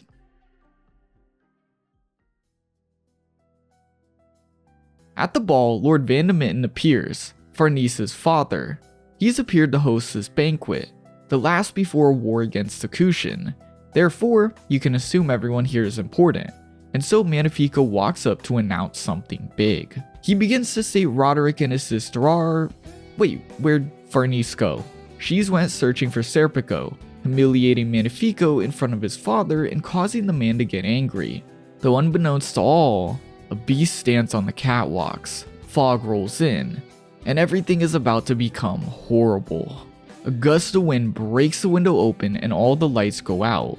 Everyone panics as a monstrous jaw of spiked teeth begins its carnage. When a candle is lit, it reveals a bloodbath, and in the light stands the creature responsible, a familiar controlled tiger. The beast feasts on the people. Farnese instantly recognizes it and panics. It's from the astral world. Why is it here? Roderick instantly stands before the beast, yet Farnese grabs a silver candle and shoves it against the monster. They're weak to silver, and it really shows that while cowering before, against the monster she almost comes to life. This protection stuff, protecting others, it's her. It's where she belongs. Though the beast pushes her back, she can't move well in the dress, and as it jumps at her, Serpico appears. Using the magic, he flies Farnese to safety. Everyone is shocked as he apologizes. He was needed as a guide and had to step away. Looks like the party's in full swing. Guts reveals his inhuman sword and faces the beast. No fear in his eyes. Farnese is surprised, as is everyone at the ball. How could someone fight such a thing? Not to mention, his sword. It's way too big. Lastly, Sir Owen recognizes Guts. All while Guts splits the tiger beast in two with a single strike. Men congratulate him, but it's not over. More beasts pour through the windows and eat the partygoers alive. The beasts corner Farnese and Serpico, but he simply uses his wind cloak to fly Farnese to the others. Everyone's so happy to see her, including Casca. Guts states they'll split and then talk, but Farnese begs him to save her family. Guts is reluctant, but agrees after Shirka yells at him. He can't let this many people die. The witch then directs Serpico to the one controlling the beast as Guts begins his attack anew. He slashes the beast in half, he shreds multiple at once, and whips around an open space to destroy every attacker. As more appear, Guts exhales, taking a deep breath before assuming his stance. And I love moments like this. The small exhales do miles to make Guts more human. Of course, he's going to be tired after swinging that blade. The simple exhale shows us this, shows Guts to be more human. Though in the background, Ishidro helps save people too. And Puck, well, he's scamming or something. I don't know what he's actually doing. He's literally just here for laughs now. Shirka has used thorns to attack the beasts, their familiars she created. And best of all, she gives them to Farnese. She is now the mistress of these thorn snakes. Just adorable. Roderick then hops into the fight and assists Guts, and the second he struggles against such a beast, he's saved by Farnese and her new familiars, listening closely as she yells for him to kill them with silver.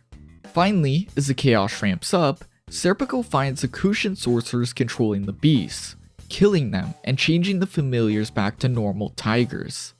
With all over, Guts looks to Farnese. As she said, her family is here. It's the world she knows.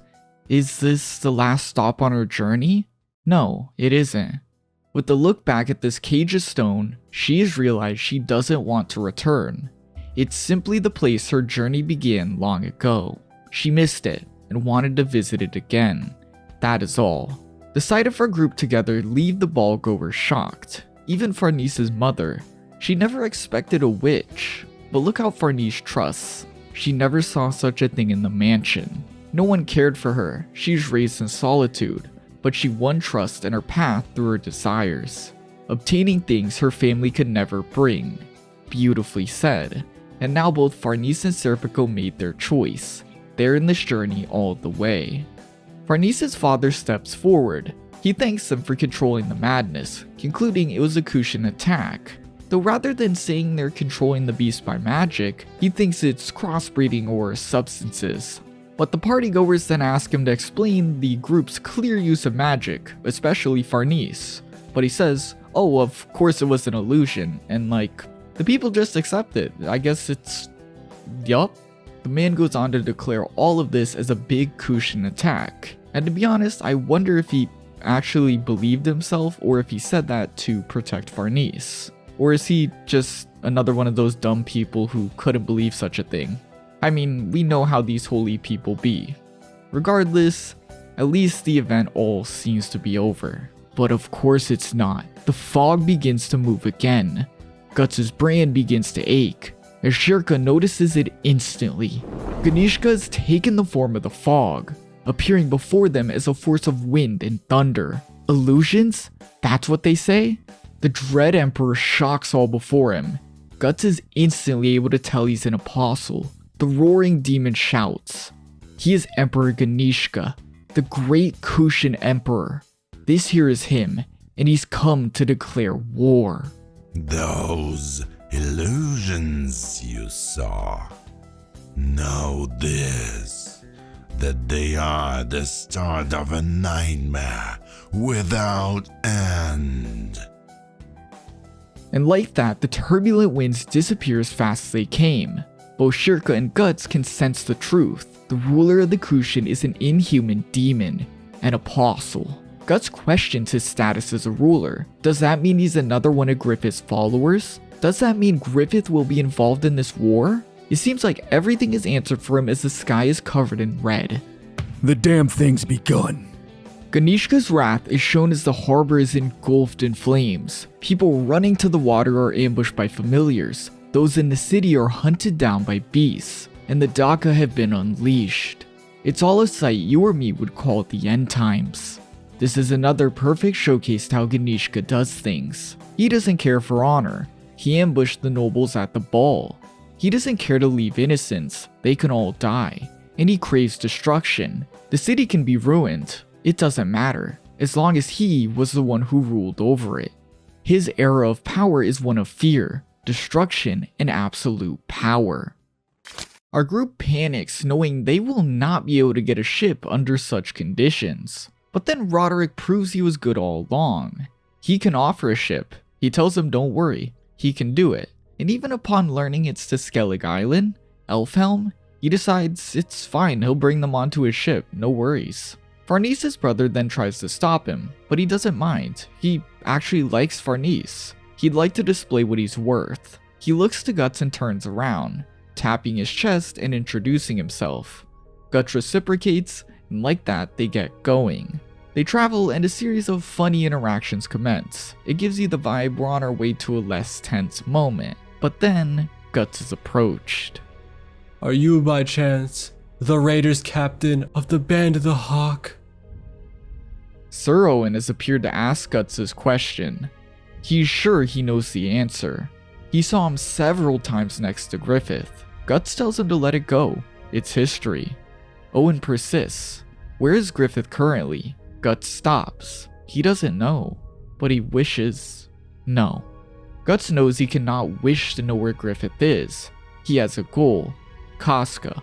Casca needs to be safe. Still, he tells Owen Griffith might be closer than he realizes. And in this moment, everyone turns back to ask Guts what's happening. He blows it off. Guess Owen thinks he's someone he used to know. But then he says to himself, those guys are gone now. The days of the Hawk are gone. The Hawk Owen looks for no longer exists to Guts. Owen watches him leave as he states the mist around Guts is like a moment's glimpse of the sun. He wants to believe that it's not the past, not some illusion, that it's indeed real. That, as in that revelation. One day, those wings of light will sweep away the darkness covering our kingdom. In the story, Owen viewing Guts reminds him of the time Griffith saved Midland. Him almost appearing out of nowhere, coming back during this time of need, represents that it could be happening again, that their land could be saved. Regardless, I always speak about how Laban and Owen are reminders by Miura to say like, a page is turning, when something really big is happening in Midland in the story. Like back in the Golden Age, they were pretty much the first ones to say aloud Griffith's path to kinghood. They noted it first, they noted something was going to change. For this video, I've constantly said that when the page is turning, that's what they represent. And it's no coincidence that they're constantly shown as big things happen in Midland. Though, now one of these forces is directly appearing into the story. He's speaking to Guts, he's talking to him. I personally take it as a very big thing to know. That while this character has constantly appeared as a story device, a storyteller so to say, he should probably never interact with the story, but now he does. What this means to me is simple, something that defies everything and breaks the pages, breaks the mold of what we should be seeing is about to happen. The world and the story is going to change in an impossible way. A holy camp is set up in the mountains. They carry the pontiff. Though it would appear the pontiff's old, the people talk of this. They describe him as moderate. Compared to those before, he doesn't stand out, though he also never did any great wrongs. He was simply adequate. The whole time the old man listens, he's worthless. Through his whole life, he's had a thought. The world is worthless, and that more than that, he is worthless. He explains that he was born into a good family. He was raised by love, he didn't want anything. He simply passed through life without discomfort. He never embraced anger or affection. He describes his life as a simple painting. It adorned places without any real feeling. He simply embraced religion because he didn't care for the world. The crown of pontiff was passed to him. He did what he was told and never much else. The flame fizzles out as the man appears to accept death. A simple death. But even then he asks just once. Something happened. A white wing appears before the man. He cannot believe it. His dark carriage is fully illuminated by the sight. Is it a dream? Amongst the feathers he views a silhouette. It's Griffith. The pontiff can only ask who it is. He doesn't even know what to say. He just wonders if this is the divine hand of destiny. He grasps it and it disappears. He thinks, was it a dream? It couldn't have been. He can still feel it in his hand. It's then the guards on the outside are told a message. If you would grasp destiny in your hand, followed the guidance of the Feathers of Light. The Pontiff lets them in. It's Mule and Sonia. To him, a message from that white hawk, telling him what he's seen was real. The two of them want to bring him back to Griffith, and of course, having just seen that vision, it works. Everyone is shocked by this interest, but he smiles. The holy signs are coming together. He states there has been a divine revelation. One thing I think we all noted here, a white hawk appearing to this guy they really need, is a little bit weird. The hawk appears to a pontiff, a leader of all, a figure everyone in a religion looks to. Someone who would be so important for Griffith and his army and for what he's trying to appear as. Appearing to that and him believing in him all of a sudden would be a little too convenient. If only there was someone the White Hawk knew that could manipulate visions or something like that. Oh wait, there is. Ubik. If the other God Hand are showing up and throwing their hands into the pot, like Slan appearing to Guts, who says the other ones can't appear? If you recall, during the eclipse, Ubik was the one who showed Griffith his mental escape. Though this wasn't a show, he actually made it and could manipulate it. He can create, show visions and such. This is his power. Since then, we've seen various prophecies and visions speaking of Griffith. And now we've just seen another that is way too suspicious. It all turns back to him. While it's not necessarily as clear as like Slan appearing, the example I used before, it's a very fair to assumption to say he is the one showing these visions. This being a pretty big reminder that Griffith is seen as this good man, this god on earth, but he's kind of faking it, he's manufacturing it, and that under that skin, he really is a demon king. In the city, the Kushan demon army advances. The soldiers they face call it trickery, yet they stand no chance. That is, till Guts appears.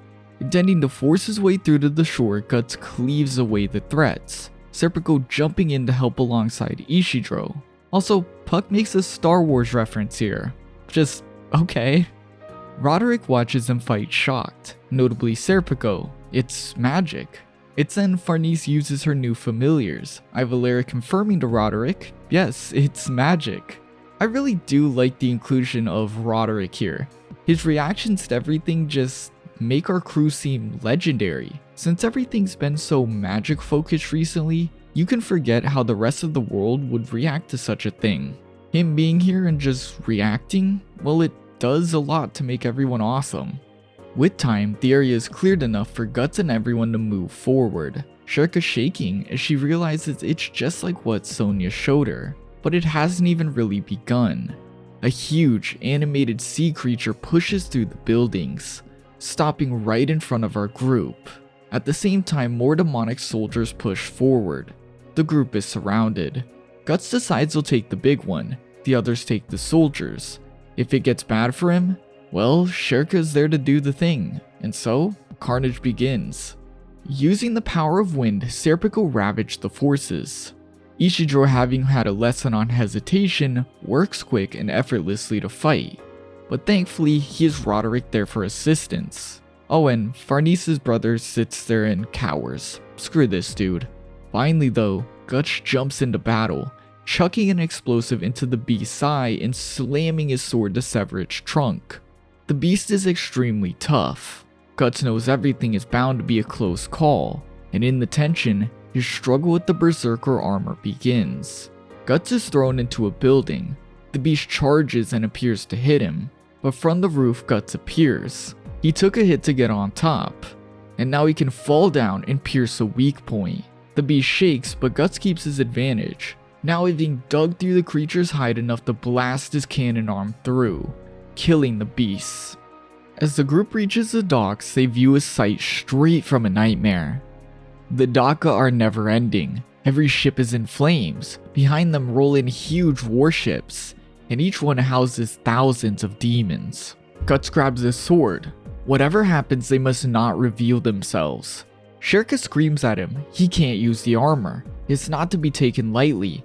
After all, his body is at stake. Guts stops as she shakily explains she'll do something. She can barely hear spirits due to the mass amounts of people in darkness, but she'll do something. And the answer is the riskiest: fire. She demands everyone guard her as she begins her spell, Guts stepping forward as she journeys into the astral realm. She begins to contact the fire god, visualizing a land of scorched earth. She summons hellfire, purgatory itself. She feels like she'll be pulled in as she shakes in the real world, but she won't be. She has people to protect her, and she has experienced such a thing in the village back then. It can't go that way again. Remembering how Guts considers her part of the group, she drives to protect the group. And with that, an answer is on the horizon. But on the outside, Guts has killed so many the ground isn't visible. Yet he pants like a beast as they continue to attack. Still, Guts won't let up, driving his blade through dozens as he's stained by their blood. But even then it's becoming difficult. The beast of darkness is encroaching onto him. Shirka's spell is then complete.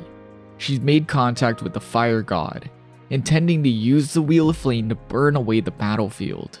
Using Shirka, the spirit channels its magic onto a flaming wheel, controlling it as it rapidly blitzes across the port, leaving none in their wake. Shirka wakes up before everyone. They're all safe. She did it, and she did great. Though they have no time to waste, Guts carries her as they begin their trek to Roderick's ship. But even then, it's never ending. Not just one sea beast appears, but it doesn't. Now, Guts actually has no choice. They cannot take them one at a time. Shirka is too weak to use another spell, and Guts is already far too exhausted to fight anymore. He sets Shirka down as she panics if she could even call him back. But Guts knows they have no other choice. He crowns the armor and rides straight into battle, spearing and destroying a beast in a single strike. With the armor, this battle is winnable, but of course, we all know the risks. Guts appears outside of the beast, covering the sky in blood. Everyone watches with unease. Though what's odd is Shirka is out cold. The only one who can control Guts is her, meaning that while now Guts might be killing the sea beasts, he will soon turn his blade onto them, and Shirka is not around to do anything. Guts cleaves the beasts in half, jumping through their eyes to carve himself out the other side. It's horrific, but we then see it's not just Guts this time. In reality, Shirka was somehow brought inside the armor. Her spirit was connected to Guts the moment he donned this astral weapon, and therefore she's put inside its dark flow. That's why she passed out. Shirka witnesses the horrors Guts sees. Everything in the armor's eyes is a swirl of darkness with intense killing intent. What Guts does is dive into the jaws of darkness and fights to come out on the other side. Shirka is literally viewing Guts' battle with this beast of darkness. Not just physically though, but mentally, as he's constantly in its jaws fighting to make it out, struggling. Amongst the chaos, Guts stands, the sea of beasts dead at his feet, but from behind an even bigger warship arrives. Guts stands at the front, watching as that Kushan sorcerer from before appears. The Elder Man floats above Guts and before the ship. He's surprised such beasts were destroyed by a single swordsman. This wizard is Daiba, and Guts and Shirka can sense Daiba isn't an ordinary mage. He's clearly in a different league, and as he taunts Guts, Shirka panics, and she was right to do so. In a second, Guts is enveloped into a dark water twister. The twister rises and carries Guts to the sky, bringing him to such heights that will kill him if he falls.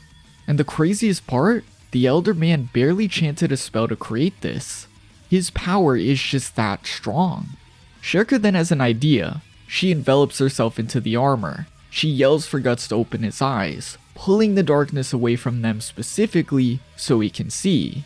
And it works, as while Guts falls, he uses the sword as a shield to break his fall on the sail. Though Daiba isn't done. That was just one twister. What will Guts do with several? It destroys the area, leading his sail to fall onto his group. But Guts stops it. It pushes him back and blood gushes out of the armor, but he throws it away. Everyone fearfully looks to him. He doesn't seem to be in control at all, but he just saved them. What is going on? Well, Guts answers. Oh man, that does it. Tomorrow, every muscle I've got is gonna ache. Thanks to that impact in Shirka, Guts is back to himself, and now he soothes everyone's worries. Shirka's okay, and she's one hell of a spellcaster. Daiba then thrusts a twister at them. Guts again protects his allies. And now back to his senses, Guts can tell Daiba is either an apostle or a freak connected to them. Regardless, he's gotta go. This line leaves it ominous to us, but it also kind of answers it for us in a way. Daiba is dark. He's heavily connected to the deep sections of the astral world.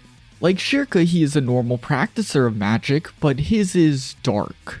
The energy it gives off is similar to apostles. Daiba is a very interesting case in general that we just don't have much to say about at the moment. As while everyone else around Ganishka uses magic because of his powers, Daiba is a straight wizard. All those random mentions of dark arts and crazy magic, yeah, he is the one those hint towards. He is a full-on dark mage.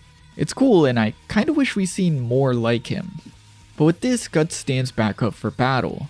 Shirka tells him to stay centered. If he tips the scale slightly, the armor will take him, and if that happens again, his allies will be the cost. Guts tells Serpico to join in. Flying is his specialty, he needs him, and like that, they jump in for round 2 against Daiba. Guts draws out the armor's powers without yielding. He cuts the water twisters in half as Serpico attacks with wind, giving Guts the chance to strike, but Daiba dodges. He's amazed at their strength, yet it's just not enough. He states he has God's protection, but Ishidro throws a bomb at his back, knocking him clear to the floor as Guts descends. Yet the man isn't done. He chants a spell and summons an unholy beast. He calls it his strongest familiar, and Shirka confirms it. It's far stronger than anything before. The beast charges up and shoots a split-second razor-sharp blast to water. It splits the ship in two. Daiba revels in this, saying if pointed like a needle, the water can destroy even diamond. Guts struggles against its might as Shirka compares its energy level to one of a god, though she directs them to a solution. In its chest is the true body.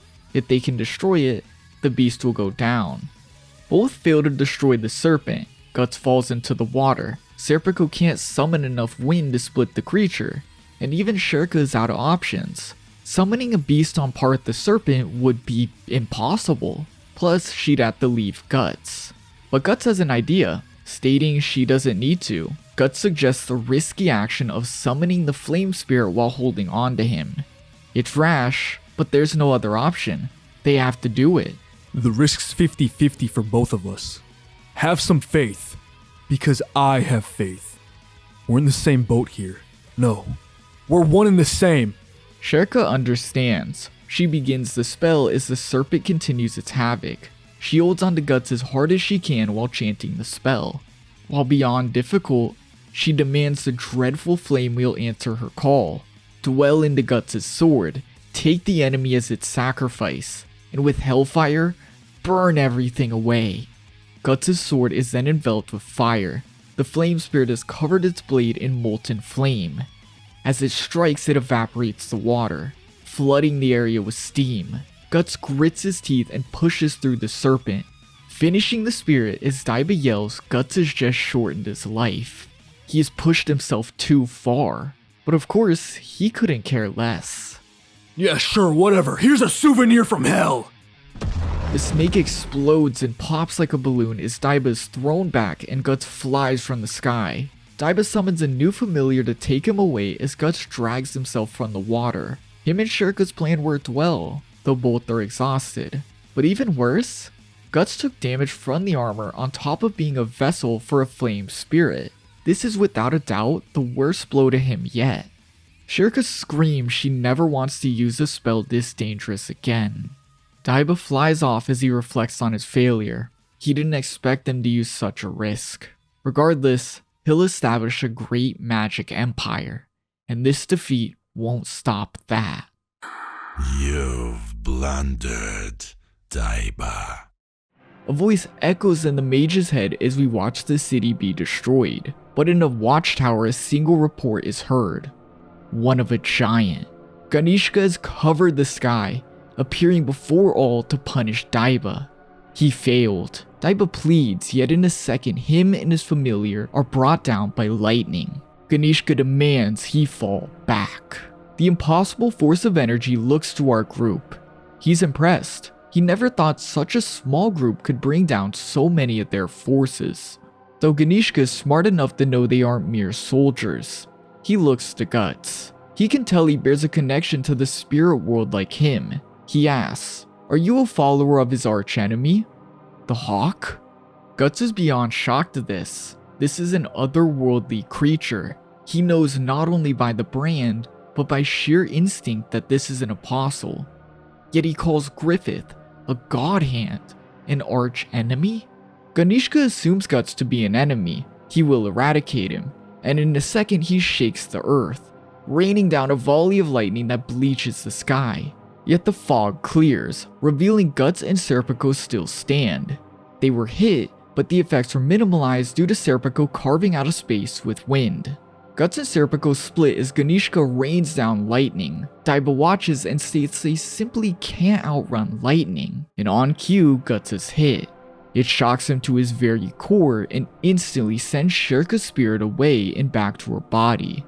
Guts is on the floor, he can't move, yet miraculously stays conscious. Ganishka can't believe such a thing, but Guts has invoked his wrath. He must go to his death. The apostle summons another volley of lightning, it again bleaching the sky as the land explodes. Only Guts' sword stands by the fog. The lightning hit, but it hit the highest place. Guts had stuck his sword into the ground, using it to act as a lightning rod and to save his life. Ganishka is speechless. His lightning scorches apostles. Even amongst demonkind, he is insanely strong. But Guts survives. He doesn't think Guts is human. He asks, "Is Guts one of the Hawk's captains?" Guts grits his teeth. The Hawk's captain. It must fill him with such anger to hear that, but he laughs it off. What a joke. He goes on. Screw you. I'm purebred human right down to the bone. Don't mistake me for one of you freaks. At the same time, Ganishka notices Guts' brand. So that's it. Interesting. With this reveal, his monster-like jaw becomes more prevalent, all as he confirms Guts' status as being branded, a sacrifice that's lived. He asks, would Guts become a follower of his? He goes on, nearly every apostle is under Griffith. Of course, that would mean whatever branded Guts is in there somewhere. He agrees with Guts. His madness is appropriate to the world of man. He explains his power, his place as supreme ruler. He wants to destroy any who lay their hands on the corruption of his world, even if they are gods. He demands Guts take his blood and use it for his military, sink the Hawk and his light into a sea of blood. Join him. That is the purpose of why his heart beats. Notably, Ganishka appears as far more monsterly and almost gleeful as he explains this proposition, as if he's letting his true colors slip. While everything he is about is absolute power, one big clear part of this goal is to rule above and even fight back against the God Hand. Basically destroy the ones who ruled over him. Therefore, you can imagine he revels in the idea of getting Guts, one who slipped through their grasp, on his side. Such a thing is very desirable for his goals. He couldn't really care less about military might. Look about how he destroyed the city after all. He's strong enough. The truth is, this proposition is nothing more than a statement against Griffith, something he wants to rub in his face. Of course though, we already know Guts' answer. He smiles. Now this is a surprise. An apostle who opposes the God Hand. So in the end, you're a mad dog who bites his master. It's funny and true. It's almost childish, but Guts can't say much. After all, he's the guy who defies fate. Still, Guts officially refuses. While before Guts speaking of Griffith was shaky, he is now determined. He doesn't care for a feud between monsters, even if Griffith is on the other side. If he wants to be a supreme ruler, do it somewhere else. Nobody wants to deal with that thunder. Ganishka listens. Okay then, but since Guts killed many of his, he must compensate with his life. Yet it's then the burning city becomes especially rowdy. Zodd has appeared. On top of that, dozens of apostles cover the sky in flames. Griffith's forces have arrived to begin a war with Ganishka. With this, Ganishka shifts. He doesn't have time to deal with Guts. In an instant, a dozen apostles attack the Thunder Demon. He calls them weaklings before his fire, so fall. Like as if in a painting, Ganishka strikes down every apostle before him in a single burst of electrical energy. His power is truly impossible. How does one even fight back? Even though not the center of his attention anymore, on the ground electricity is bouncing off everything, and of course Guts is in the middle of it all, unable to move. He directs Serpico to get to the others as he witnesses Zodd rise onto a building, donning his full demon form as the beast faces Ganishka. In a second, Zodd blitzes towards the thundercloud. Ganishka, summoning everything he has, propels volts towards the apostle commander. But even then, Zodd pushes through the pain and charges straight through Ganishka. But of course it does nothing. Like a cloud, more cloud fills the space. Zodd makes apparent a blatant issue we really haven't stopped to ask. If Ganishka is made of the elements, wind, thunder, etc., how does one even damage it? Even he has no idea as he's shocked from the sky. Though of course he's persistent. He ramps up another attack, soaring behind the demon's face while bearing the electricity. At the same time, dozens of other apostles rally to attack. They're trying to finish this in one shot. They disperse the huge thundercloud. But again, it's useless. Ganishka envelops them inside of a huge cloud, shocking them all to the very core, this downing even the immortal Zodd. Zodd walks towards battle. The other commanders of the Band of the Hawks stop him. Exercise caution. Griffith himself might step out of this fight. Nothing can hurt Ganishka. Still, Zodd walks on. Locust watches. He knows Zodd is extra bloodthirsty, but strangely, he's also mysterious. He doesn't go to this fight just to kill, it's also for loyalty. Loyalty for Griffith.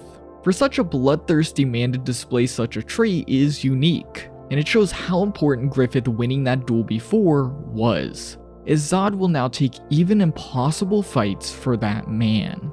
Zodd then encounters Sonya. She tells him of a choice. He can battle against the sword that once cut his flesh, or make it a weapon.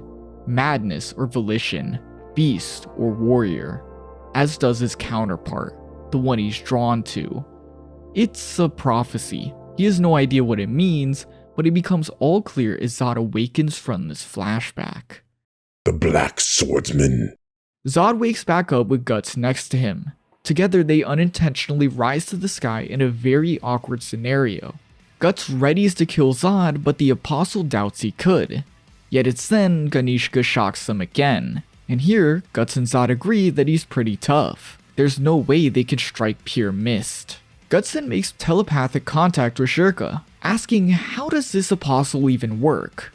She explains that he gathers elementals around his ethereal body, using them to appear like a huge weather cloud that he can control. Issue is, it comes from deep in the astral world. Regular weapons are not going to harm him. Zodd demands Guts get off. After Zodd kills the other demon, he'll fight Guts. But Guts puts his blade to Zodd's neck. Fly how he tells him to if he wants to keep his head. Their fight can wait. Together, they'll work together and take him down. Zodd yells back, nothing possibly can cut mist. But Guts rebuttals that his sword can. It's been infused with astral energy due to the astral blood it spilled. Put the sword away. We'll do this your way. Show me you can hack that thundercloud to pieces. Guts asks Shirka where Ganishka's ethereal body is located. She worriedly tells him not to do it. It'll clearly injure him, but Guts states there's literally no time. She shakily tells him that it's between his brow. Right in between the apostle's eyes is his weak point. Guts communicates this to Zodd. The demon flies at Mach speed in an instant, while Guts aims his blade, positions it, and braces for impact. They blow a crater through the apostle, both Zodd and Guts yelling out as they're electrocuted to the core. A hole is left in the wake of their strike, and together they both tumble to shore and crash into the dock. Ganishka tries to pull himself back together, but Daiba watches as the mist completely disappears. Though the apostle is far from dead, in his royal chamber Ganishka yells in anger. The blow left an injury on his real body, but he's very alive and very demonic. This gives us a pretty clear idea of what his power really is. Just like how Shirka can venture into the astral world and summon a flame wheel spirit, it appearing in reality and causing tons of damage, Ganishka's apostle release is an astral spirit in itself. He manifests his spirit form as a misty storm cloud capable of thunderstorms and tons of elemental damage. Though to beat it, you have to treat its essence like a spirit. It's a pretty interesting concept. Yeah, bested by Guts and Zodd. The object he wanted to rub in Griffith's face as a clever "I gotcha" has now teamed up with one of Griffith's forces to defeat him. They did this literally crazy thing just for him. This has got to be a pretty heavy blow, not only physically as we've seen it hurt him in some way, but man, this has got to suck for his ego. He is shown to be very, very, very egotistical. That is one thing you, without a doubt, should have taken from Ganishka by now. And now he's been beaten by someone he, without a doubt, thought he can control, and his arch nemesis' commander. So, yeah. He's clearly very distraught about this, as you can expect. And, well, what do you know? He's going in for round 2. What's the worst that could happen? Everyone runs to the crash site to witness Zodd rising over everything. Though injured, he's far mightier than a barely conscious Guts. Come on, stand up. If you can't, there won't be any fight to the death. I'll just tear you apart and eat you. Guts shakily grabs his sword, managing to stand up and hold it when he should have died 5 times over. He should not be able to do this, and Zodd can tell. The demon states they'll duel another time, when they can bloody each other to their heart's content. Another apostle then appears. It's the Black Swordsman. They can kill him, but Zodd grabs it. They're the Hawk's warriors. They've come to wage war. Nothing more than that. Guts looks to Zodd as he leaves. Wait, does that mean Griffith is nearby? Zodd questions what he would do with an answer. If he is, will he fight? He goes on. Then that changes things. Even if you are crippled, our entire army would just mince you into 100 pieces of meat. Guts stares on at Zodd after this statement. A statement that defines his loyalty to Griffith perfectly. All we've seen about Zodd shows him to be a demon who thirsts for battle. He would roam battlefields to kill, sought strong opponents to have fun, and he's left the strong to survive so he can one day happily fight them again. Though even with such a thirst, he's honorable. Finding one much higher than him and losing, Griffith, he gave him his sword, his loyalty, and he fully intends to honor that agreement. Right here, he contains that eternal urge for a good battle in favor of loyalty to Griffith. And when Guts potentially challenges Griffith, Zodd states he won't just battle him, but everyone will. The honor of loyalty comes far before the urge for battle. It's then Serpico jumps in. This ends here. Guts couldn't care for some fighting between demons, right? Guts watches shocked, looking back to see everyone, specifically Casca, being reminded of the eclipse. Serpico's right. I'm done here too. Go on. Get lost. Roderick then innocently questions if Guts has met those things before. All as he falls, passed out. He couldn't stand. He simply did just to antagonize Zodd. That's how deep this hatred goes. Answering Roderick's question perfectly. Roderick then helps load everyone onto the boat so they can reach his ship, and as they begin to care for Guts, he awakens for a moment. He views a faint outline on the sun-rising horizon. White hawks surround the shadowy man on an all-white horse. It's Griffith in all his glory, ready to move forward, take this city, and further his dream. But Guts sleeps. He has far better things to worry about. Alright, we have a lot to talk about here, but the first thing I want to speak about is Serpico jumping in. I cannot overstate how big this is. It's like a big statement saying, I respect you to Guts. He knew Guts was about to abandon his precious things and make an irredeemable choice. He was about to throw it all away in this moment of darkness. But Serpico cared enough to stop it. Serpico is just the best bodyguard ever. This is why I just love to say that. He's a bodyguard. He protects everyone in the story, and it's like he's protecting the story itself. If Guts would have gone off the rails here, well, everything would have fallen apart. Berserk as we've known it for the last 100 or so chapters would have fallen apart. We would have been back right where we began. Though at the same time, Serpico's guarding in the story. If Guts would have raged out of control here, Farnese especially would have been in danger. So of course, he needed to put a stop to it and say something. You could also say this is the moment Guts has to decide if he's ready for the journey overseas. Serpico jumping in shows Guts what that journey is for. His warmth, his allies, his precious things. And so of course, with the reminder, he decided to turn away from Zodd and go ahead. He is ready for that journey. This act proves it. Though this event in its entirety defies everything we know, Guts and Zodd work together. Not only is this crazy from a human and story perspective, humans and demons working together, it seems like it should be literally impossible, but this event is even more important for what it says about Guts. Killing Ganishka, one who wants to go against Griffith in every way, would without a doubt help Griffith. Guts has to know this. After all, this whole arc he's heard about the Hawk's warriors, etc.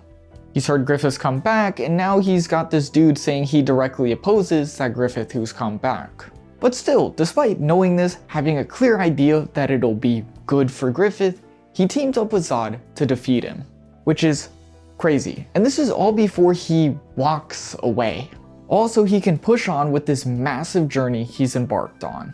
This is the ultimate way to say Guts is all in on everything.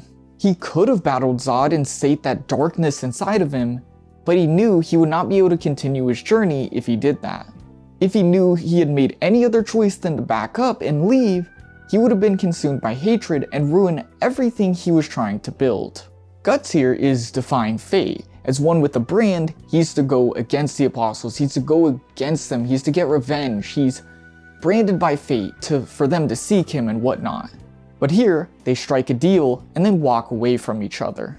And it says even more that what Guts walks away for is his precious things. This journey is all about his warmth, his precious things, conserving that warmth, making sure they're okay, and getting to a place where everything seems like it can finally be peaceful. And here in this moment, he's proved he wants to pursue that.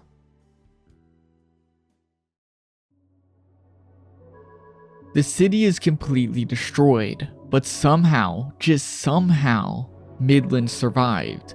And Sir Owen, one who constantly appears when a page is flipped, is in the aftermath. It's then the soldiers look outside of the castle walls. As far as they can see, Kushan soldiers. They surround every inch of the kingdom. Soldiers on soldiers ready to storm in and take the city. Even Ganishka's carriage palace appears in this takeover. Him seething over the previous night's loss as he orders his forces to purge the city. In a second, arrows rain down. The men can do nothing but watch. The Kushans storm the land. Defeat is all but guaranteed as they rip everyone to shreds. The Holy See itself will be destroyed here. Yet the enemies fall. Far off, an archer stands. It's Irvine, the Hawk's demon archer. He drops men like flies with his bow. The elephants grow rabid. Rakshas has begun to mess with them, appearing like a ghostly apparition as he jumps from elephant to elephant. Finally, the wind rushes over the valley as the Hawk's main force arrives, led by a white horse, a horse housing Griffith. In a second, Midland's savior dons his mask, unsheaths his blade, and points it forward. His forces ride with no fear, his lancers led by locusts stampede the enemy, and his battle commanders like Zodd and Grunbeld massacre the enemy. Sir Owen watches. Griffith and the Band of the Hawk are back. While Ganishka's attack on the city was one page, it is turned to reveal Griffith is writing the next, and Sir Owen is witness as Griffith's forces surround the Kushan king, Ganishka. Before the dread emperor, his guard's head rolls. His royal chambers are covered in blood, and Griffith, appearing like an angel before the demon, steps forward. Griffith opens his mask as Ganishka sweats bullets. It's the Hawk, the master of the reincarnates, the absolute, the untouchable. He begins to shake. He cannot believe he can be made to feel such a way. He tries to remind himself he's the greatest ruler in the greatest empire in the world.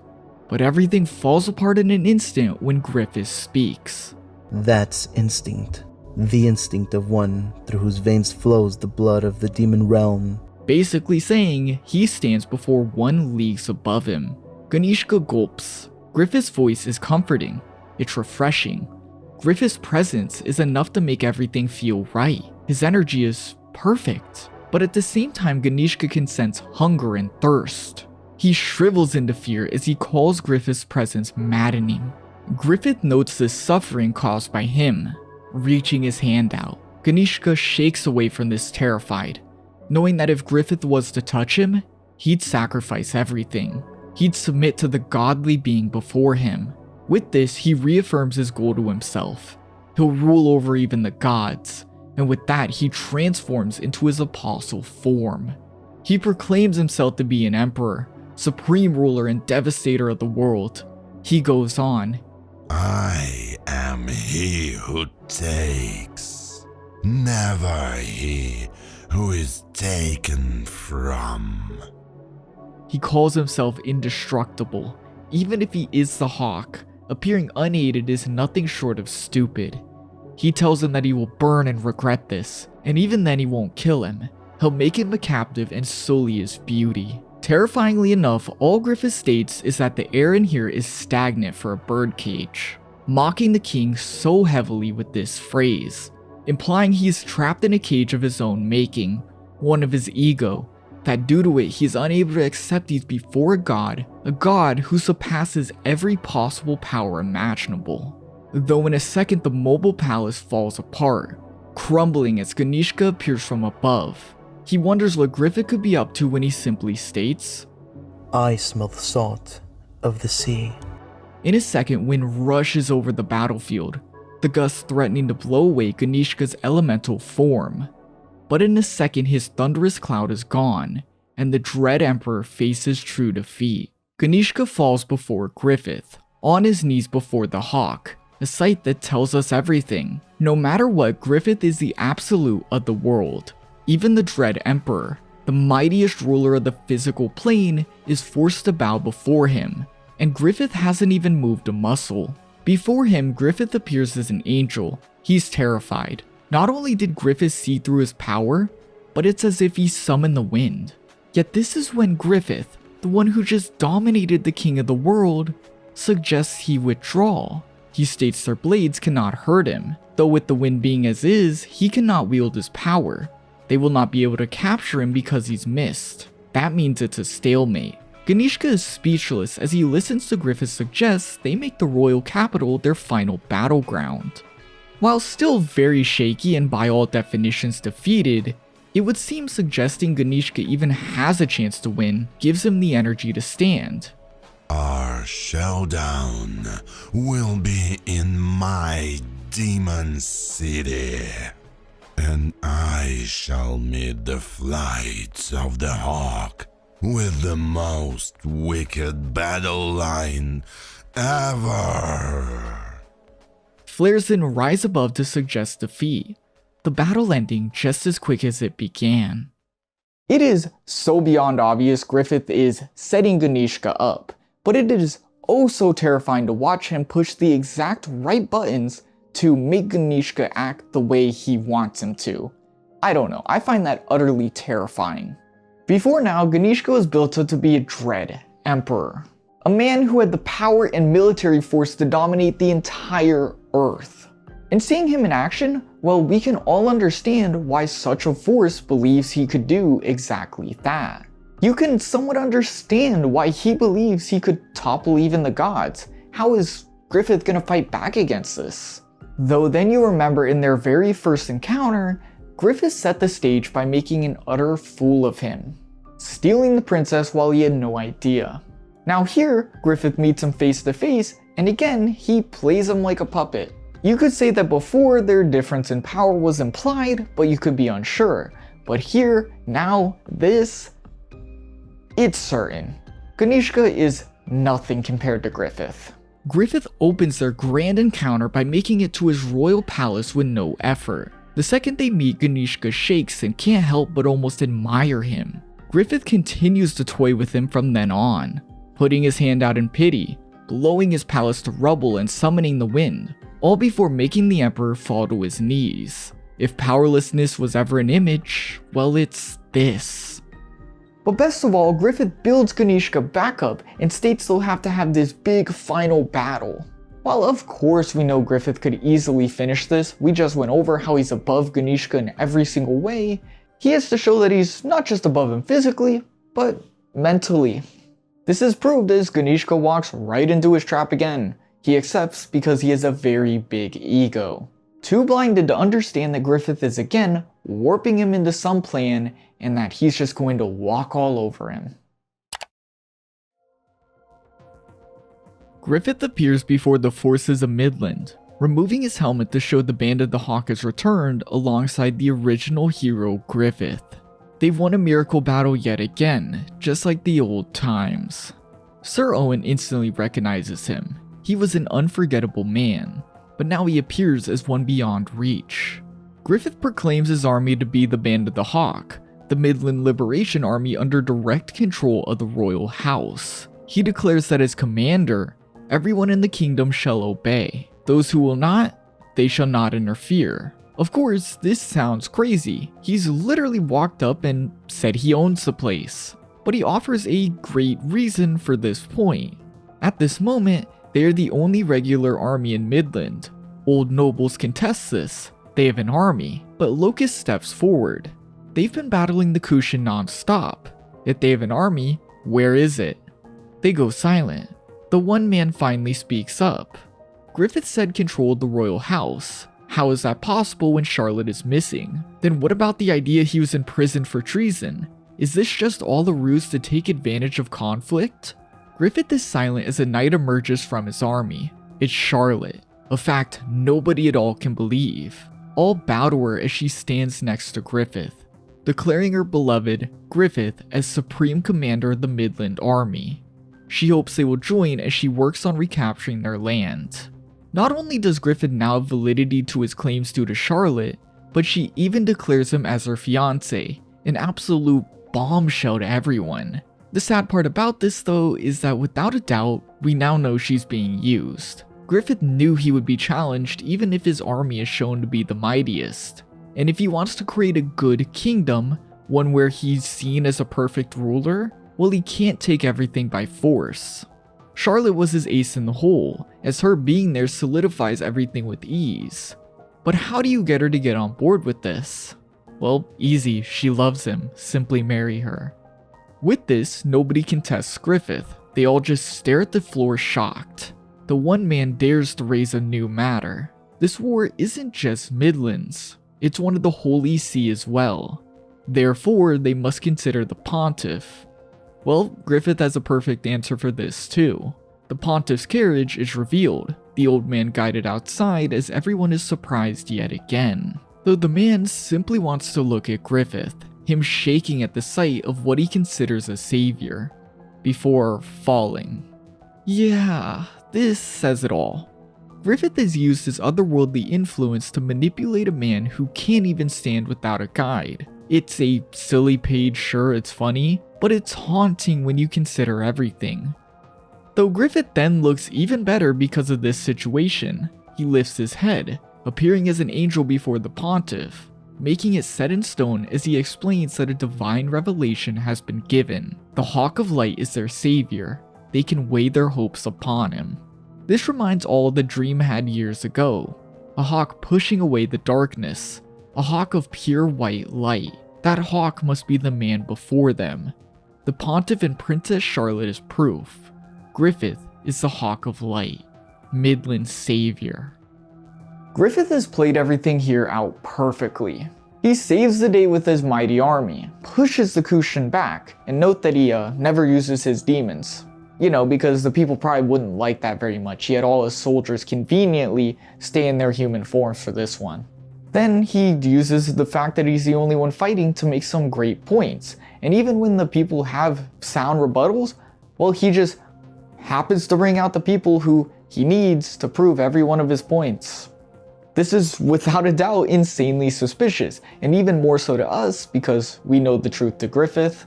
But to these people who don't know that truth, well, it seems like he's actually their savior. He's the one their religion has spoke about for however long.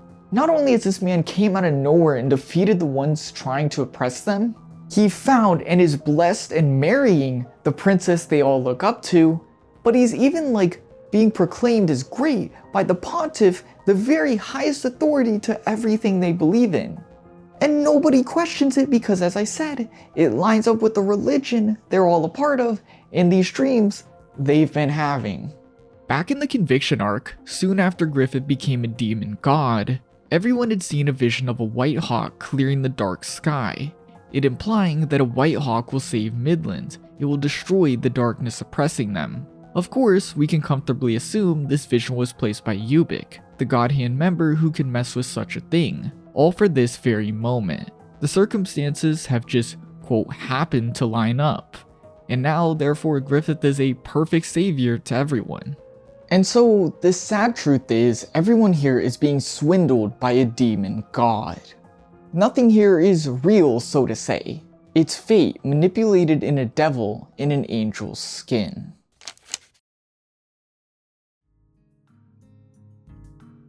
We finally cut back to our crew riding the seas on Roderick's ship.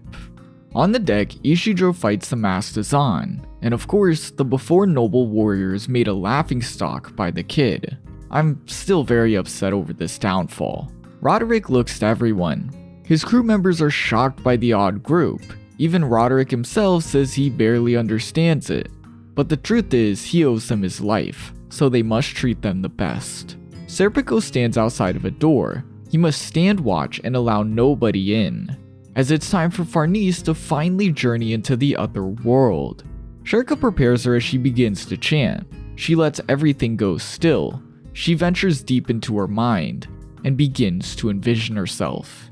It works. Farnese looks around and views herself. She has now made it to the astral world, and this is her luminous body. Very huge step for Farnese here, who was killing people and couldn't even imagine magic to the point where she couldn't see Puck not too long ago. The biggest testament to all the growth I speak of when it comes to her is here. She's completely uprooted everything she's ever known, went out on a terrifying journey, has worked to conquer her fears of inferiority, and has finally learned magic to the point of manifesting in the astral realm. I just need to say it because I don't know if I've said it yet, but Farnese is awesome. The two of them then have a girls' moment, where they reflect on both their shortcomings before they speak of the warmth their new group has brought them, reminding us of this huge essential part of Berserk. Camaraderie heals, people are warm, and that warmth heals. Sherka being a mage healed Farnese. This relationship is exactly what she needed in this part of her life. They venture out above the ship, it becoming a breathtaking sight as Farnese literally rides amongst the wind. She can look at everything, her now focusing on Casca and Guts. On the ground, Guts looks to Casca, yet strangely his vision is clouded by darkness when looking at her. His beast of darkness isn't gone, and this reads as a reminder. Just because he's on the home stretch of this journey doesn't mean darkness won't follow. Roderick then comes up behind them. They have a friendly exchange before he questions. Casca is obviously important. Why doesn't he stick close to her? Though he further asks, what is she to him? Is she his woman? Farnese and Sherka watch on as Guts slowly answers. Well, she's... Farnese wakes back up in the real world. She's puzzled at first, but then she realizes she just didn't want to hear the answer. Sherka clenches her staff. She had heard it, and she feels similar to Farnese. They've both only really came this far because of Guts, and therefore they've both come to feel for him. On the deck, Casca tries to climb the sails. Guts worries, and in fear of him, she climbs higher till she slips. Guts grabs her hand, yet due to his hand being metal, she slips out of his grasp and into the water. In a second, even if injured and heavily burned, Guts dives in and grabs Casca, and in the water he can only think of the other times he's jumped into water for her before. Every time she's came next to the liquid, nothing good has come of it. To Guts, they're bittersweet, painful memories of a time long gone. But in the end, it's just darkness left over no matter what. Another reminder that this journey isn't done yet. Things are not going to be easy. Darkness will follow.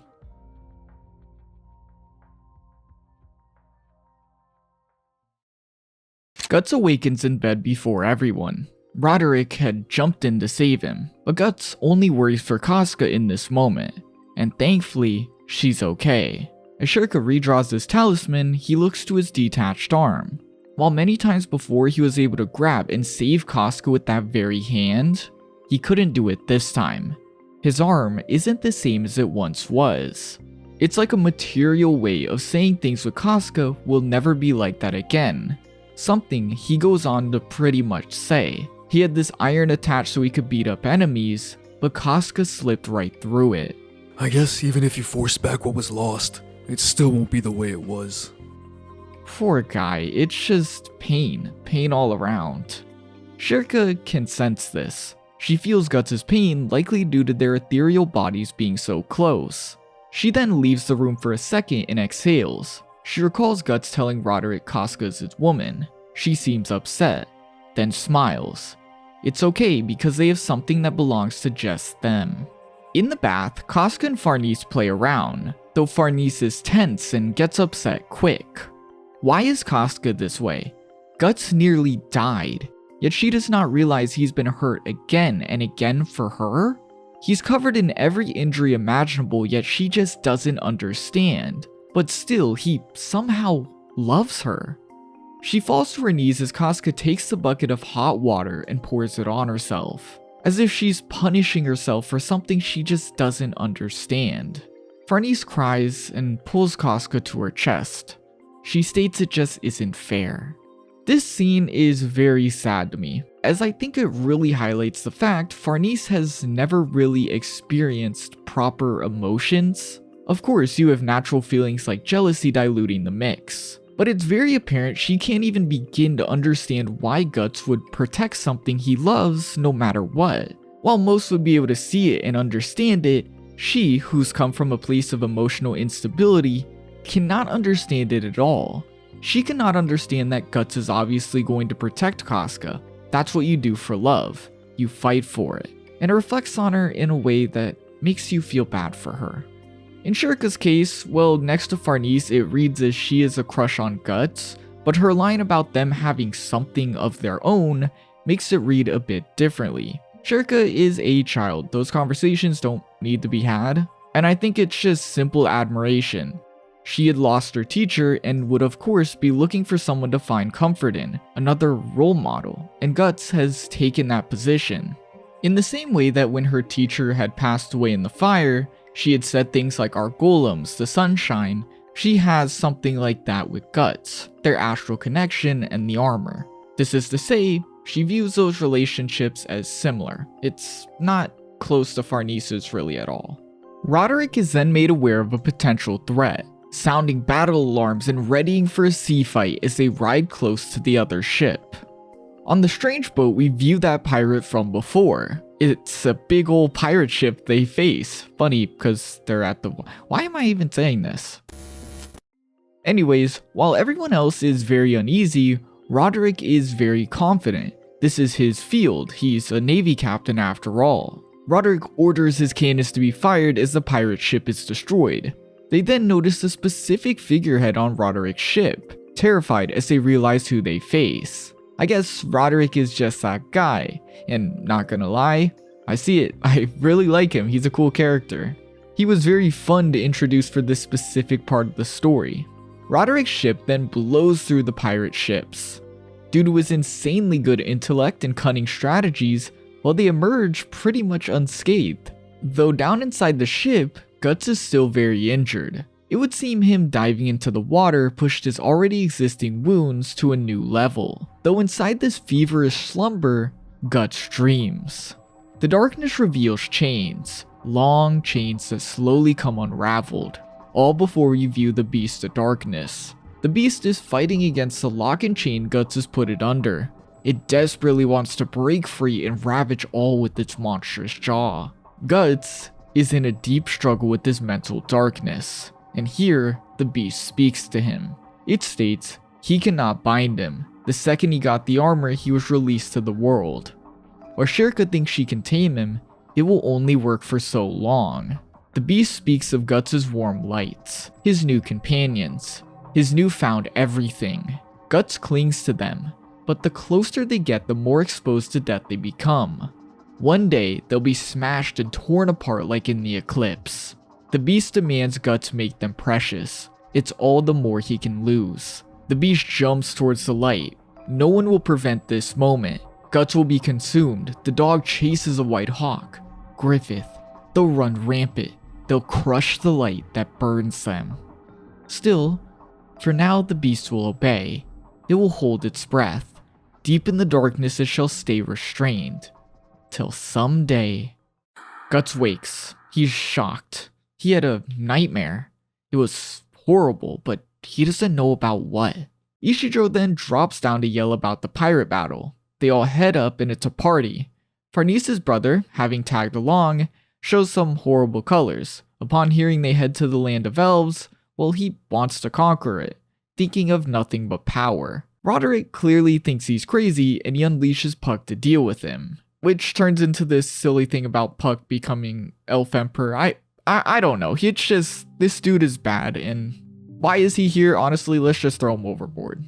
Though this is when Roderick looks up to discover Farnese has climbed the sail and stands atop the lookout. He goes up and stands at her side, giving her his coat. What a gentleman. Farnese goes on to explain the out-of-body experience she had just had. It was everything, but the second she returned to her body, she realized she was nothing more than a small drop in the sea. She's inferior to everything despite growing her magic to a higher level. She thinks on Guts, the reason she's even here. She can't even heal him yet. Roderick responds that everyone on his ship has a role. On a ship, if nobody does their work, well, it just won't work. In Farnese's case, isn't it because she protects Casca that they can rampage the way they do? It's only because of her their own unique system works, and if she wasn't there, it would come all apart. Though he states this makes her even more important. Guts trusts her with what's most important to him after all. She thanks him. That must be true. But clearly, she's still a bit mixed. From there, everyone falls asleep. Serpico guards, and Guts sits while looking out at the moon, lost in thought. Everything here in this small little section of story reads like it's trying to tell us that it's not going to be as easy as we might have assumed. They have a long journey ahead. Sure, beginning it was already incredibly difficult, but by no means is that even close to the end. The pirates are silly, but they show that even in open water we're bound to face threats. Farnese is struggling. She's become much more mental focused. Magic is an art that requires such a thing, but what's come with that is that her feelings come to the surface way more, and so she struggles against them. Shirka is coming to accept she's found a new person to look to, one similar to her mistress she loves so dearly. But finally, Guts himself is the most blaring case. When the Beast of Darkness appears, it still shows how fearful of it he is, though this time its bigger meaning is glaringly obvious. Guts has new companions. He has new things to care for. He has new precious things. He worries that one day they'll succumb to the darkness he brings with his existence, and that just like the eclipse, he might lose everything again. I also am not a big fan of the weird implication that there will be another eclipse Guts is part of. If it happens, it happens. I mean, I don't care if it happens, but I mean, dude, I would feel so horrible, and that's a scary thing to even potentially think about. Though this is pretty much where we leave off with the crew for this arc. For the rest of the arc, we're going to take a backseat and see Griffith and Ganishka and how their duel, how their rivalry, how their clash of Demon King versus Demon God works, and how it changes the world. We will see Guts and the group in little glimpses here and there, but what I'm saying is nothing huge story-wise is going to happen with this arc. As far as we know, they're on the seas, continuing their journey. In the city of Wyndham, nothing's changed. Dead everywhere, and a city in disarray. But now Laban and the rebels have a sign of hope. The Banded the Hawk's appearance. A man states he knew he would come back, and Laban agrees. He was shocked when he heard the news, but he also sensed that it was inevitable. Again, Griffith's energy seems to literally change people, as if it's not just charisma. The men, now filled with vigor, plan to rescue the hostages. But then the children come out to speak. They all had the same dream. Better yet, it's exactly like the one from before. The one about a shining hawk. On a night when you can see the moon, the fog clears alongside the Kushan soldiers and monsters. Once the fog clears, it's safe till morning, so they need to rally the people and leave Wyndham before that. This sounds absolutely insane. Evacuate the city in a night? But Laban states it's possible. If everyone had this dream, then they should be ready for the ride. But first, what comes after? The children go on. Morning comes, but it doesn't. A big black shadow hides the sun, a scary shadow big enough to cover the city. But then a bird comes. A shiny bird calls a big storm. It blows the black shadow away. The hawk brings the real morning, the true dawn everyone looks forward to. I dare say we were just told what exactly would come next, all in the form of another convenient prophecy. Even more suspiciously, we cut to Griffith and his forces riding towards the city. He apologizes to the pontiff for making him travel, but the man is very happy. He states despite his age and health, he won't die till he weds Griffith and Charlotte. Placing the crown on her husband is his destiny. Sir Owen watches on at Griffith, really driving in the fact he's otherworldly in perfection. He's peerless. Him and Laban stating such a thing constantly tells us one specific thing. Griffith really is all important in the story, as if he's become the main character of life itself. It's a fact that, well, Berserk does not want you to even try and deny. Sonia, watching Griffith and his soon-to-be bride, takes a cape and wraps it around her head, saying she's playing Kushan. Yeah, she's literally just trying to stand out. Sonia's a brat. Mule then speaks on Midland's remaining armies, where Locust chimes in speaking of politics. It's all they care for, but he states such a thing will no longer hold meaning in this war. Before long, day will dawn. True sun will shine upon the world. Locust was noted before to be a knight with no allegiance. This implies he could care less for things like politics and loyalty, but he saw something in Griffith that swayed him to his side. And now he declares Griffith will basically make a world without politics.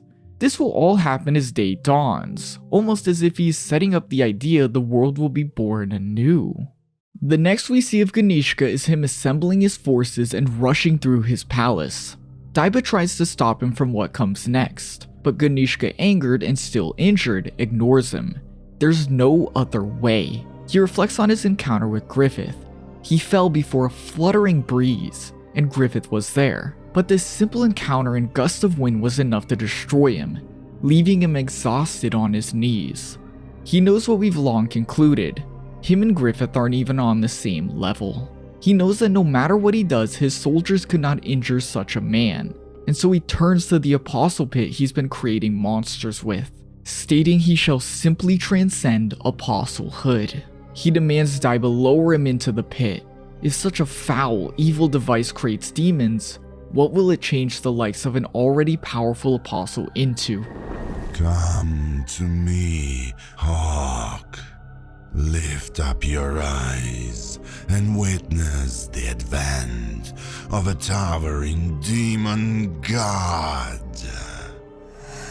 In a second, the misty fog of the city disappears. It swarms towards the castle, disappearing exactly as the dream said it would. The fog kills every single one of Ganishka's Kushan soldiers, followers, and even war beasts. It absorbs everything towards the central castle, leaving the streets desolate like the dream had said. But the horror-filled truth of Ganishka's plan couldn't be more obvious. Ganishka wants to ascend past apostlehood, reaching the level of a god like Griffith. He lowered himself into the pit for that very reason. But if you recall, it would use women before to create demons. The logical assumption is such a process needs life force, hence the women. And so, Ganishka's decided to use every single one of his people's life force energy in a similar process. But in truth, I can't help but think this helps Griffith. Ganishka has now removed his devout followers, armed guards, and even his war beast tools, turning the war into 1,000 versus 1,000 to 1,000 versus 1. Still, in the chamber the apostle mass grows. Daiba watches horrified. Ganishka is gobbling up every piece of flesh and blood he touches. Daiba then reveals the true nature of this mass. It's a reincarnation vessel he himself created. It took his entire life. He compares it to a man-made Bailet, which is an insane claim. He goes on, a reincarnation, an apostle. Trying to reincarnate again doesn't happen. What is going to emerge will come straight from the bowels of the astral world.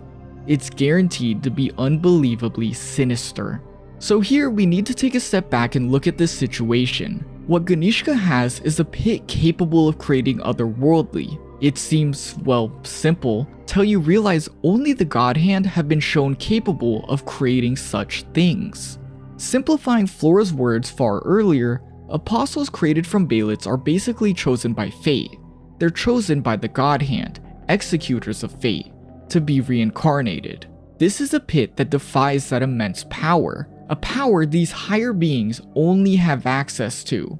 So imagine what would happen if one was reincarnated in that immense power again. This is something the God Hand don't do, and therefore all that's left is the assumption it would be catastrophic. The rebels and now awake people realize that this dream is actually happening. Laban gives them a plan to gather everyone, and surprisingly there's no panic. The dream has really calmed everyone. This leaves Laban and his group to raid the castle, but still, he thinks. It's all really happening and everyone accepts this dream as a truth. Even him. Again, Laban and Sir Owen are always the ones who make these reality-shifting events super aware to us, like their hint of a page turning, and in this specific moment, it's also bizarre how it's happening so fast and so according to the dream. Laban is spooked as the dream further comes to life. The city is desolate, the soldiers have disappeared, and there's not a single demon in sight. He then saves hostages, gathers prisoners, and marches the growing army outside of the kingdom. He's even able to bring his insanely huge group of people through the city gates due to a Band of the Hawk Kushan spy. It's literally way too perfect. Though this is when the Bakiraka appear and question everything. Not only are they very loyal to the Emperor, but insanely strong. This is bad to say the least. But the warriors are willing to hear the group out because of the Kushan soldier. Again, way too perfect. The man aims to get their loyalty as he explains their history. A group of war slaves serving the overthrown royal family. Driven away from their home till they reach this new land. And now they're a warrior clan serving as assassins to survive. Though now, this is a chance to get ahead in a new army and find a new land. The man dares to ask, will the Bakiraka try serving the Hawk? The Bakiraka stand shocked as he goes on. Their emperor is a madman. Would they want to assist in that tyranny to help their clan? They state they lost their pride long ago. Besides, all leaders practice tyranny. That itself is the reason for the world of man. And though it sounds unfathomable, the man responds saying the Hawk's future, the new world his leadership brings, could lie outside of reason. He states he isn't sure of this, but everyone who sides with the Hawk has the same conviction. Calling back to what Judo had said during the Golden Age. They don't know what it is, but they follow Griffith due to a conviction. No matter what, this seems to be Griffith's greatest power. Alongside his charisma, people are drawn to him. It's, again, like the energy he gives off. It makes people have this mysterious hope in him. The soldier finally ends this by saying this war isn't ordinary. It's part of an unbelievable current, one led by the Hawk, and the outcome will be a new world no one has ever seen. To the Bakiraka, this speech sounds crazy, though it's a bit too crazy just to distract an enemy. They walk away. They could never take this fight and win anyway. Might as well let it happen so they can see what that new world looks like. Though the leader, Salat, has one question as the Bakiraka leaves. Is it right to yield to something impossible to understand? It's then day rises, everyone makes it out, and Griffith's army and the resistance meet up. We finally get to see Sir Owen and Laban meet back up, which is cool, all before we see Griffith on the hill holding his battle helmet, standing before sunrise, saying it all with no words. The final step to his ascent is here in this moment. We've finally turned to the final page of this chapter.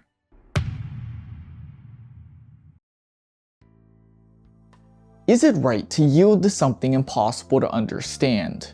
I believe this question perfectly sums up everything we feel looking at Griffith right now.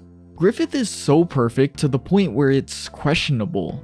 He cares not for who you are. He frees people oppressed, and he fights off this Kushan Empire, a group that is proved to be horrible to us in every single way. He is by all definitions an angel. Though he appears very different to us because we know the disgusting truth. We know Griffith might as well be a demon god in an angel's skin, having stolen it to appear as this god of a man. This is why this whole story section works so well. He acts so perfectly, he's almost given the spot of a main character. And it's done so well that we even start to question what we know. Is it okay if we yield to this impossible to understand idea? That this demon god might not be a demon god anymore? Griffith's character post-eclipse is very simple. He is, by all definitions, doing what we've already seen him do, just again. And just like before, he does it all so perfectly, he awes all before him, making even us question it. Griffith at this point isn't about being written any deeper. He's doing exactly what I said. He's making a new impression on us, the readers, as he makes an impression on the world, showing what he wants to become now. This arc almost places him in the main character spot to show us this, and I have to say it's done in such a great way that even we almost start to get confused and doubt what's going on here. It's really well done.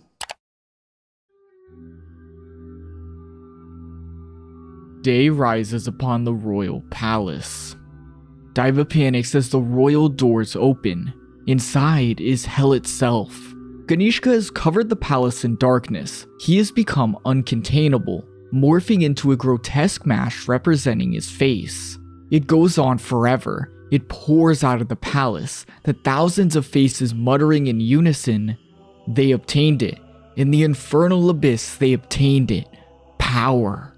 The palace instantly crumbles, the mass ever growing as it consumes the land the palace once covered. The whole kingdom begins to shake. Earth then splits, a dark ethereal creature emerging from the canyon. In reality, this is Ganishka's new hand.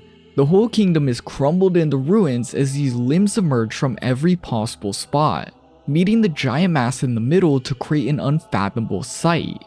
A sight from hell itself. Ganishka has consumed everything living he could get his hands on, his followers, soldiers, and even hell beasts, to become this thing. Whatever this mass is, a demon beyond a demon. It encompasses the city, destroying it as it rises and grows to power. Ganishka is now consuming his own city, making Griffith's eventual takeover even easier. He doesn't even realize it, but he's walking right into Griffith's plan. As Ganishka rises, the sky becomes dark. It was just morning, but the sun is blacked out for miles. Everyone watches. Soldiers, the Pontiff, the Bakiraka, demons, Griffith's commanders, all watch as Sonia states, "The reason of the world ends now." Griffith stares forward, uncontested as his light appearance is covered in darkness. Ganishka has become a beast that shatters the realms. He's become an astral beast taller than sky itself. He's become an impossible monster. Back on our group ship, the Bailet hums. It distorts. It winces. Whatever it's sensing is desecrating the astral world it resides in. Guts is shocked as Casca falls into intense pain. He looks to the sky. It's being drawn away. There's an impossible sensation. He asks Sherka about it, her stating an unbelievable calamity is taking place. From inland to east, it's like the world itself is tearing apart. Ganishka's power has seemingly broken the barrier between the astral and physical worlds. It's been apparently weakening up to now. Since Griffith came, it's been getting more and more unstable. But by this monstrosity being born, it's fully shattered. It's like Griffith wanted this to happen. He is the one who told Ganishka they'd have one final battle after all. Miura was very smart to show us the crew, our main character's reaction to this, as it not only certifies this fact, but it shows us how powerful Ganishka has become. His power is literally sensible from across the world. The clouds here distort, and even Guts' Baylid cringes. It tells us that this man truly defies everything. The earth rumbles under his new form, and now up and close, Ganishka is hideous. His form resembles that of a squid almost. A huge mass for a head/body covered in his distorted face, alongside dozens of leg and arm-like tendrils. Each of these tendrils is the size of a city. They crush and crush everything below them. Ganishka watches this. He has feet for crushing the enemy. He covers the land in their blood, now looking at the result as flowers. He sees the destruction as beauty, quite in character. He crushes everything under his newfound impossible might, but as you might have assumed, he seems to have lost his sense of self. He's gone mad with new power. It's ironic. He wanted to get power to fight his arch nemesis. It's the very reason he became this being, but you can only wonder if he even knows who that is anymore. The cherry on top is that this form is covered in his face, yet he is no longer that being. The Band of the Hawk watches on. It's the beast of the end, the one who brings an end to the world of reason. The Bakiraka, still asking the question if it's okay to yield to something impossible, watch Griffith stare forward. Does he truly intend to challenge this demon god? The Pontiff watches with a smile. Now is the prophesized time. This beast has pierced heaven. It's calamity itself, the embodiment of darkness. But darkness shall be driven away by the Hawk of Light. This sounds impossible. The beast spans the land as far as the eye can see. Even one of its feet is enough to crush a nation. And from above, the beast looks bigger than Earth itself. How can one even fight back? Daiba tries to connect to him, but to him, Daiba is a bug, and bugs must be crushed. The thousands of faces then charge a beam of flame energy, covering the land in flaming spears of destruction. Daiba watches. It's madness. Ganishka has lost his ego. It's no longer himself. Now it's just like the one who destroys the world with fire, the god Shiva himself.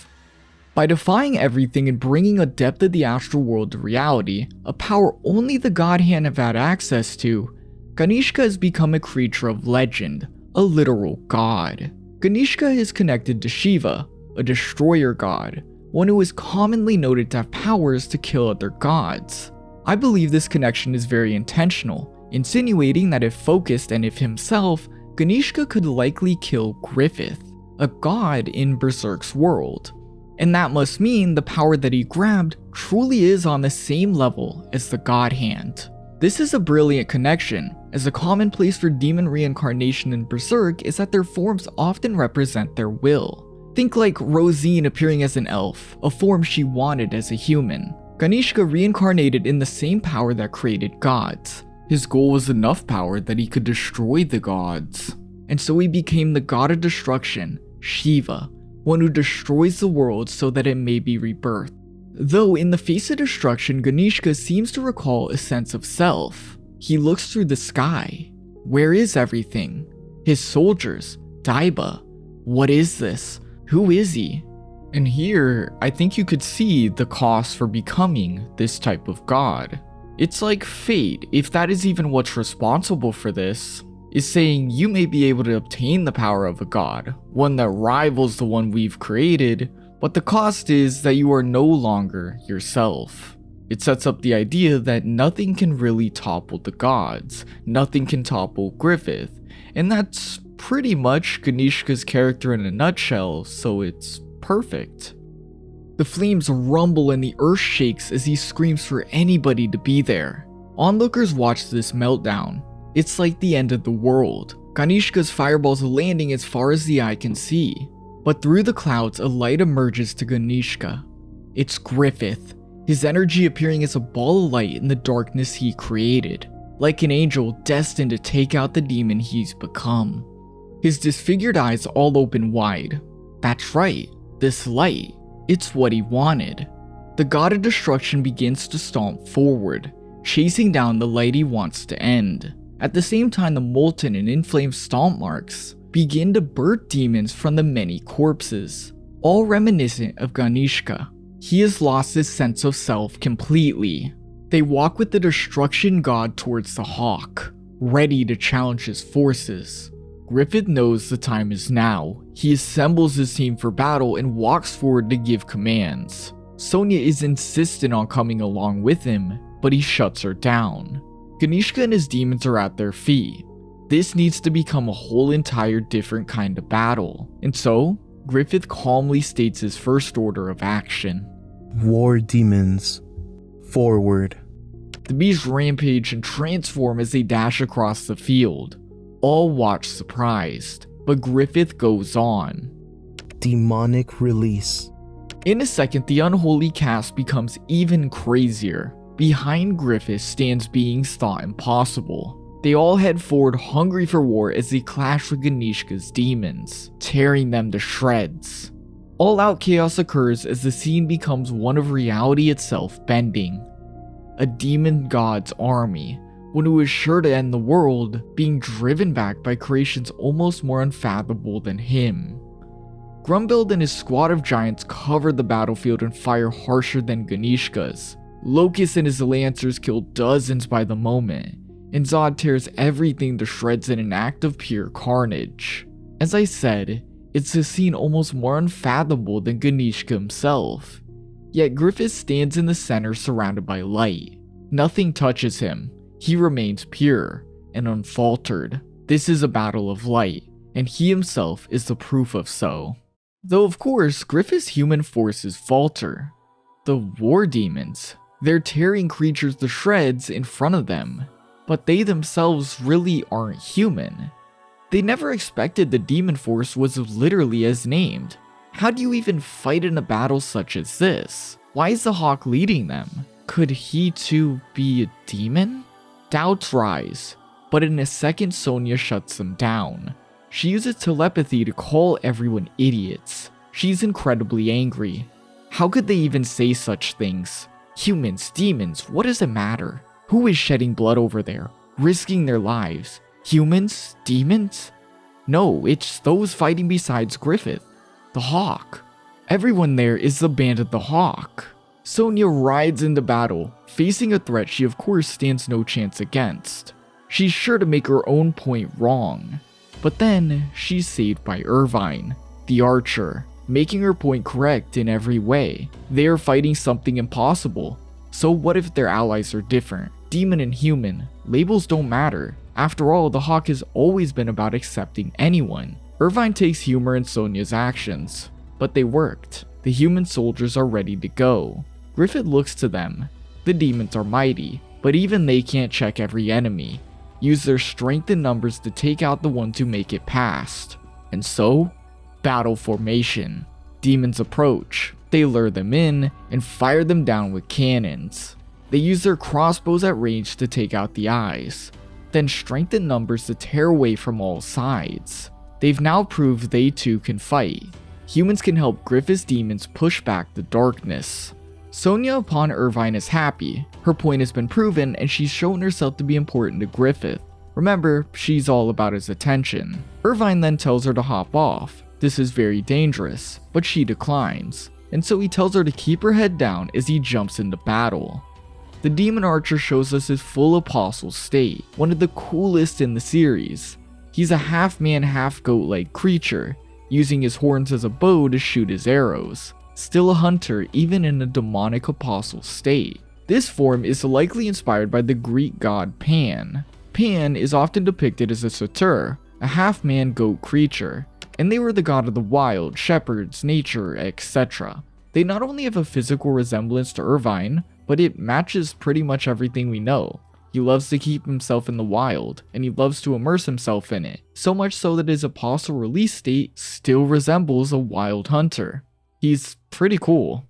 Irvine quickly defeats numerous of Ganishka's spawn, the soldiers chanting as they push forward. The battle is straight out of a painting, demon and humans fighting alongside each other, saving one another, fighting for one another, and hand in hand to push past Ganishka's army. Beasts and men, wolves and sheep, holy and wicked, dream and reality, life and death, they were now hand in hand. Daiba watches on from the sky, stunned by such sights. As someone who practices dark arts, he knows the reality of such a moment. Apostles are heresy to the world of man. They're twisted men resurrected into unholy objects at death, the brink of karma, but now they fight alongside men, willingly. The Pontiff watches happily. Because people fear the unknown, they believe in a doctrine. Because they fear the unknown, they reject other gods. People want to cope and box their world in because of fear.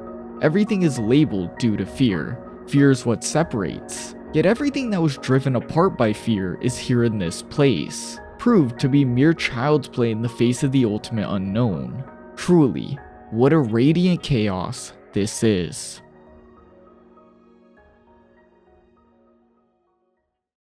Griffith has placed everything perfectly. Ganishka's great darkness has only made him look better. And I want you to remember, this is an event he just let happen. He let Ganishka walk free. Of course, it was all for this moment. Griffith knew this big truth about his war demons and all that would come out eventually. Especially if the world breaks and stuff like this becomes normal after Ganishka. So, what do you do to get ahead of this? You make the idea of having demons be present normal to the people before you. You show them these creatures saving their lives. You give them all these reasons to trust them. And of course, because you basically manipulate their minds, and considering it's Griffith, it works. It works perfectly. There isn't a single hitch. It's funny too, because everything considered, Ganishka again has made Griffith's life even easier. He fell into his plan for I'll just say the 9th time. He destroyed his own forces, he destroyed his own castle, and now he's made Griffith basically the savior of the world, and he's making it so Griffith's accepted as that in every way, even his demonic army. So, good going, silly demon guy. What do I even have to say at this point? Though of course we still have to watch Griffith topple this giant and, well, get all the glory that follows, because of course he will, it's Griffith.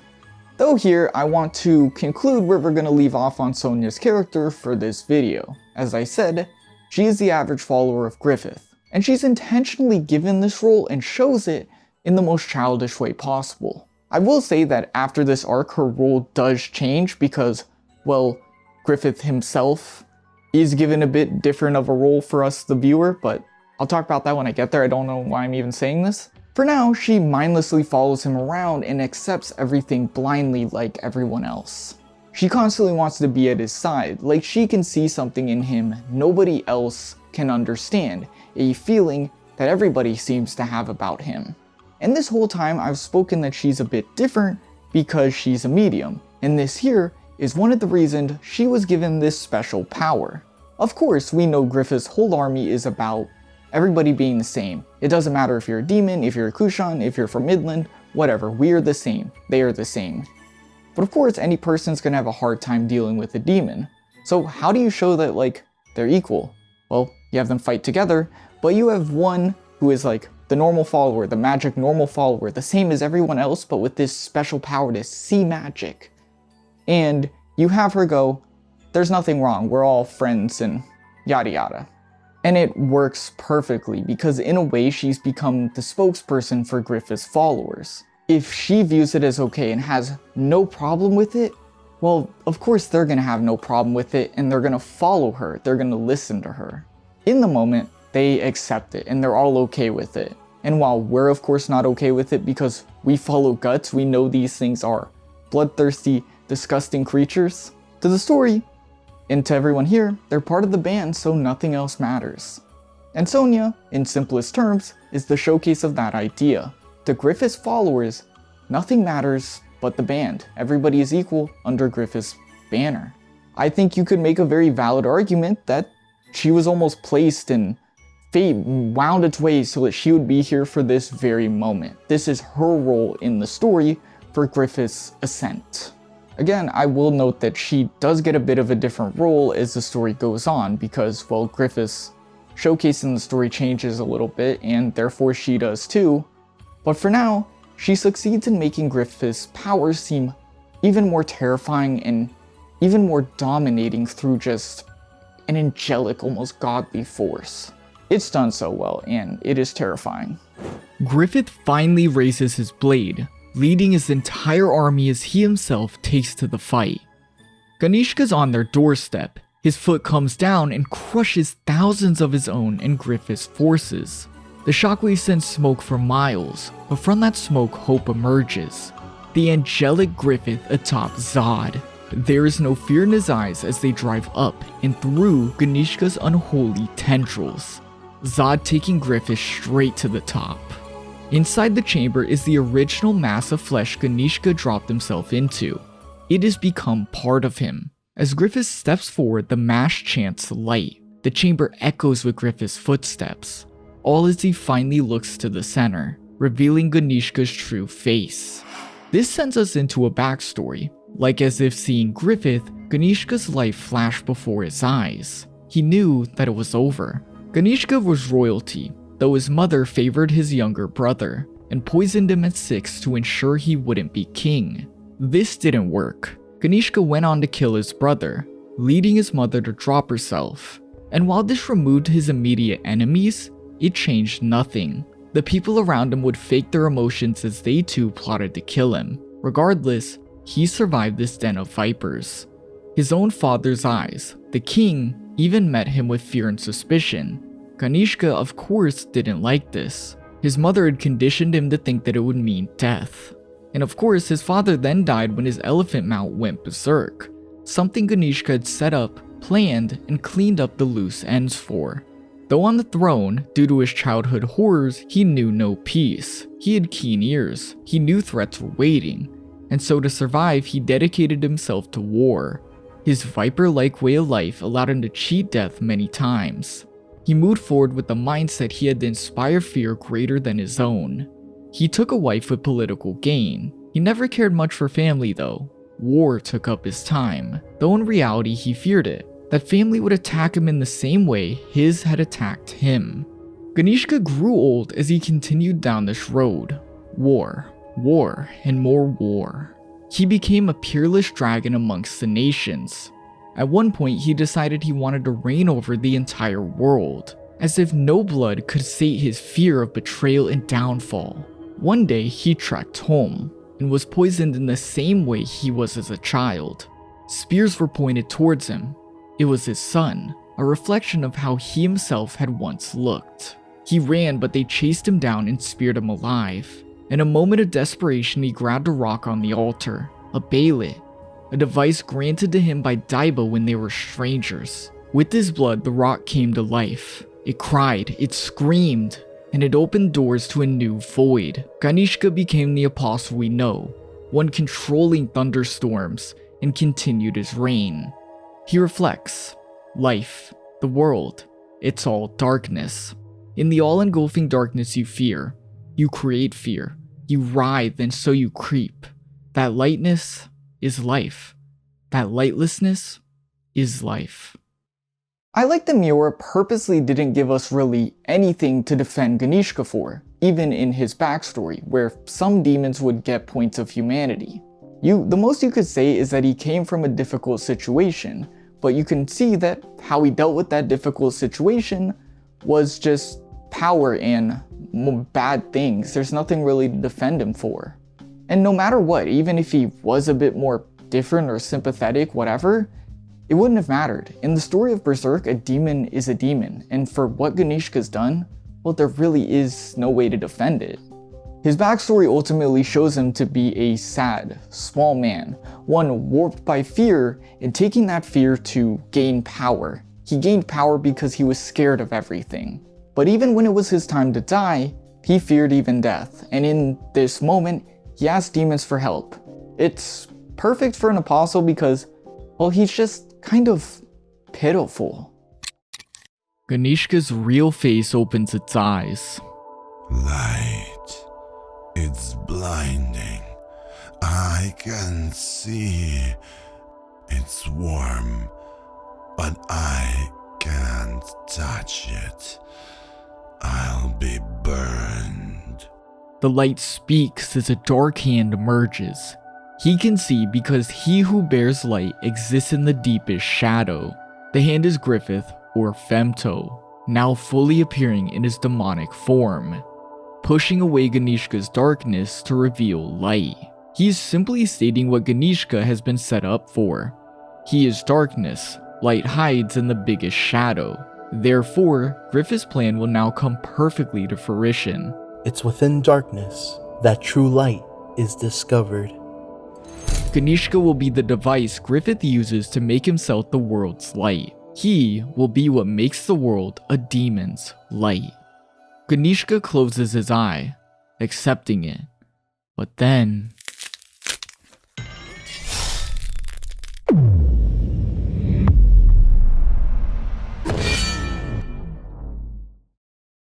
Skullknight is attacked at the perfect time, bringing down the sword of actuation upon Griffith as he removes the darkness.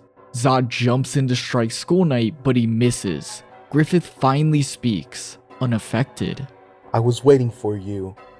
The one who targets the god hand at temporal junction points. The Knight of Skeleton. Griffith takes the cut in space Skullknight's blade made.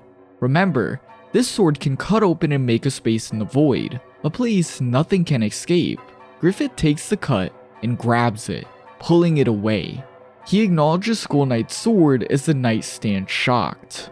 He distorted space, but with this, causality, fate, is brought to fruition.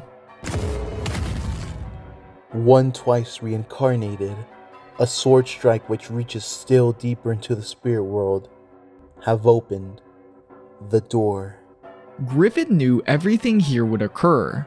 Matter of fact, it was his solution, so much so that he considers this moment and the way it happened as fate. Skullknight's sword is crafted with astral magic. It's one that cuts away the astral realm. Any astral being should be submitted to the void, but Griffith takes this strike and repurposes it to cut open Ganishka, meaning he can control this warped space. That is Griffith's power. This has actually been foreshadowed since the beginning of his rebirth.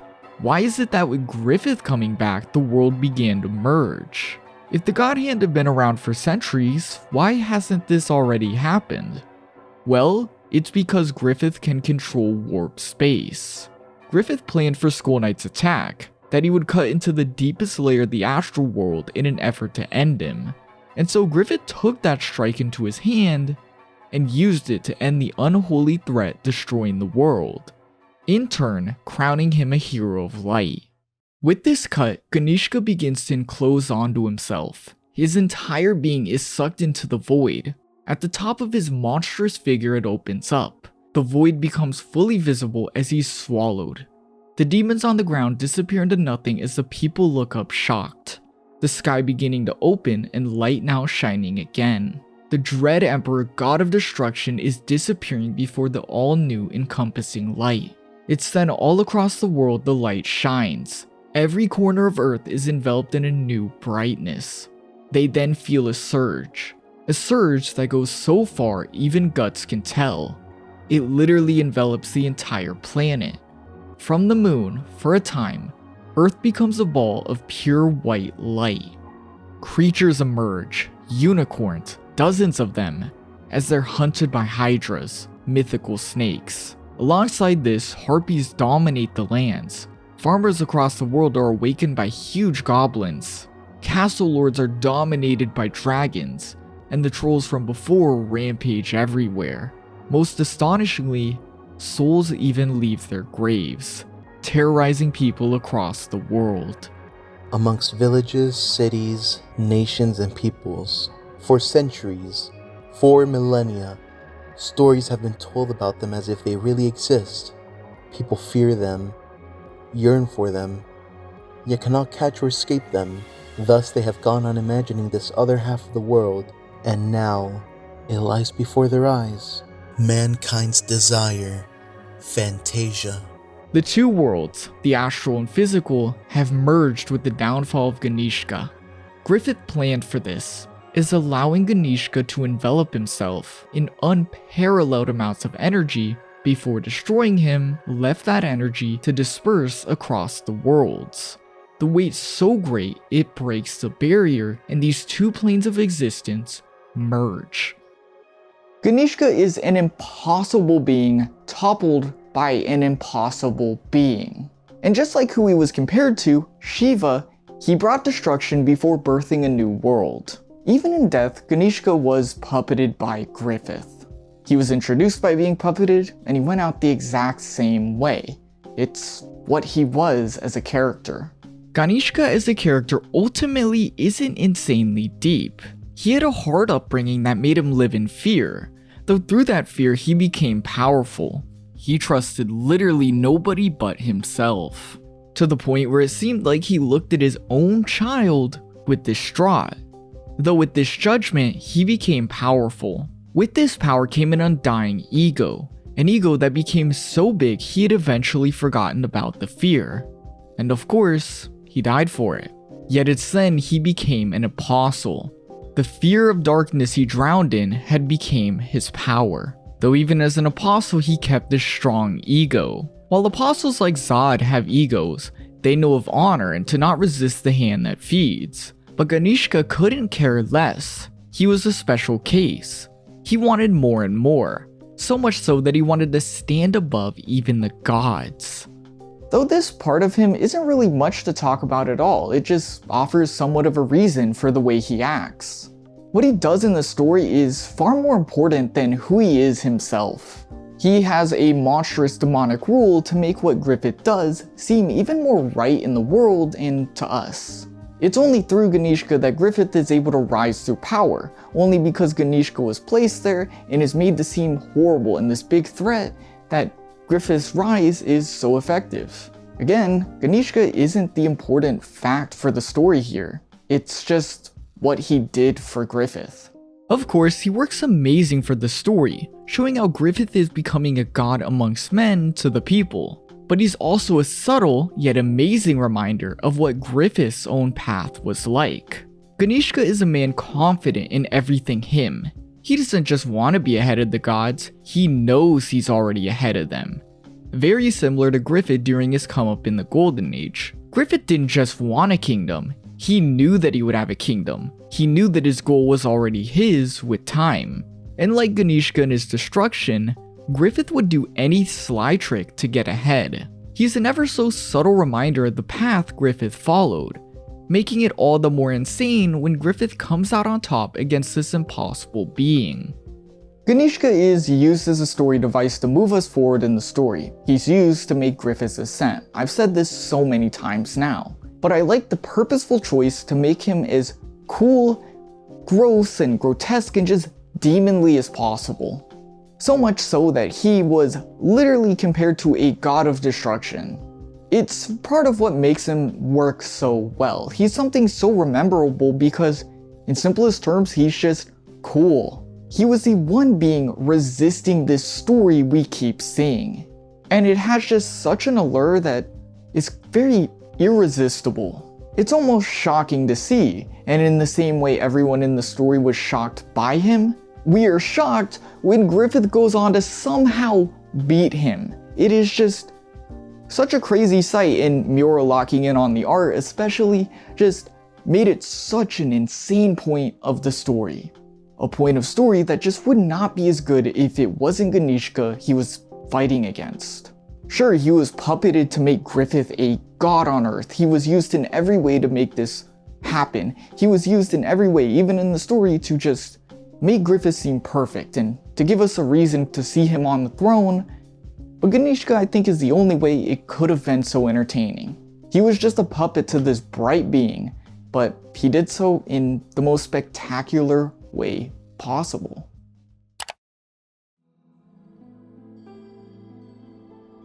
With this, a world merger, each god hand emerge in their respective places, as these astral beings, figures of the deepest void, can now interact with the world as they please. Slan is atop a mound of bodies engaged in lust, representing where she will continue to meddle, places of passion. Conrad is amongst a sea of plague, distortion, and dead. He is able to manipulate sickness and disease, therefore he emerges amongst rats, a common place for illness. Ubik is silently hiding in an insane fairy tale world, a world of pure imagination, a world that literally isn't real. He resides in this fake place, notably inside of a person, because he can change and show memories or visions to people. He appears inside to mess with their thoughts. Void is simply the brain. He is the planner and seeming leader of the God Hand. This could be to say he appears inside of every plan thought of. Griffith remains at the battlefield, the people in awe looking to the light, revealing Ganishka's corpse has become a tree far more beautiful than anything imaginable. From afar, the tree covers the sky. It's a force of nature spanning continents. The people observe. It's like the northern tree of myth, piercing the heavens and reaching the ends of the earth. Like the eastern tree of sutra, where the sage meets enlightenment.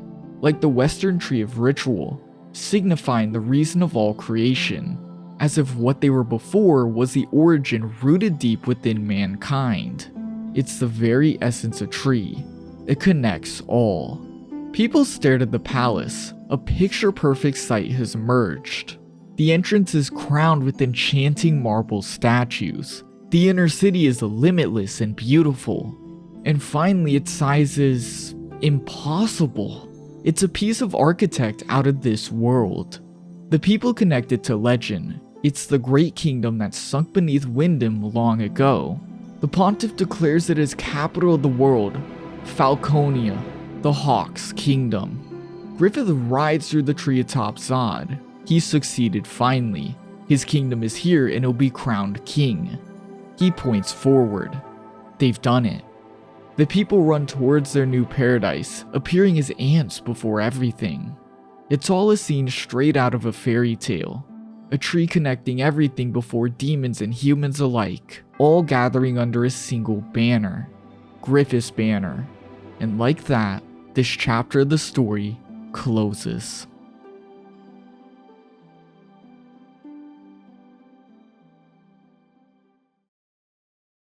And that ends this arc, the longest arc of Berserk so far. What is it, like 18 volumes or something crazy? I lost track. My script is way too long. It's like 70k words and I wrote a lot of notes too, so yeah.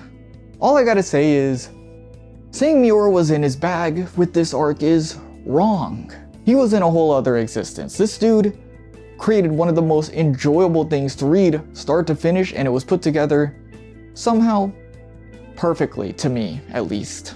It was just so good to me. Though of course I'm the guy making a really long 70,000 script word essay thing on this arc. I just can't say it's cool and have that be my concluding point, even though I really want to, so I gotta say some things. This arc is all about finding yourself in a world that hits back at you in every way. We begin with Guts and Casca. Their struggle is at an all-time high. Though through fate, Guts comes across numerous forms of help, most prominently, allies, also known as a new source of warmth.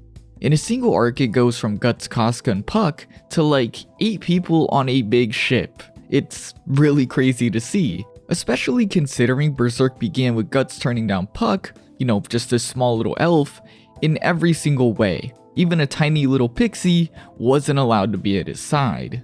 Though with the set journey, clear skies, and a feeling of things just setting into place, Guts is reminded again things won't be as they were. Things are great, but perfection is impossible. The world is harsh. You can get close to perfection. You can heal yourself. But the world is going to hit back eventually. This reflects so well into the other side of this arc. Griffith is perfect. He's the other main character of this arc, and we're shown that he is pretty much perfect. We're shown him gracefully saving people, shown the fact he accepts all and brings all together, and by all definitions, his appearance is perfect. The way Miura made him a main character of this arc really does wonders to hammer this in. He's written and shown so well that we almost start to believe the facade. But when that facade is at its peak, when he's about to tumble the demon god Shiva, he is to show himself as Femto. Perfection doesn't exist. Even Griffith can't be perfect. He is to become Femto to become that perfect angel. He is to use his darkness to gain his light. Griffith can fly towards the sun, he can show himself to be perfect, but there will always be the world to burn him up and reveal his demonic truth. This is a nice setup for the future. Guts is aware of his downfall, he's aware of his weaknesses, and he knows he just can't force things back together. He's learned that through this arc the world will hit back, he just needs to learn how to deal with it.